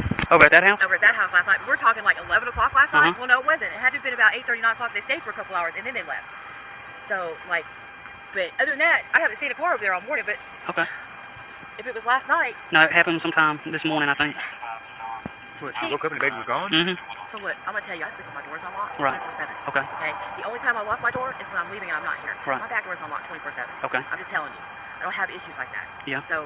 Well, it's very ironic or weird for a 2-week-old. So yes, they can't walk off. Yeah, they can't walk off, and what would be the motive for somebody to just take a 2-week-old? Yeah. Well, what would a 2-week-old be worth? Maybe unless you owed money for. Credit for that? I don't know. But anyway, I appreciate y'all. How you doing? We got a 5-year-old, or 2-week-old rather, between 5 and about 10:32 this morning. So it went missing. They said that the husband and the mother were woke up by the 2-year-old crying about Sissy. So she was consoling the sister. The father went to the back, said the daughter's gone. So he said that he ran out and went looking for the daughter. He said he went down here, cut through the little cut-through area to Henderson Mill Road to look for her, and circled back around. That's when. Well, that's why I've got a canine. That's why I've got a canine on the way. Okay. But I went and talked to the people over here to see if they saw anybody. They said they hadn't seen anybody actually come over here except last night. They had a Blazer with a star on it that showed up and hung out for a little while that was speeding through, and then that was it.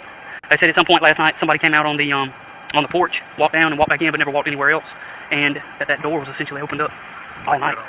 So, but he's apparently got what you can tell when you start talking to him. He's got a history of dope. And pausing video.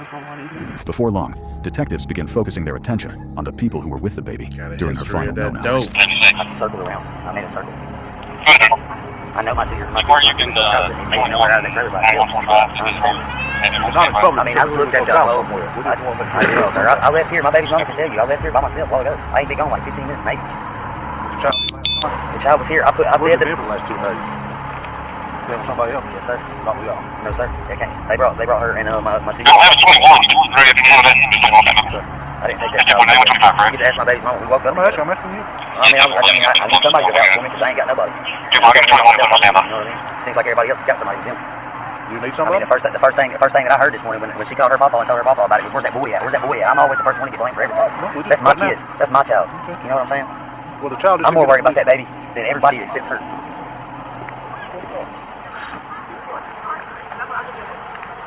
The child's been with another relative for the last couple of days, right? My dad and my grandparents.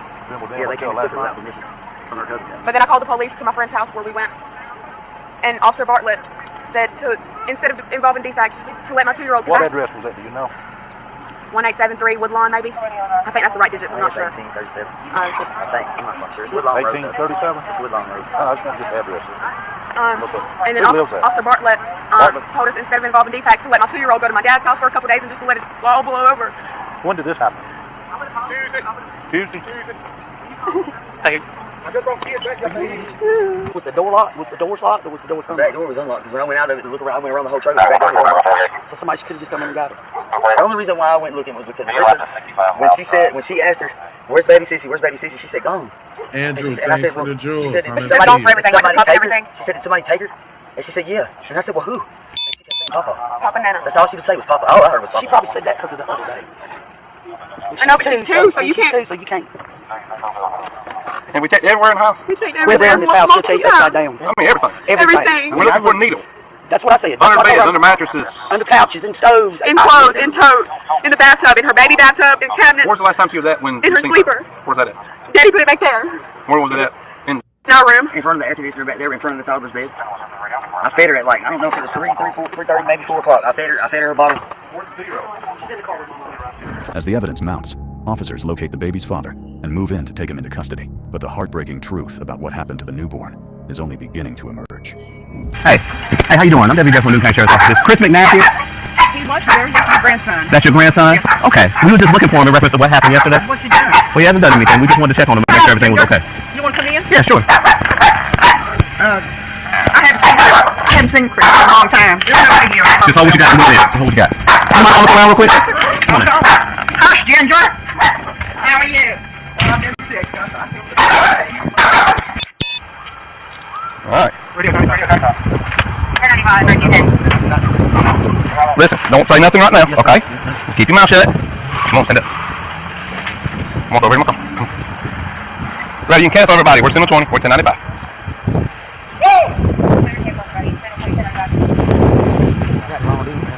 Listen, what did I tell you? Listen, hey, what did I tell you? What did I tell you? Be quiet. Be quiet. Unlock that door. No. Anything else? Yep, go.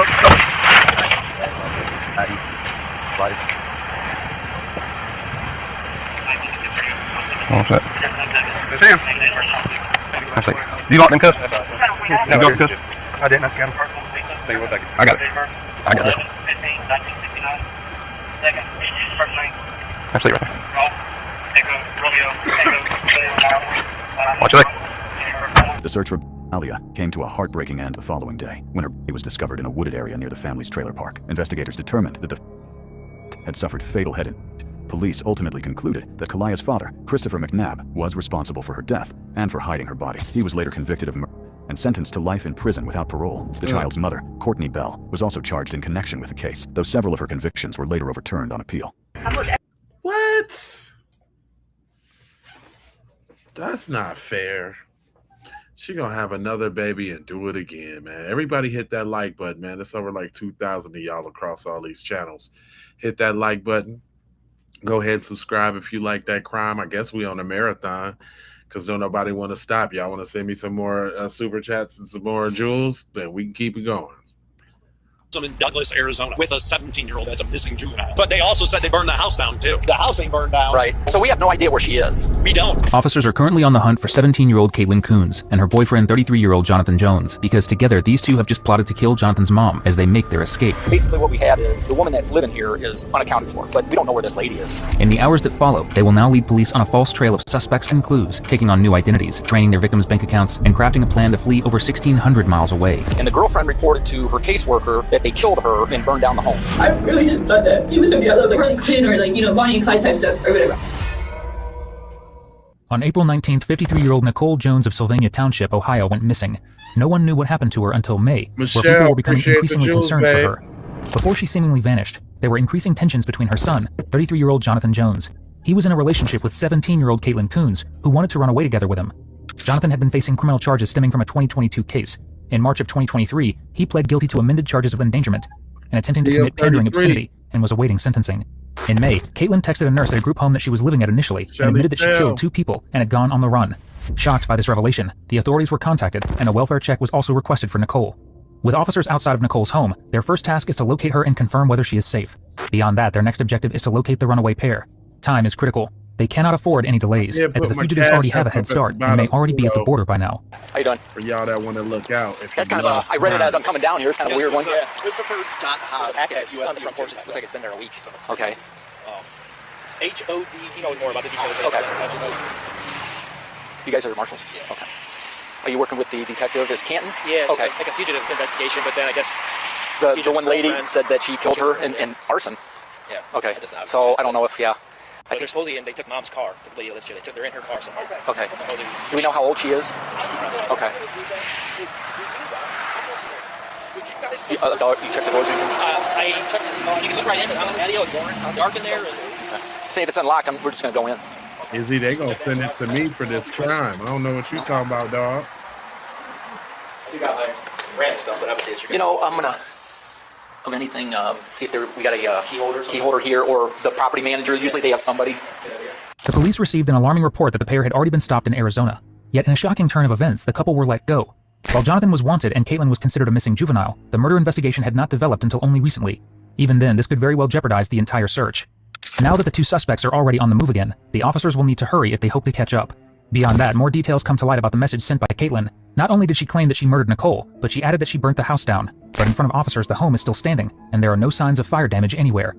They need to pick up the pace and determine Nicole's whereabouts, as the chances of Jonathan and Caitlin going into hiding seem increasingly likely by this point. This lady has got contact numbers for the house here. It says she hasn't seen this lady in a long time, but a gentleman comes in and out. So what happened was this dude was on bond for the son. The son. Right. He was supposed to show up for sentencing or something like that. Okay. This morning, the Border Patrol stops him in Douglas, Arizona. Okay. With a 17-year-old that's a missing juvenile. And she's the one reporting the murder and arson. But they also said they burned the house down too. Right. But obviously the house ain't burned down. Right. So right now. So we have no idea where she is. We don't. Okay. So I'm going to verify the plate comes back here of the car the border. So the Border Patrol stopped him and said, hey, we got this one guy here that's missing juvenile. And the sheriff's office down here, they have 2 or 3 guys. And see if she's seen her. They let him go. Okay. They're like, we don't have time, so now did he go to Mexico? Or? I don't know. Now we're scrambling in the FBI. But then in the midst of that, they called and said, this murderer, but they have her car. Okay. So that's why. So we verified that this is actually her car to this residence. We're going to do that right now. Okay. We're firing up leads right now. We got a lady that's going to check. Like you said, she's got phone numbers, and I think it's a number that's not the owner, but somebody else. And she's seen a man going in and out of here. That's probably so. Jonathan previously attempted to remove an ankle bracelet that he was wearing at the time, which the police were quick to pick up on. Tracking his movements via GPS, they found that he had been to numerous stores before the trail went cold. While investigators look further into tracing the runaway suspect's whereabouts, luckily, one of the officers outside of Nicole's home discovers that a window is open. Now they can access and thoroughly search the home to find any clues and to see what happened to her. Look at that table, though. Don't break the shit. 432 out here with us. Dispatch, 432, your emergency going on. Turn it off and on. Do you want to come to that door then? Yeah. Okay, go ahead, reset. Accidental 1127. 486 dispatch. We're going to make that figure. Copy. Here is the bridge. Huh?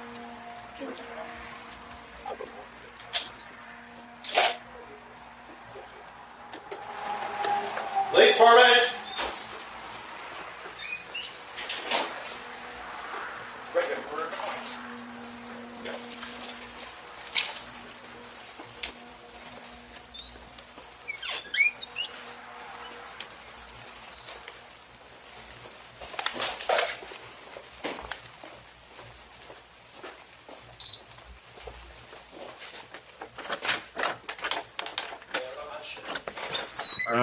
I think he took his mom out.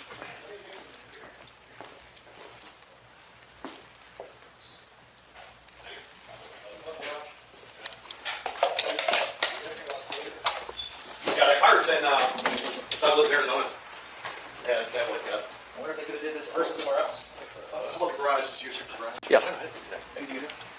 You would have heard it. No, I meant it's vehicles. No. So this right here, let's watch it.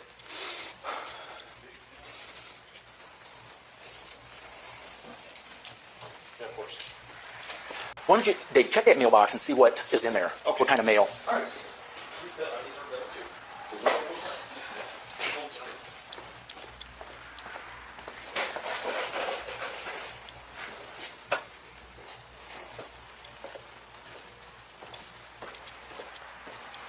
Oh, 17-year-old after she killed. That's the detective from Lake said that this guy was supposed to move in to take care of her. Yeah. This weekend, guys. So is this battery or is this pill? I don't know what that is. Because it sounds like pills in there. I don't know shit. I'd like to know where she is. Hopefully she's in a facility. Letter from adult probation. All right. Jesus. Nicole is nowhere to be found, and there are no signs of a break-in or struggle. In addition, a search reveals to the officers that her SUV is missing, along with her wallet, ID, and medication. It is likely that all of these items were taken by Jonathan and Caitlin. Alongside this, outside of her home is a delivered parcel that has been sitting there for more than a week. This is important, because it gives police a rough time frame of how long she was gone. A national manhunt is underway. A missing person report is filed for Caitlin, while an arrest warrant is published for Jonathan. They both seemingly vanished shortly after the mother had gone missing. These unfolding events occurring in close succession is far too convenient to be a coincidence. What could they possibly know about Nicole? Still, if they have crossed the border by now, that means they have to notify the authorities in Mexico to find them. On May 8th, police officers in Chihuahua spotted a couple acting suspiciously. The area was known for its rampant levels of crime and activities involving the local cartels. They were pulled over in Nicole's Buick Encore and were found to have several of her personal documents alongside her. During that time, they were initially arrested for possession of a controlled substance. Thankfully, the police in Ohio have already notified the Mexican authorities in advance, so it did not take long for them to realize that they had just caught the runaway murderers that have eluded the cops up to this point. Following this, the authorities in Chihuahua send an update and prepare to extradite the two. Once handed over to the FBI, investigators commence their interview with Caitlin, hoping that she will be forthcoming with her responses about the message she sent about Jonathan's mother. I used her card because she had gone to permission, and, that was it. We used most of the money he saved up or whatever to, get there to Mexico, and we had a good experience. Like, we ate Mexican food, we stayed here and there, it was a good experience, but like I said, I thought we were good for the most part because I think a lot of power and police together. Yeah. What kind of part of it? Iron Man. It was like a white, Is it new or old? I think old. Old. So was it junky or in good shape? Like it was in junky shape. Okay. I just asked because normally if it's like a car that's like in decent shape, that's also a target too. Did you guys change license plates or anything? Or so is the tag still Ohio? Okay. Okay. Honestly, I think that you guys are pretty lucky. Did you guys ever get stopped by the Mexicans other than when they picked you up? Did they? No. So we sold jewelry, we sold a phone, and that was it. That went okay. We did get stopped by the police like once before we got arrested, and they wanted to check out the phone, so we handed it to them and told them to check it out. And then they were like, no, because it had no Wi-Fi. I mean, only it's Wi-Fi on, so they didn't want it was the one that I had right now. So they handed it back to us, and then, yeah. The pair were caught attempting to sell jewelry and a used phone on the streets of Chihuahua, Mexico. In Nicole's SUV, officers uncovered various valuables, including Nicole's credit card, along with a backpack with burgundy stains. Could this have been blood stains? Knowing that Nicole is still missing, it is an uncomfortable thought that needs an answer to. With this in mind, the detectives turn the conversation toward Caitlin's relationship with Nicole. Hopefully from there, they will be able to get her to reveal what happened to the mother. Before that, if watching officers solve crimes like this one is your thing, subscribe. It's literally all we do here. Yeah, his mom is like a cool type of mom. Like she has to play card games, go on the walls, when we were trying to, take her to Mexico, she didn't want to come because she was talking about her Superman boyfriend. And I was like, she said that she was going to date Superman. I was like, oh, okay, I'm not going to stop you there. I think she's honestly getting to that age. I definitely just got that stuff. She said that she was talking to her Superman boyfriend and stuff, and that she had things to do, and I was like, okay. And I was like, she's about to come to that age. Are you referencing like Alzheimer's, like dementia? Yeah, Alzheimer's and on the verge of losing her mind. Right. Are you pretty close to Nikki? I'm so much, and she doesn't like me just because of my age and everything, but like she's okay with us being together, obviously. But like, she's like, I wasn't sure age. She's like, don't. She's like, I'll treat you how like my mom treated me, and da da da. And I was like, okay. So I mean, I'm very intrigued by Superman. Did she actually think? In your opinion, did she? I don't know. I don't know anything. I just know that she told me she was dating Superman and that she had plans with him. That's all I know. Interesting. Okay. Did you ever meet her boyfriend? Okay. She told me that her one husband, cheated on her, moved on, and she hopes he dies, and that's all I know about that. Is that Jonathan's dad? No, Jonathan's dad. Jonathan says he doesn't know his dad. Oh, okay. Okay. Does Jonathan live with him? Did you ever live with them? Yes. Yeah. Okay. Cool. How did she treat you? She treated me well. Yeah. Okay. And I'm not asking to get into it. because I don't care, you know, unless you want to talk about it. I don't mean that offensively, it sounds like you have some trauma from your parents. Okay, yeah, I do not want to talk about it because I already had to talk about that with the children. Nope, and we absolutely don't have to talk about that. I just want to make sure that this lady was treating you well. She was treating you well. Okay. How long did you live with her? I didn't live with her. I just stayed there a few nights before. Okay. When did you want to talk to me before? I think it was like right when we like went to Arizona, like when we talked to her. But I don't know when that was. I just know it was like right before we got to Mexico. We talked to her as we were making our way out to Mexico or whatever. But then she was talking about like she's busy and she didn't want to talk on going on walks. Like I said, she's a busy person. I'm not gonna keep her. I'm not gonna get yelled at by somebody. So we just kept traveling and stuff. And they're like maybe she just is doing her own thing with like not bother her. So that's how that went. Okay. Caitlin claims that she was on good terms with Jonathan's mother and that they last spoke before they crossed the border. This is not adding up, as no one else had heard from Nicole or seen any signs of her around that time. Moreover, the pair did try to sell a phone during their time in Chihuahua, making it likely that it was Nicole's. Keeping this thought in mind for later, the detectives discussed with Caitlin the severity of the situation and how authorities reported that she had been abducted. You are legal here, but out of Ohio, you're still a minor, and so we just wanted to make sure that when en route, that you're okay. And I am okay. Okay. We also wanted to make sure, you know, with Jonathan, I know you had something happen, but you wanted to make sure from Ohio to Mexico to here that you were safe, that you didn't. Nothing happened along the way either. Yeah, nothing did happen along the way. He kept me safe throughout much of the way. And he looked, there's a complete difference, right, between something that's consensual and non-consensual. Right. That's what we're consensual means that you want it and you allow it, and non-consensual means you don't want it and you don't allow it. Absolutely. So, right, and then the thing is that there was a notification that came in as well that you had been abducted. Okay? Okay, well, I was never abducted, so I need to talk to the person about that. Why did they say that? I don't know, because I told my caseworker I was going, and so that's a myth all apart on her behalf. Right. And so, once again, that's I know, like, whenever I was, reading the newspapers after the Mexican police, they said, fugitive is to believe that he was runaway, and I then posted off my Facebook account. I talked to my local police. I even have the phone records in my phone. I talked to my local police. They said that they never had him missing. I said, why didn't they put it out that I was missing this long ago? If I did go missing, I said, I'm not with a fugitive. I'm not abducted. I'm not missing. I'm not kidnapped. I'm not DHP, and I'm literally what's it called in Ohio, emancipated because I was living in an independent living house. I was allowed to do whatever I wanted to do. Okay. Because that's what they wanted me to do until I turned 18 so that they didn't have to do more paperwork. Right. So that's what I got on my Facebook, so I wanted to myself. Well, I'm going to focus on how to make the fugitive. I don't know why they said he's the fugitive. I know that when he got to the police, and we told them everything, they understood, and they just said that he's going to be in jail for 2 days. Okay. So, yes. Okay. Yeah, no, and hey, look, it is our job, right, just to make sure that you're safe, okay? So when we get notified by Mexican authorities as well as U.S. authorities that there's a child, right, that has been, because even in Mexico you're still considered a child. Texas is different, but it just so happens that you pass through Texas, right? So let's put what Texas state law is out of the way, right? So we get notified that we have a child that's in Mexico and that's being deported back. We do. We need to make sure that you're okay. I know. Once again, like I said, I am okay. I know we keep revisiting the question: is she okay? What are the signs that she's not okay? And I'm showing you that I am okay, and I'm saying I am okay. Okay, take my word for it. Hey, I'm sorry. I'm trying to follow this as best as I can, but I cannot stand that goddamn talking for that long. So let's go ahead and fast forward this one so we can get to the next one. How about that? I had to something up because of the time when I. The more time that Caitlin and I spent together, you could see the jealousy boiling in my mom. Okay. To me, I have 2 kids. As a parent, how many kids? Okay. At this point, I said, Yeah. Upon reviewing their responses. Okay. I'm not capable of that. I know I'm not capable of that. I don't want to hurt somebody like that. You still love him? Yeah. You're still gonna do what he says? Like right here, right now? I want to see the phone for him so badly. He's the only person I have. Earlier, Caitlin was taking the blame for much of the crime while talking about how much she loved Jonathan. Here, however, she is portraying herself as a victim of abuse, and that she was starstruck in the moment by how her life was like a romantic partners in crime sort of scene. The detectives remain unconvinced by her sudden change in story. They have already gone through her texts and have seen her exchange messages with someone called Michael Smith. Upon reviewing their responses, they ask her about who this person is and what was actually said. This is her chance to finally admit to what she had been telling this other person.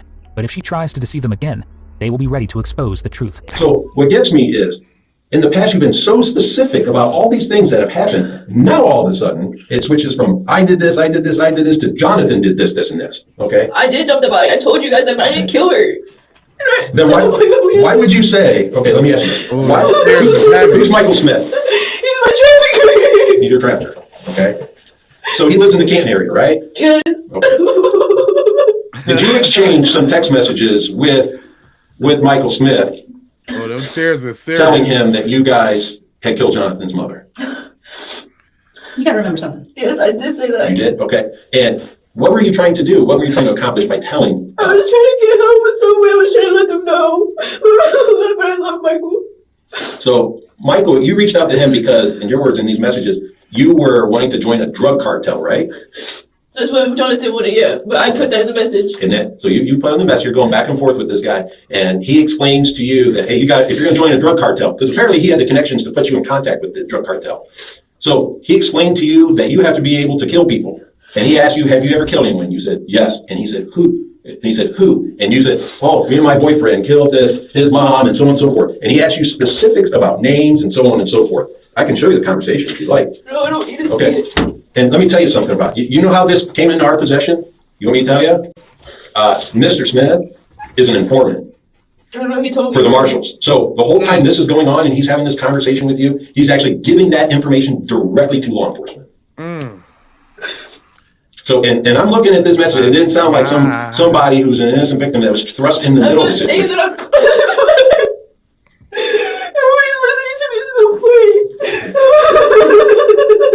Despite Caitlin's crime, the detectives remain unmoved by her attempts at victimizing herself here. With the texts on record, they are confident that the killing was actually premeditated long in advance. She had fallen into the police's elaborate trap by confessing everything to an informant, who she tried to distort as a trafficker in her last-ditch attempt at avoiding the consequences. Both Jonathan Jones and Caitlin Coons were charged with aggravated murder, with other charges eventually being dropped as part of an agreement. They pled no contest in June of 2024, and ultimately received life sentences with the possibility of parole after 25 years.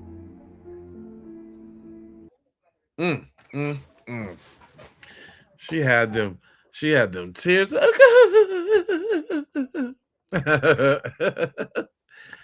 Boy, I done watched so many of them. Them tears don't do nothing for me no more. Cause y'all be crying like a mug. Baby be in the deep freezer in the closet. Like, what the hell? All right. Since we still rolling in this, I hate leaving out on odd hours. This should probably take us out the door. I don't know, man. Y'all still rolling with me, and I appreciate y'all. Y'all sending me super chats and cash apps and all, man. I appreciate that. I don't mind streaming. We're watching this together. I'm not tired. I took a long nap earlier today, so it's probably gonna ruin my day today. But so what? It's in the name of crime. Okay, so we're gonna do. Teen thinks he can get away after decapitating his girlfriend. This is all formed, and I want to feel the back, and I want to write in. This is 20-year-old Brooks Cleary. Just hours ago, cops broke down his apartment door, finding his brutally deceased girlfriend lying on the floor. When Brooks is arrested, he appears as though he has no idea his girlfriend was just killed, even though he's wearing a bloody shirt. Oh, geez, Louise. Alrighty. Is she okay? There's nothing other than her that I care about. Like, I don't understand. Jeez Louise, did he? Haley's deceased. What? What the f*** are you talking about? What? As the interrogation continued, Brooks' strange behavior only deepened detective suspicions, and it quickly became clear that something was very wrong with him. You haven't been honest. Okay. Okay, sure. Yeah, I haven't been honest. I haven't been fucking honest. You just told me my fucking fiance was dead, and you want to tell me I'm not being fucking honest? I cannot fucking stand you. Whoa. That escalated quickly. On a quiet Thursday evening, emergency responders rush to an apartment in Marietta, Georgia, after a 911 call reports that a young woman is having a seizure. When paramedics arrive, they walk in to find a dead woman lying on the floor, her boyfriend towering over her. The victim, 21-year-old Haley Johnson, wasn't suffering a seizure at all. Instead, she'd been shot, and sitting beside her was her fiancé, Brooks Cleary. Realizing the situation, paramedics quickly call for police. Your fiancé? Okay. Damn, Brooks. Weapons right there. Okay, let's go. Shells on the ground next to it. Alright, we'll get shot to the head. Oh, put a shotgun. At first, Brooks appears completely out of it, silently sitting on the floor, staring blankly at the officer. But when officers move to detain him, his demeanor quickly shifts, and he starts cracking jokes and trying to make light of the situation. Alright, come here. Yeah, stand up. Oh! We did a quick look on him, we didn't see anything. Place this word for it. Turn around, place this one. Yeah, reach in your pocket. Turn around, place. Alright, you got some shoes or something in the house? Yeah, in the house, yeah. Alright, where they at? Well, they're gonna be in the house, yeah. Well, obviously, where at in the house? Wait, Nike's what? Probably, on the right. Needless to say, Brooks' behavior is far from normal, cracking jokes and smiling almost as if he doesn't even realize his girlfriend is lying dead inside their home. To officers, it seems obvious that Brooks had killed Haley, but what they don't know is that he'll ultimately walk away with no murder charge. What they also don't realize is that Brooks is heavily intoxicated, so out of it that he doesn't even seem to understand what's happening or that Haley is dead. Where was he when we broke him up? Sitting right next to her. Right next to her? Yep. Okay. He seems pretty hysterical.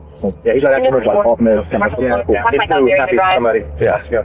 We turned her. Her face is all deformed, and I went to feel the back, and I went right in. Shout out to Where was Rochelle? Inside. Still up here.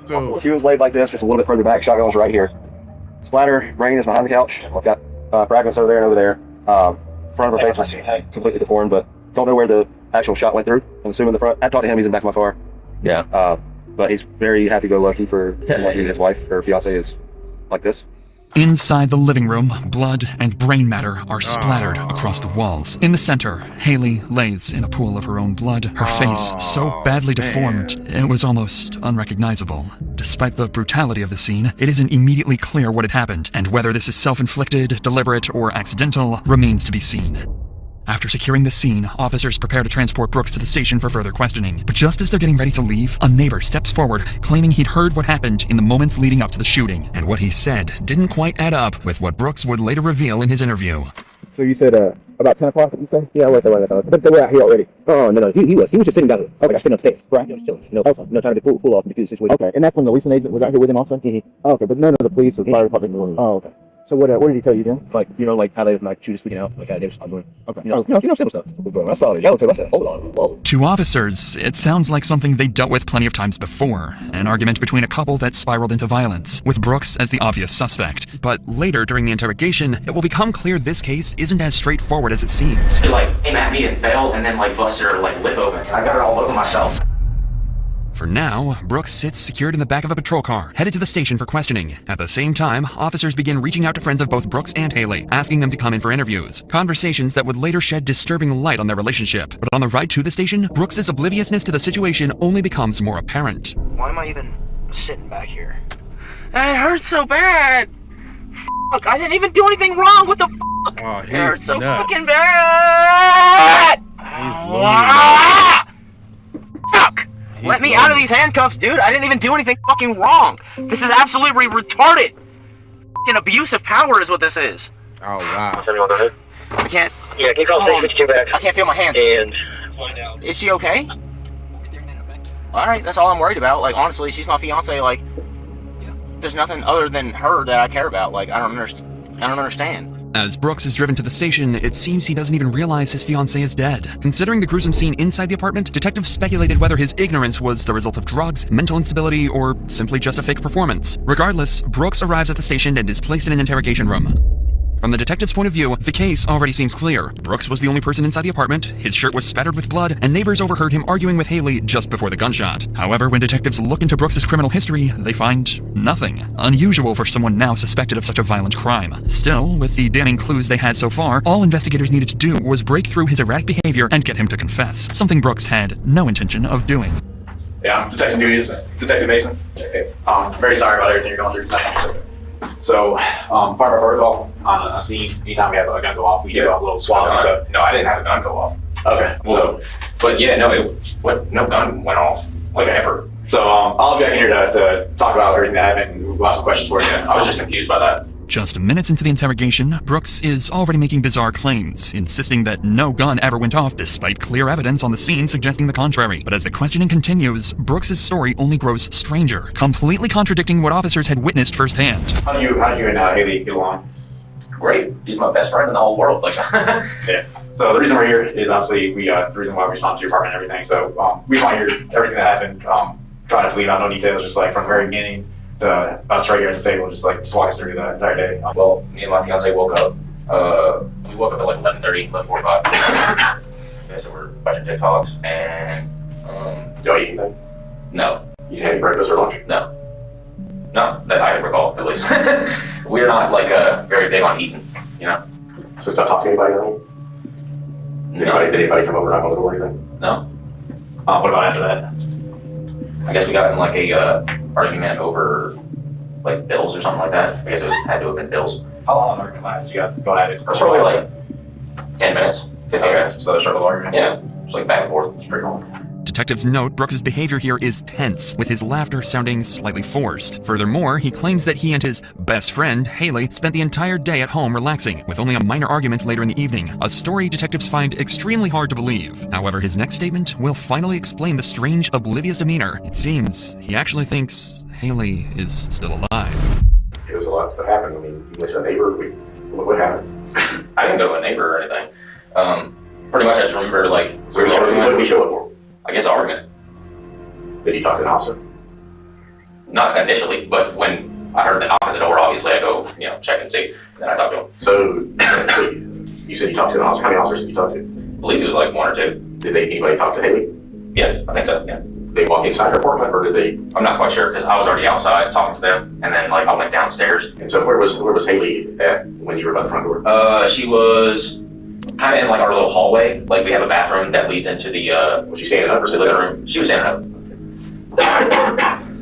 Brooks's statements leave detectives baffled. He insists that when officers first arrived, Haley was standing in their hallway, an impossible claim since both police and paramedics clearly found her lying dead on the living room floor. Were you drinking this weekend, or were you drinking today? Well, I mean, I've had like a beer or 2, but that was it. Like, so, yeah, it's not like I any type of out of it. Smoking weed or anything? No, I don't care. no, trust me, I don't do that. They were like, "What happened?" And I told them what happened, and they were like, "Okay, well, let me just get your hands on your back." And I was like, "Okay." Where was she? Like in the hallway, like in between, like the. You said she was standing up? Yeah, like in the hallway, in between the bathroom. What was she in need of? Huh? What was she in need of? She was like screaming at me, and she was like hitting me, and I was like, "What do you like need?" And then she like came at me and fell, and then like busted her like lip open, and I was like, I picked her up, and I was like, "Are you okay? Like what the fuck?" And she was like, "Yeah, I'm fine, I'm fine," and like started pushing me off, and I was like, "No, like come here, like are you okay? Like blah blah blah." And I started crying and shit because like I never really seen her like bleed like that. And I got it all over myself. So like she was okay for the most part. Like I was like, okay, I'm gonna go answer the door. She was like, okay. So I go answer the door, and it was police. Okay, so you're not under the influence of anything? No. I'm kind of confused. I mean, it was kind of confusing to start with. So do you have any weapons or anything in the house? Well, yeah, I own a shotgun. You didn't talk to anyone else besides this you and Haley argument. No one else came up there and talked to you. No one came in your apartment. No, you know we talked to the neighbors, right? Yeah, I'm sure you probably did. No, not that I remember. You're saying that a neighbor talked to me? Did you go to anybody's house? No. You're not going to doors? No. Why would I knock on someone's door? That doesn't even make any sense. As you might expect, Brooks's statements continue to baffle detectives, so much so that they begin to suspect he might be under the influence of something. But strangely, his barrage of bizarre claims made it nearly impossible for detectives to get a straight answer or a confession. And in the end, that would help him avoid a murder charge. But for now, detectives need to figure out if he was deliberately acting or genuinely impaired, so they decide to confront Brooks directly about what substances he had taken that day. So, what kind of beer did you drink tonight? Guinness. How many did you have? 1.5. Again, how much marijuana did you smoke tonight? No. I mean, are you under the influence of something, or do you think we're stupid? I can't figure out which one. Either one. I don't think you're stupid. I'm not under the influence of anything. I'm just saying, like, I don't understand why I'm even sitting here right now. You don't understand why you're sitting here? We have blood all over you. How did that happen? Yeah, because she busted her fucking face, dude. I told you. Was she standing up and crying on you? Yeah. She was? Yeah, and then she, like, sat down on the futon, and I was holding her like this. So when did the gun go off? What gun? Okay, you don't think games with it. What gun? The shotgun. It never went off. You can go test it for forensics right now, dude. I'm really, like, confused at why I'm even still sitting here. Am I free to go? No. No? Am I being detained? Yeah. Okay. For what? By now, detectives suspected Brooks was deliberately lying. He claimed Haley split her lip on him, denied any gun went off, and even insisted that she was alive when paramedics arrived. With each bizarre statement, it becomes clear that getting a confession out of Brooks was going to be nearly impossible. His story was scattered, contradictory, and at times completely delusional. So detectives paused the interview to collect gunshot residue from his hands and discuss a new strategy. That's when several of Haley's closest friends unexpectedly arrive at the station. Investigators immediately see an opportunity. If anyone knew the state of his relationship with Haley and what really happened that day, it was them. So I know you guys was Anchor Bar. Do you have any contact for that? Was it before Anchor Bar? Yeah, with the phone or anything. I called him just like while I got off work, just like, hey, what you doing? And then they said that they were about to have like a date night, and they were like, it'd be great if I could tag along. Then we smoked just one joint. Okay. So you guys get the Anchor Bar? They got Philly cheesesteaks. I ordered Bloody Mary. He got one drink and she got one. She tasted it. She said that she didn't like it. So he goes and he drinks hers. And he was like this over the table. There was a kid like looking at us, and I felt so embarrassed. I was like, yo, bro, you're like embarrassing me like this whole family, right? So I got in the car and I was just waiting for them. And she came out. He just pushed the table over. I'm so embarrassed. I can't believe this happened. And then she was like, they banned us. She said they banned us. We can never go back there again. What the friends reveal completely dismantles Brooks' story. Not only had he not stayed home all day as he claimed, he was out drinking, acting aggressively, and even caused a major disturbance at a restaurant, getting himself banned for life. But beyond just contradicting his timeline, their testimonies paint a far darker portrait of Brooks' relationship with Haley. She really loved him and really didn't want to give up on him, I guess. You know, he wasn't working, he was drinking a lot, but she was sick a lot, but she never talked to me about it. I mean, it was after the one incident where he hit her and was yelling at her and pushing her. Did she ever mention him, like, having a temper, being angry? Oh yeah, he definitely had a temper. And sometimes it was directed at her, you know, they would get into arguments and stuff, and sometimes it would just be at anybody. You know, he was constantly losing jobs, switching between jobs, you know, he would... Let's start off, just tell me anything that Haley said to you about Brooks that you think is concerning or might be relevant to this case. Just sort of the way that, I guess, he treated her, like, attitude-wise, just, like, he wouldn't let her borrow his car, like, he would make her walk to work every single time, like, almost like he valued the car more, almost. The relationship really took a turn for the worst, starting in, like, 2021. She showed up at the store when I was closing alone, and she was in her pajamas and her slippers, and she did not have any belongings on her. Like, she ended up staying with us for the night because when I tried to take her back to her apartment, the door had been locked and he wouldn't let her in. At a certain point, he started calling her dumb cunt, as if, like you call a person sweetheart. That was his name for her. Like term of Like, as in, dumb cunt, go get me a beer. That's off. There have been multiple times that she told me she was going to have to get a second job on top of working 40 hours in Rocket Fizz to try to make ends meet because he wouldn't get a job. Okay. But she was applying to jobs for him and he was getting interviews and refusing to go in. And do you think Haley was... No. Okay. She would have called me. Without a shadow of a doubt in my mind, she would have called me about that. According to Haley's friends, Brooks could be both verbally and physically abusive. They recalled him explicitly calling her a dumb cunt and described his short temper, often taking his anger out on Haley and, at times, even on his friends. He seemed to depend on Haley for everything, financially and emotionally, while giving little in return. Friends said Haley was patient and caring, but Brooks may have taken advantage of that. Now every detail seems to align. A toxic relationship that ended violently, and Brooks either genuinely doesn't realize Haley is dead, or he's deliberately pretending. To get an answer, detectives decide to test Brooks directly by breaking the news to him and carefully observing his reaction. They want to see if he's lying or if he's genuinely detached from reality. However, they had no idea just how badly this would backfire. Well, Haley's deceased. What? What the f*** are you talking about? What? What? Can you hear this? What? What are you talking about? Haley is this... Wait, you better not be lying to me right now, dude. I'm not about that. Bro, what the fuck? Are you serious? God, dude, what the f***? What happened? What is... you said she had a bloody lip and you were sitting on the futon and you were holding her. That was where we left off. What if I told you your wife was dead right now and then I was like, that's where we left off? You... Shut the up. I can't... Are you serious? She's actually gone? She's gone. And you know that. Shut your face, dude. Honestly, I'm so sick of you. You know that. No, the I didn't. Why the would I know that? Asshole. Fuck you. We know how she died. How? That's what we're asking you. How? How? Tell me. How? It's not the charades, man. Shut the fuck you. Fuck you. Stop the charades. My f***ing fiance is dead right now. You want to stop your mouth? I don't give a f*** what you think, buddy. I don't give a shit what you think. No, you're not. Nothing has been the truth. What's happened to her? Nothing's been the truth. Especially nothing out of your f***ing fat mouth. Before we arrived to the apartment, the police, she was already dead. What? What? Dude, you... We have to holograph from the machine or whatever. I'm telling you the truth. I don't know what the f*** happened to her. That's why I'm asking you. What the fuck happened? You haven't been honest with us this whole time. You just sit here talking. Okay, buddy. I mean, that's not honest. Where do you get detective lessons? You haven't been honest. Okay. Okay, sure. Yeah, I haven't been honest. I'm honest? You just fucking fiance was dead! And you wanna tell me I'm not being honest? You go fuck your mother, mate! You go shut the fuck up! You tell me I'm not being fucking honest one more time again. I'm telling everything I know! I cannot stand you! Okay. What the fuck? Dude, shut the fuck up! Don't even talk to me, dude! Get the fuck out of here! Just go. Just go. Let me have the good cop. Fuck off. Everybody you talk to people at night. Oh, I talk to people? Sure, buddy. Two. Okay, give me a name. Give me one person. Neighbors. Neighbors. Wow. No. Yeah. No.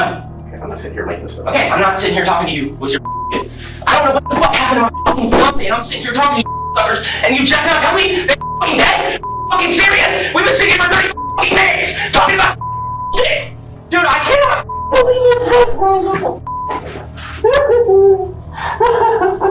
a good actor.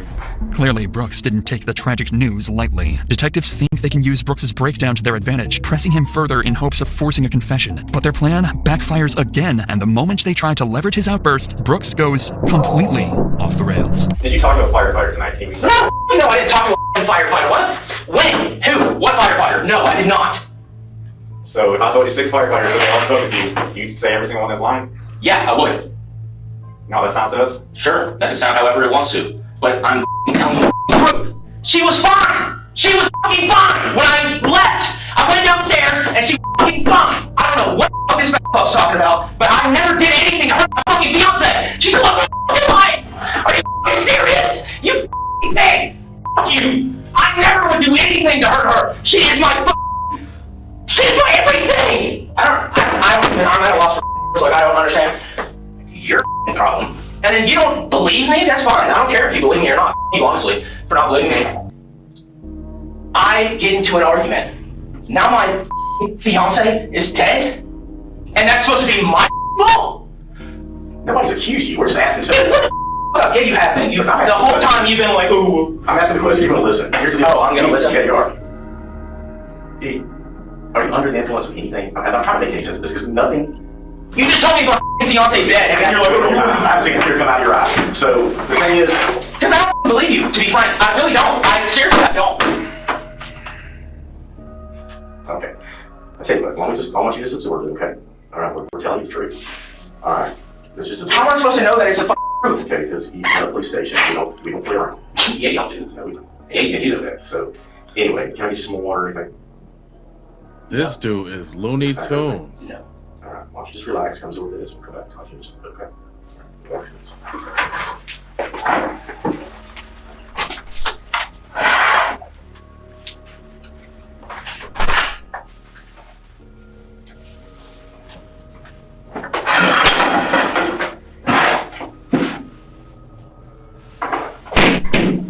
Ooh.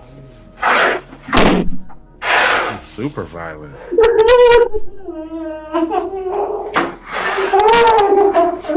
Here go the tears for you.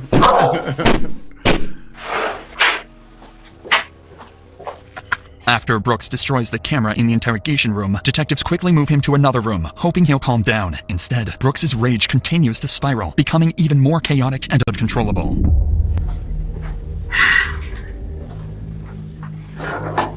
Just relax. All right. You think I fucking had something to do with my fiance? I don't want to fucking talk to you guys anymore. I'm done. I'm not fucking talking to you guys. I'm done.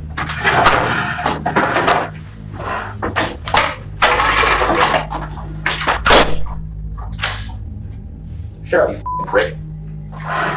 Yes.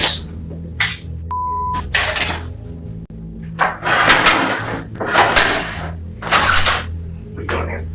Took my shirt off. It's getting hot here. You got a problem with that? Don't damage anything, it's okay? Did I damage anything other than a plastic cup? Okay. Yeah, I didn't. So, off. Brooks goes on to rampage for another hour, forcing detectives to eventually end the interrogation.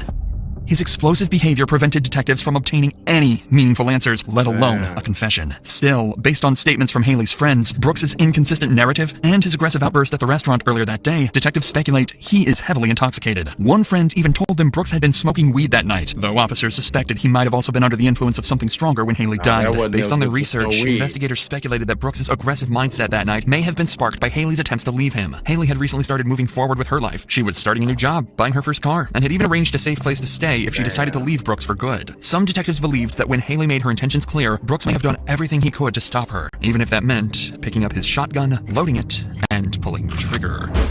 They also speculated that afterwards, Brooks tried to conceal evidence, joke with the officers, and spin lie after lie, all to avoid the consequences of killing the woman he claimed to love more than anything.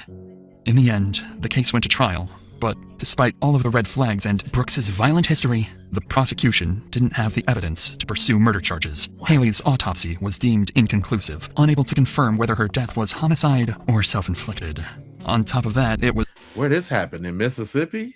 reported that key forensic evidence was mishandled and investigators failed to test Haley for gunshot residue and only tested Brooks. Even then, his hands were reportedly swabbed after he had time to wash them, rendering the results essentially meaningless. That mistake gave the defense room to argue Haley may have pulled the trigger. If her hands had shown residue, it could have supported a theory of a self-inflicted death, but if her hands had tested clean, it would have strongly pointed to Brooks as the shooter. Instead of facing a murder charge, Brooks was tried on lesser offenses, concealing the death of another, making false statements, and interference with government property. In November of 2024, a jury found him guilty, and he was sentenced to 11 years in prison. With time served, Brooks Cleary is set to walk free in 2033.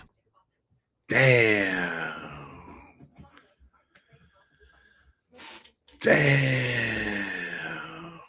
That was bogus right there, cuz he gonna do that again. He's definitely doing that again. We're gonna see another one of him on this joint again. I appreciate. I'm glad you found my page too. Thank you. Hit the subscribe. Make sure y'all hit that like. I guess we kind of on a marathon. Y'all been sprinkling me with jewels and cash apps and all that, and I really appreciate it. But these are some really good cases, man. Man, oh man. Oh my gosh. All right, I got one more. It's a short one though. It's a short one, but it's good. It says driver says his brakes failed at 118 miles per hour in a crash. Jeez. So you're saying your brakes failed? Yes.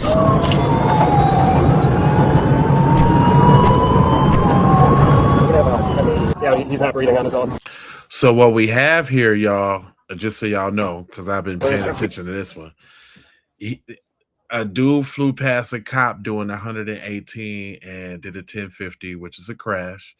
And he's claiming that his brakes didn't work, but we should. I haven't even called her yet. I've been scared too. You talked to anybody since being in here? No, I'm scared. I've always been a good kid. This is out of me. I'm sure somebody out there would want to be able to hear your voice and know that you're okay. My buddies just wanted to go to the mall to go shopping, convince my woman to let us take her car up there. That was a bad mistake.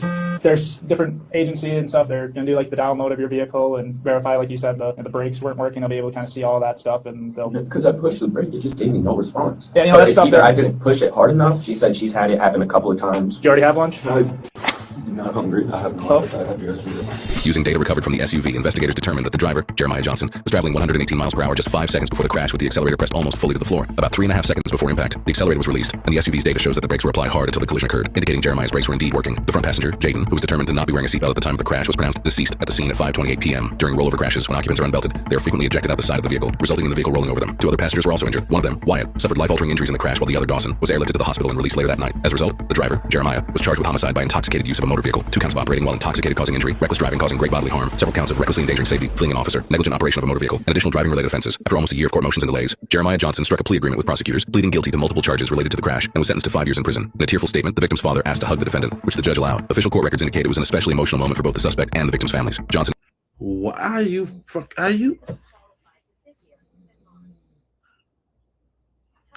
5 years, man. 5 years, dude. Thanks for the jewels, TM33. 5 years, man. That just don't seem right, man. It really don't, man. 5 years seems like nothing, man. That's not even fair, man, to the family. Or 5 years, dog. Damn. All right, so we're gonna try something different though. Now let's do this. Let's do this the PDF one. Said this one say racist dad plans to meet a 5-year-old, goes horribly wrong. Get on the fucking ground! Get on the ground! Get on the ground! Get on the ground! No, get on the fucking ground! Your face goes on the fucking ground. Put your hands behind your back. Don't fucking move.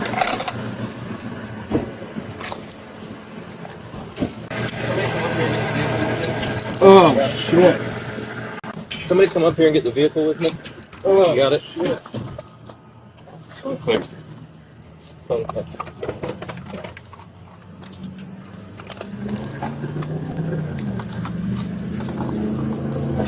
Oh,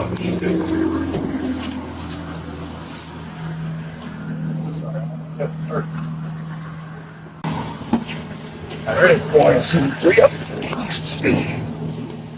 All right, stay right here. Maybe come up against his own car. I'm gonna park this over there out of the way. Okay.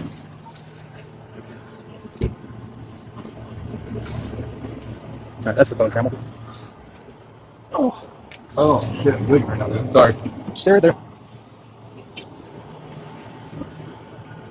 I'm 1012 with the phone if you want to send a confirmation. Is there any way I can call my wife? No. No? Nobody even knows I'm here, man.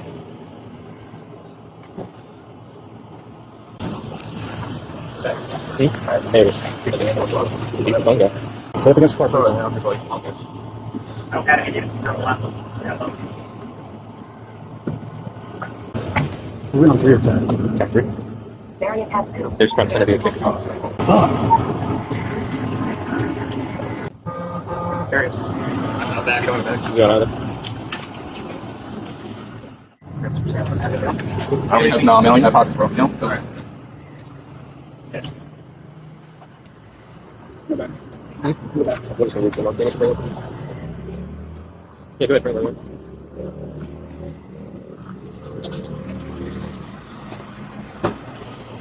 Stay right there. Nope. You don't got no pockets. All right. Straight legs for me. I know you said no, but there's really no way I can call my wife. So how does this, I mean, when I get there, am I able to get a phone call there or anything? 54 still watching the phone. Mike has it, we're trying to. It's open up to maps right now, so I don't know if it's going to show up or you haven't felt the vibration or seen a notification. Me? With this? Yes. I'm the not tech savvy guy. Yeah.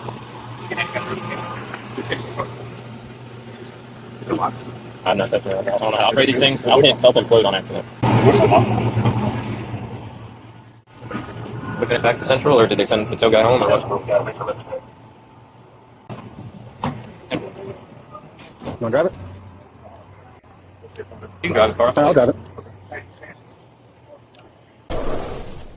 Hello. Hi, I'm Detective Mary. This is Agent Camacho. I'm with the Sheriff's Office. He's with the Ohio Police Department. We're here about some interesting stuff for tonight, for as why you're here. So we're just kind of going to get some initial information first, and then we're kind of going to dive into it if you're wanting to do that. Okay? All right. So what is your first name? Terry. Okay. Okay. And what's your date of birth? 89. Okay. And you live in Summerfield, so you live in Marion County. How long have you lived here? Since 2016. Okay. In Marion County. I had an address before that in Marion County, in Summerfield. Okay. I've been at this address since 21, I think. Okay, but you've lived like a local here Yep. since 2016? Okay, gotcha. Do you work around here too? I do. Where do you work at? I work at Preferred Materials. Preferred Materials? Preferred Materials, yeah. What is that? It's a ready-mix concrete. Oh, like they make concrete. I drive a concrete truck. Oh, okay. Yeah. I love concrete trucks. So, do you live alone at that house? Or No, no. No? I live with my wife and 3 kids. Okay. What's your wife's first name? Oh shit, my bad, y'all. I ain't mean to do that. I'm tripping. I'm fucking doing some other stuff. Of what happened with this young lady. Hold on. Was that the right one? Oh my god. My bad, y'all. Hold on.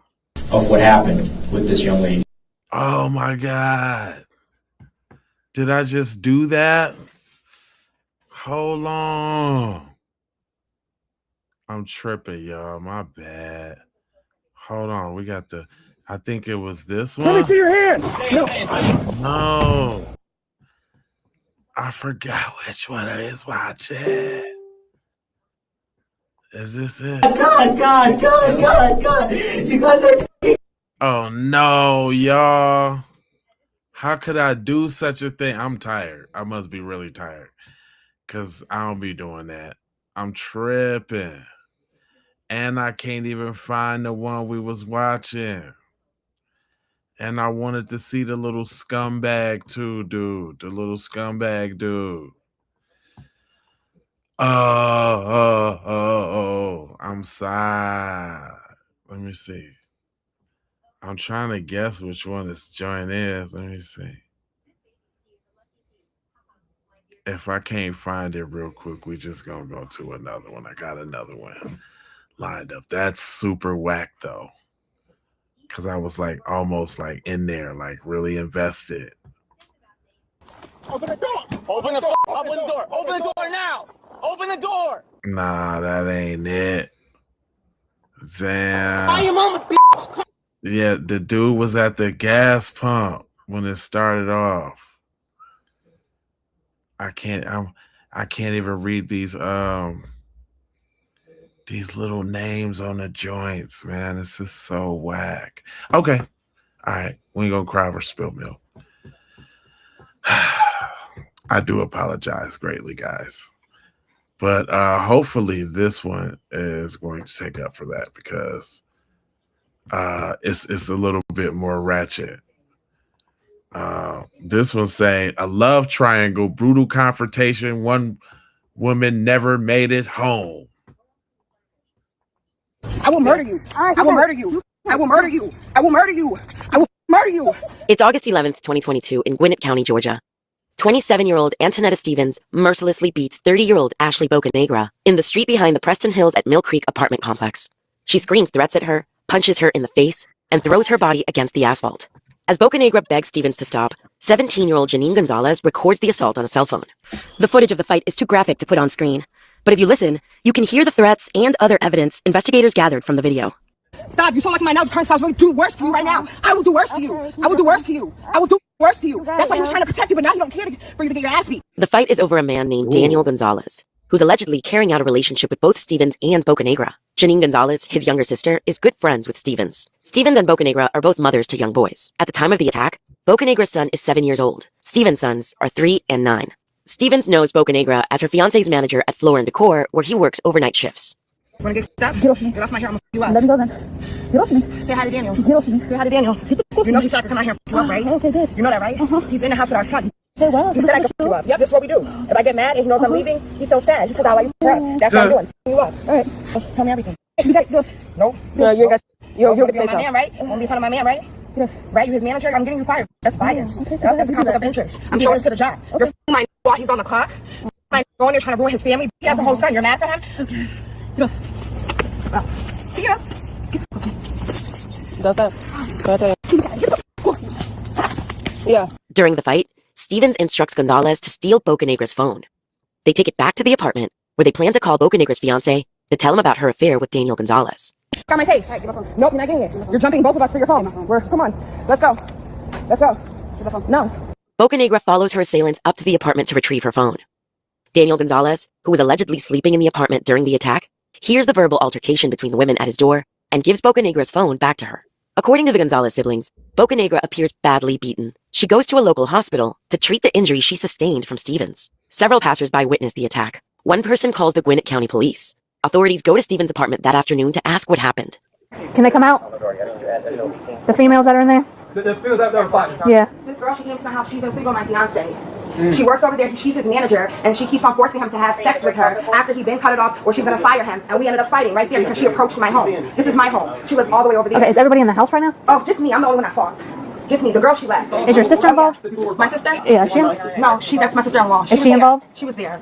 Are you two arguing? Or are you No, guys? we're not arguing. Okay, so let's go inside. The female that he's been sleeping with. Him? Yes, my fiance. That I've known for 5 years. Okay. We moved here together from up north. He works at Floor & Decor. He's been sleeping with his manager. And that she was here? Yes. Okay. And I've been feeling it for some time now. Okay. Yesterday I'm walking to Quick Trip. I see them walking together. And you're a woman. You know our intuition. I know that's the girl. I seen her. We argued yesterday. He broke it up. It was fine. This morning now, she's calling, text him, saying that she's going to be coming here. I waited for her. Stevens admits to waiting outside the apartment complex for Bocanegra to arrive, but she conveniently leaves out one crucial detail. Stevens lured Bocanegra to the apartment by posing as Daniel Gonzalez in a series of text messages. Where's she at? She's over at the park. Hold the phone down. By the what? By the pool? Oh. All right, bro. Where are we going? Look at her right there, right there. Oh, that's what. That was me. You know me. By that evening, Gwinnett County Police receive a call from the hospital where Bocanegra checked in. She needs to be transported to a different hospital for surgery. Jack, Unfortunately, what's up, Mom? her injuries are too severe. The 30-year-old New York native and mother to a 7-year-old boy dies before they can operate. Upon receiving the news of Bocanegra's untimely death, Gwinnett County detectives make their way to the Preston Hills at Mill Creek apartment complex. They're looking for Stevens and Gonzalez. I know, that was the girls that were walking. They went to Quick Trip. Hey, I'm Detective Carter with Gwinnett County Police. Are you your intimate? Yes, hi. Hey, this is Detective Poppy or Sergeant Poppy. Hi, nice to meet you. We know that there was like an incident that happened earlier today. Has anyone called you about it since? No. Was somebody supposed to? Well, we just got another call about it. So I guess the girl went to the hospital and she died. She died? She's dead. So, but we know that there was like an altercation that happened beforehand. And that was mutual and she came here. Yeah, we understand that. I go live every day. To kill anybody. Yeah, I'm not that person. I get it. Yeah. But because of that, we have to kind of talk to you guys Every about a formal night. statement. Sure, okay. Wow, I'm so sorry about that. That was not my intention. I've been mentally going through a lot. I have bipolar depression and I'm just going through a lot right now. And, you know, I came here from up north with my fiance. That's him. Hey. I came here with my fiance. Yeah, so I came Are you the here, sister? The yeah, sister? Okay. sister. I came here with my fiance to start a new life, buy a house, everything like that, and I never expected him to basically cheat on me with someone at the workplace. You know what I'm saying? So we would like to get like a formal statement. So we're going to ask that you come up to our headquarters and talk to us. It's just right up the street. Okay, all right. I hear kids. Is there someone else here? That can, there's someone here with them? Yeah. Okay. Once Stevens and Gonzalez arrive, the women are placed in separate interrogation rooms where they wait for Detective Araya and Detective Carter. Just looking over basically, since I wasn't there, and I'm playing catch up basically. So what happened? So like, let me start to where it leaded. Okay. Okay. So like, since I've been down here, they haven't been on good terms. So you know, arguments back to back. So like, we just came back from Florida like not too long ago from her mom's wedding, and we left on bad terms with everybody because my brother got into a incident with her stepdad. So ever since that happened and we left Florida, it's just been rockier. It's just been worse arguments. So yeah, sorry, I just couldn't. You're fine. Okay. Yeah, I looked up earlier. Okay. So like they're arguing or whatever. So my brother, him being a man, cheats. Like always, he's feeling less than he thinks he'll get to. So he tells me. So he tells me who's he cheating with and stuff. Now, me and my stepsister, not my stepsister, my sister-in-law, we're very close, like so close, like you understand. Like she's more of a sister to me than my brother's a brother to me, you know? Okay. Yeah. Very So close. like we're very close. Yeah. So once he told me, I was just like, ooh, I want to tell her. The girl code. you have Yes, to. right? So especially right after he told me what he was doing, he wanted to do it with her. So I was just like, I'm about to tell her. 2 days prior before this day, we were just chilling, she was working, and Daniel did something to her to make her upset. So we were talking or whatever. And I was just like, oh, I forgot to tell you. No, I didn't forget, but I still, So I was like, told her what happened. He explained what she did or whatever. She was like, oh, really? And she goes to that whatever. I'm like, don't tell him that because he's going to be mad at me. Right. Okay, so after that, he explained how the girl looked to me though. And, curly hair, Puerto Rican, skinny girl. So I was like, okay. So then I explained it to Janetta. So the next day after that, we went to the store. Last night. We went to the store last night and we were walking to Quick Trip. Quick Trip is right there, I thought y'all walked earlier. Yeah. I thought that was you guys. Okay, so we walked to Quick Trip. As we're walking to Quick Trip, the both of them are walking together from Quick Trip.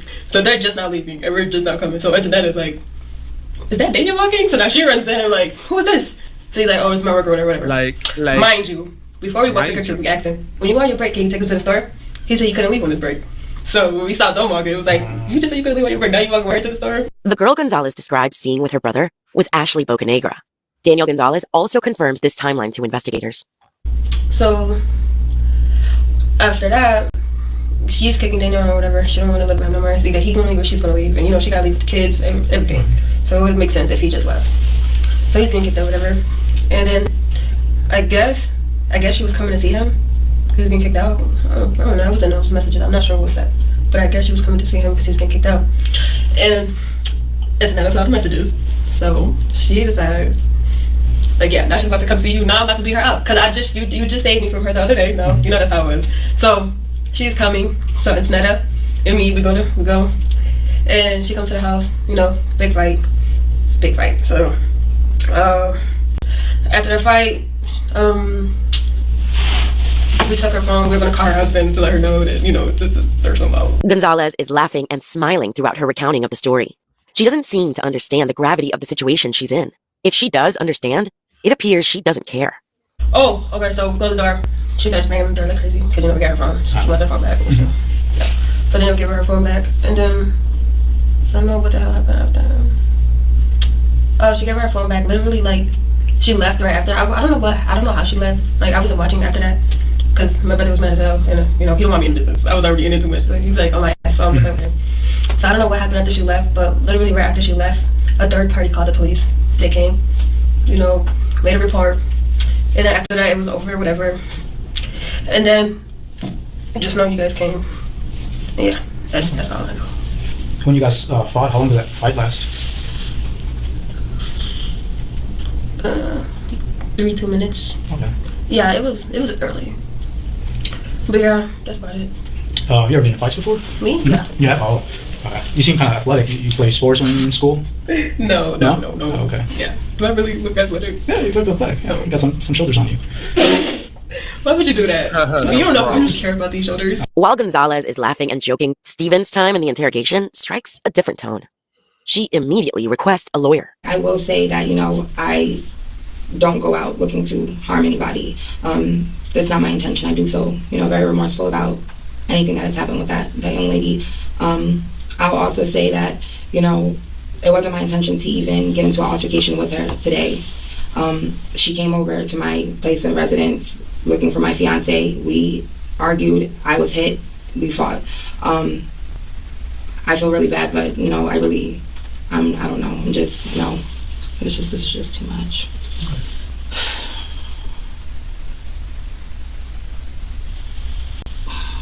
You okay? No, I'm not. I'm just, I have kids. I don't know how to feel, man. I've been going through too much. 17-year-old Gonzalez is willing to share much more of what happened with investigators. So tell us about that. Like, how did it happen? It was very vivid. It happened so fast. Fights are just like a blur when it happens. But where was she? I know you said earlier she came looking for him. She came because he was getting kicked out, and she wanted to be a little writer. Mm-hmm. When she knows she was searching and she got a husband at home, like, girl. I know she's breaking up a happy home, but where was she at? Like, no, she has a husband as well. Yeah, no, but where was she at? What do you mean? You said she came and looked for him. Where was she at? How did y'all make contact with her? Through messages. Where did you meet up? She was in our complex. I guess she lives like right near us. Look at her right there. Oh, that's why that was me. Yeah. Like, I think, like, there's, like, two sides of the complex. Like, you know that hill? Yeah. It goes around, and, like, when it goes up and around, there's another complex that looks just like the same. Mm-hmm. So did she knock on the door at first, or you guys just saw her outside? Outside. She didn't knock. She didn't get the chance to. Okay. Because, like, oh, yeah, you got this coming. I'm about to be around. So, yeah. Did you guys start yelling at her before you guys approached her, or how'd that go down? Yeah. Yeah. Tell us about that. It wasn't really all. Yeah, it was like, yeah, you can't see my. And then it was just fine at that. She knew what it was because she got ready to, and it was just fighting. Who was fighting? The girl at the other. Everybody? No. Girl, you didn't get on in? No. Like, yeah. Of course you did. I know you did. Just a little bit. You guys, because like you said, that's your homegirl. Yeah, yeah. Tell me about that. How that happened. I didn't go crazy though, because she's small as hell. Like, you're enough already. I don't need to be punching her, dragging her. I don't need to do all that. I'm good. Like, in the beginning, she got on the floor. And I kind of like dragged her just a little bit. Just a little bit. And then I stopped. I was like, it's hard to get adrenaline going, Yeah. I was just like, okay, let me stop. And then they're just like, and yeah. Just a little hits. I didn't really fight her. That's just crazy. What made it stop? I don't know. I don't know. That's a weird question. I never know. Was she saying anything, or Ashley? I mean, no, she was just. I never. Out of all fights I've been in, I never saw somebody talk during a fight. Like, while you're gonna be up talking. I never was like that. What was she saying? She was just talking. Oh, he doesn't want you. That's why he's not just like that. Yeah. Down there. And then like, it was just such a weird fight. Like she just kept on talking. She was like, "I'm doing sister," and it was just laughing outside. It was just weird. She was a weird person. You said she said grab the phone. Yeah. Antoinette said grab the phone. Yeah, I grabbed it. Okay. When she was talking back, while she was getting beat up, like how that make you feel? All the stuff that she was saying. Like, I don't even care. She's angry. She's mad. Because like, she was. Listen, I don't get bothered by people who talk stuff. You gotta like really do something to me, you know. She was talking about your brother though, and your sister. Yeah, but it was just like so. Thank you. So you weren't mad? You was just nonchalant, just like whatever? Yeah, I can't be that mad now. Come on, she knew what it was. You're gonna talk regardless. It's a fight. What do you expect? So I'm just like, I've been in multiple fights, big fights they brought. So you were just standing over them as they were fighting? Yeah, I'm just like, what? But then I walked away. Damn, was mad as hell. Like I said, every time this me getting into business period, he gets angry. I don't got time for him. Yeah. But he was sleeping when the fight was happening outside, right? Because you said that she woke him up. Yes, she did. By she, you mean Ashley, right? Who woke Daniel up? She did. Who's she? Antonetta. Okay, so you guys were outside fighting? No. We woke him up when we knew Ashley was coming. And then we was like, yeah, like she's about to get beat up, but now you're getting kicked out. She thinks it's okay to come save you. Like, who is she? You haven't been together for how long? Like, that was weird. So yeah. Daniel, you're outside. Use your phone right there. And I recorded it. In the video recorded by Gonzalez, Stevens can be heard telling Daniel Gonzalez about what had just occurred outside. It appears that this is when he's woken up, just before Bocanegra follows them to the door. How did you guys find the messages again? His phone. Okay, did you find it or did she find it? She found it. Antoinette? Okay. How did she, like, where were you at? Did you come, how did that happen? She came to me, we were reading messages. And we were like, yeah, that's the girl that we just saw. Yeah. Yeah. Did you guys text her? What do you mean? Did you guys send messages to her? No, we don't got her number. No, I mean from his phone. Oh, from his phone? No, I don't think so, no. Okay. You sure? Yeah. Because you messed up your story a little bit. I already read the messages. You messed up a little bit. What was the messages? He wasn't getting kicked out. Oh, yes he was. I don't know. What the hell? I didn't. I only saw the messages where he was cheating. So I'm not sure if anybody texted her. For sure? You know? Yeah. So Antoinette just sent the message I'm first? positive myself. I'm positive. But yeah, I don't know if there's any messages sent to that lady. Because I can't say I didn't know if there's messages sent. You were with her when she was like, texting she her. have come. You were still with her when she was texting her. I know you guys were sending messages. She already told us you guys were texting her. Yeah, but I don't know what said. So she was just texting her. That's why I said we were getting kicked out. I don't know what was said. So you didn't send the messages, she just sent the messages? Yeah, because I don't know what was said in those messages. But I know from seeing them arguing, he was getting kicked out. Okay, so you didn't see no messages, Antoinette just told you about it? And then No, Antoinette was texting her? I saw the messages where he was cheating. What did those say? I'm feeling you, falling for you, something like that. Hurting each other. And that's when Antoinette showed those. She showed those to you, and that's when she started messaging her. Yeah, she showed this to me, and then she sent a message to her. Antoinette sent the message to Ashley. Well, yeah, I guess. Did she tell you what she was sending? Like the words? No, I don't know what she said. Maybe you better know something. You knew she was outside. But I did know she was outside. Of course, I knew she was outside because she about to go fight. I'm coming with her. But earlier in the day, she didn't know that she was walking into a fight.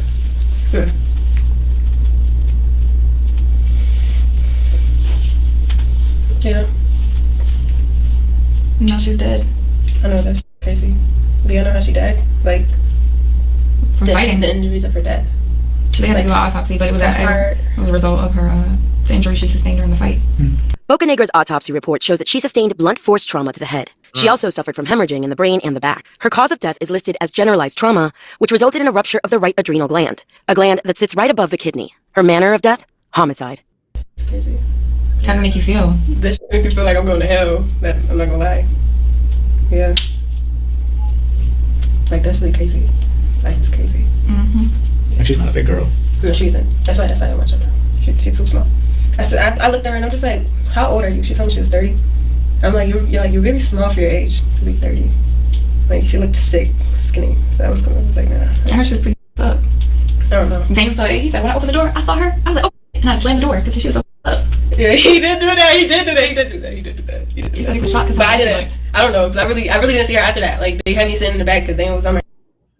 Detective Araya and Detective Carter already spoke with Daniel Gonzalez back at the apartment complex. While his fiancée and sister were being escorted to the police headquarters, Daniel Gonzalez shared what he knew with investigators. Listen, we'll come back here and talk to you. I understand you got kids, so we'll just leave you here for now with your kids. We're going to take her up and talk to her, and your sister's going to go. So just 2 cars, so 1 more car, that's it. And then we'll go from there, okay?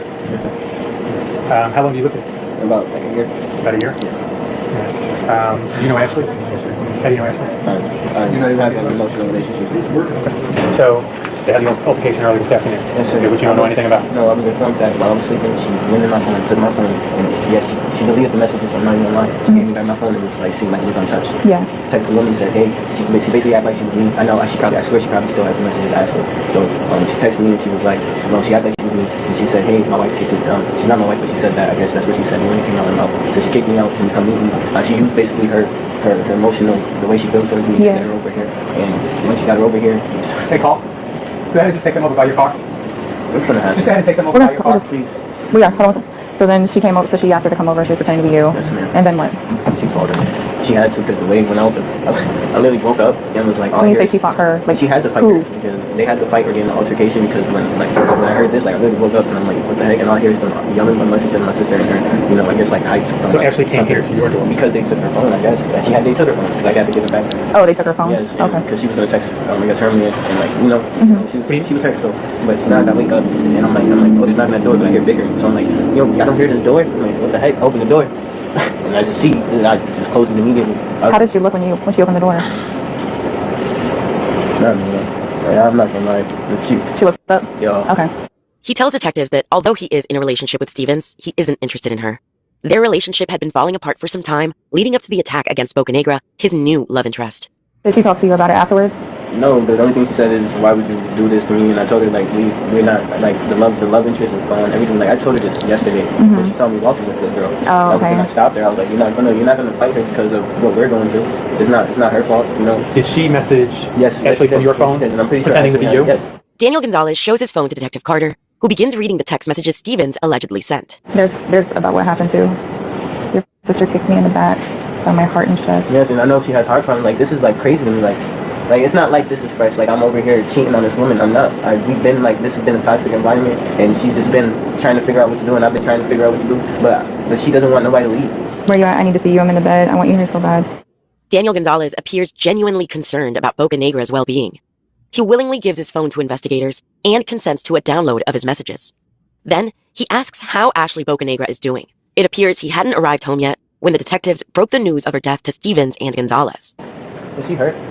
Let me see her. Like, real bad? So honestly, I'm not gonna make a show. I'm not gonna go and yell. I'm not gonna go call her. I just want to know. Well, yeah, we got a call from the hospital a while ago, and she actually passed away from. Bro, stop playing with me, please. Seriously. Please stop playing with me. Please stop playing with me. Sit down. Shh, breathe. Breathe. Please stop playing with me. I can't Breathe. Look at me. Always. Daniel Gonzalez, obviously distraught, leaves the walkway and enters his apartment. Detectives follow him. I felt the hole in my heart as soon as she left. That's crazy. One tragic and brutal murder. 3 staggeringly different reactions from everyone inside the apartment that day. By the end of their interrogations, the women behind Ashley Bocanegra's violent death received identical charges. Robbery? What? Robbery? Yeah. We didn't steal her phone. We took it so she could come to the house. Oh, you took it? Yeah, she got her phone back. I told you she wasn't leaving unless we gave her back her phone. We just did it so we could call her husband before we changed our mind. Okay. She had phone jail. She got her phone back. She said it was okay for you to take it? No. Okay, yeah, that's a robbery. The other charge is murder. Murder? Yep. You need charged with murder. Me? Yep. That's too bad. That's deep, right? Yeah, that's insane. Yeah. No. What? Murder? I put laid hands on her. All I did was pull her hair. Antonetta Stevens and Janine Gonzalez are both taken to the Gwinnett County Jail. While they're being booked, Daniel Gonzalez is at home with his 3-year-old son. What did you do, Nick? What did you what? That's all I want to do, even if I'm not Okay, yes, definitely watch SpongeBob. 3 young boys are now left without a mother to care for them. Antonetta Stevens and Janine Gonzalez are each currently serving 20 years for voluntary manslaughter and robbery by force at Arendelle State Prison. Their maximum sentence release dates are both set for August 2042. Damn.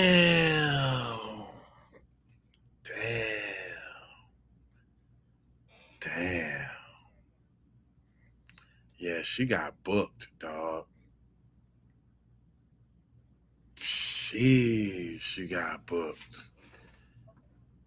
Well, it's over 1,000 of y'all up in here, man. If y'all like this crime, I do this like almost every night, man, and I do other stuff during the day. So tap in, you know what I'm saying? Bring your opinion. Please like, share, and subscribe. And I promise I'll be back tomorrow for y'all, because I'm Jay Lava and I scour the internet so that you don't have to. And all you got to do is sit on back. You know what I'm talking about? It's a bunch of y'all up in here, man. Come on, everybody hit the like and everybody subscribe. I should have 1,000 subscribers. I should have over 1,000 subscribers right now, because all of y'all up in here. So come on, let's get to that, man. It's a whole 5-hour stream, dog. Come on, nah. Bree, thank you. I appreciate the jewels and all the love. You know what I'm saying? TM33, I see you in there. Shout out to my mods and my members that have been manning the batten down the hatches. Also, thank you. Oh yes, everybody, I appreciate y'all going hard for the kid. You know what I'm saying? Going hard for the boy. I just be trying to get the people what they want. That's all. That's it. That's it. So I can't wait to see all y'all tomorrow. So make sure that you put the bell for notifications on too, so that you can be alerted every time I go live with the crime. Oh yeah. Okay. If y'all want to sprinkle me a little bit, Irish, I appreciate that. Thank y'all for the support. I won't leave so fast. If y'all want to sprinkle the boy a little bit, put a little sprinkle on now, I'm cool with that now. Yeah, you can put a little sprinkle on there for me, man. Nah. Hey, I'm gonna be me, but I got a bunch of characters too that that I'm gonna slowly work in there. Y'all go, you slowly go get these characters. But I appreciate you now socking it to my pocket now. Put a little love in my glove. You understand what I'm saying? Everybody from up top, you know what I'm saying, on the east, you know what I'm saying, in the Midwest, on the West Coast. We got Hawaii. We got across the pond, you know what I'm saying? JC, all right, you just came on in to the fold. That's what's up now. On the stomp down side of the game. Matter of fact, the channel do got a membership too. You know, if y'all really want to show some love and make sure that these lives run right, you understand? You can become a member. You know what I'm talking about? Or if you're really about it, you know, like Master P shot it, then you could put a little something on that cash app at the bottom. You understand what I'm talking about? It's real simple. Just for the little work that I do, you know. For you know, the way I kinda get on in there, you know. J Man, all right, you came on there. Northwest, Tacoma in the house, you know what I'm talking about. Yeah, that's crazy how that girl did, man. Didn't nobody put no fat on her head, boy. She she she was a one can short of a six pack, Jack. I'm trying to tell you. Nothing but love, Jack.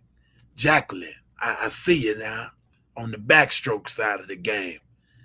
I got you. I feel the love right here in the heart valve, right there. I feel all the love, baby. I appreciate you there. Some of y'all getting your morning started. I'm about to crash. I'm about to crash. This ain't the longest stream I done though. If y'all just hopping on, I did a 9-hour stream like last month. Now my goal is to do a 24-hour stream.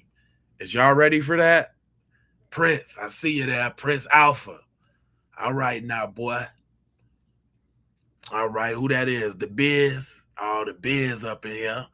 Everybody tapping in, showing some love. Yeah, I'm trying to do a 24-hour stream.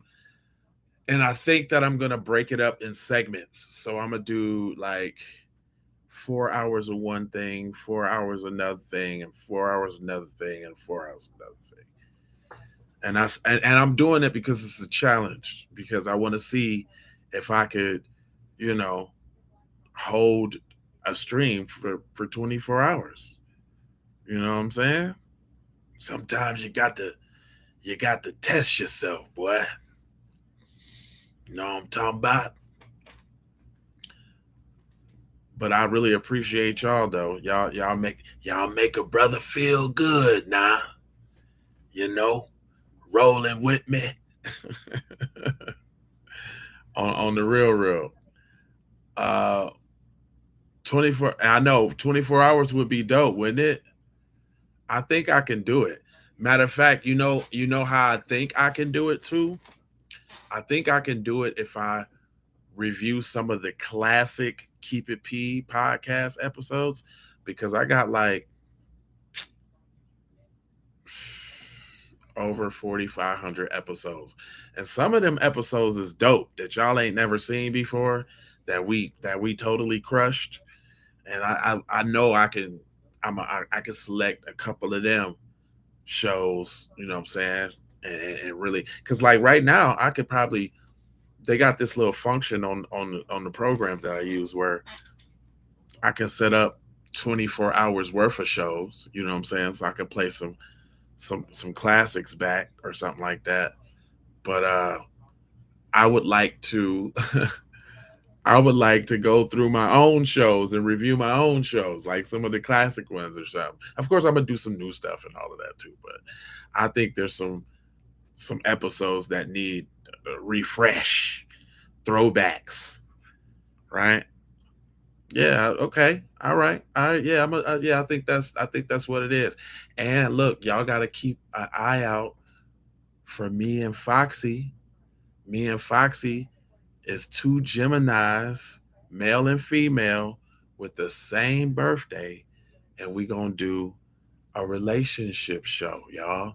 And we're gonna do it at night, preferably Friday and Saturday night. So instead of doing the crime that night, we're gonna do the relationship joint where we're gonna allow people to call in. I keep forgetting to do the call in. I swear tomorrow I'm gonna let y'all tap in. Matter of fact, what I gotta do, Willie Lynch and some of our other mods, I gotta give y'all the link so that y'all can pin it, or maybe I'll just pin the link to the top of the chat when I set it up to make it easier. So you know what I'm saying? Because I know y'all got other duties and other stuff to look out for. So or maybe I need to give y'all the link for the products and t-shirts or something. That kind of advertisement might be nice. But anybody got any questions before I go? Shit, we had over 1,000 people in here. A lot of them dropped off, so I would imagine that y'all the ones that's really rocking with me. Any questions before I go? I'll do a little Q&A. I got a couple minutes. Got a couple little ticks.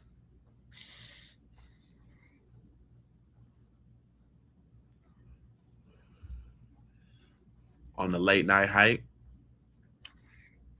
I was built for this. Straight up.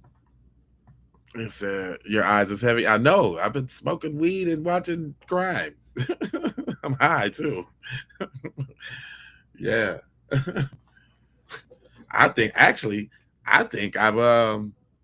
fared pretty well with the amount of time that I went. Usually when I go late, I don't smoke or nothing like that, so I can stay up and get some juice, or I mean some caffeine or something like that. But when election live for today, somebody said I needed to do a live during the daytime because they be at work. So I was thinking about incorporating a 12 o'clock live. But y'all know me, I usually go live at 3, 5, 7, 9, and 11. And between, y'all know I go live between 3 and 11. Now, if something happened in life and I don't get to do my earlier during the day joints, then I'm definitely going to hit you with a nightcap, even if it ain't nothing but some crime. You're going to get something. Because I ain't like how I felt the other day when I didn't stream, when I took a day off. I can jump on here and do something for an hour at least. So I'm trying to, and that's why I'm trying to whittle down this time. I think 3 o'clock is my normal time. I'm trying to stream by 3 o'clock every day. And then, there's multiple streams after that. But somebody said I need to go a little bit earlier, like 12 o'clock. So I'm going to try that today. It ain't too late. I can still get a bunch of winks. All I need is about 5 hours. Yeah. Oh, I got to take my daughter to her interview in the morning at 10. All right, let me go to sleep because I'm going to probably only get like 4 hours of sleep. But I'll be back at it. And I love y'all. I appreciate you. Thank you, everybody, for the super chats. Thank you, everybody, for the jewels. And thank you, everybody, for the cash apps. Y'all already know what to do. I ain't gonna hold you, but I'm emoji fold you and scold you about being on code. And you know, I got 4 words for you. I need you to go ahead and subscribe for the vibes. If you have not already, like for the spike on the algorithm. If you really gangster, you'll come back on some of them posts and give me a hype. You get 3 hypes a week. So make sure spend one of them joints with Jay Lava on the video. Comment your vomit. Most of y'all been doing that, but and more importantly, share if you care about getting Black empowerment everywhere. Please do that on the platforms that we are on, Jones. And just to bring it on home, I got love, peace, blessings, and aloha out the Doha. Sleepy as hell.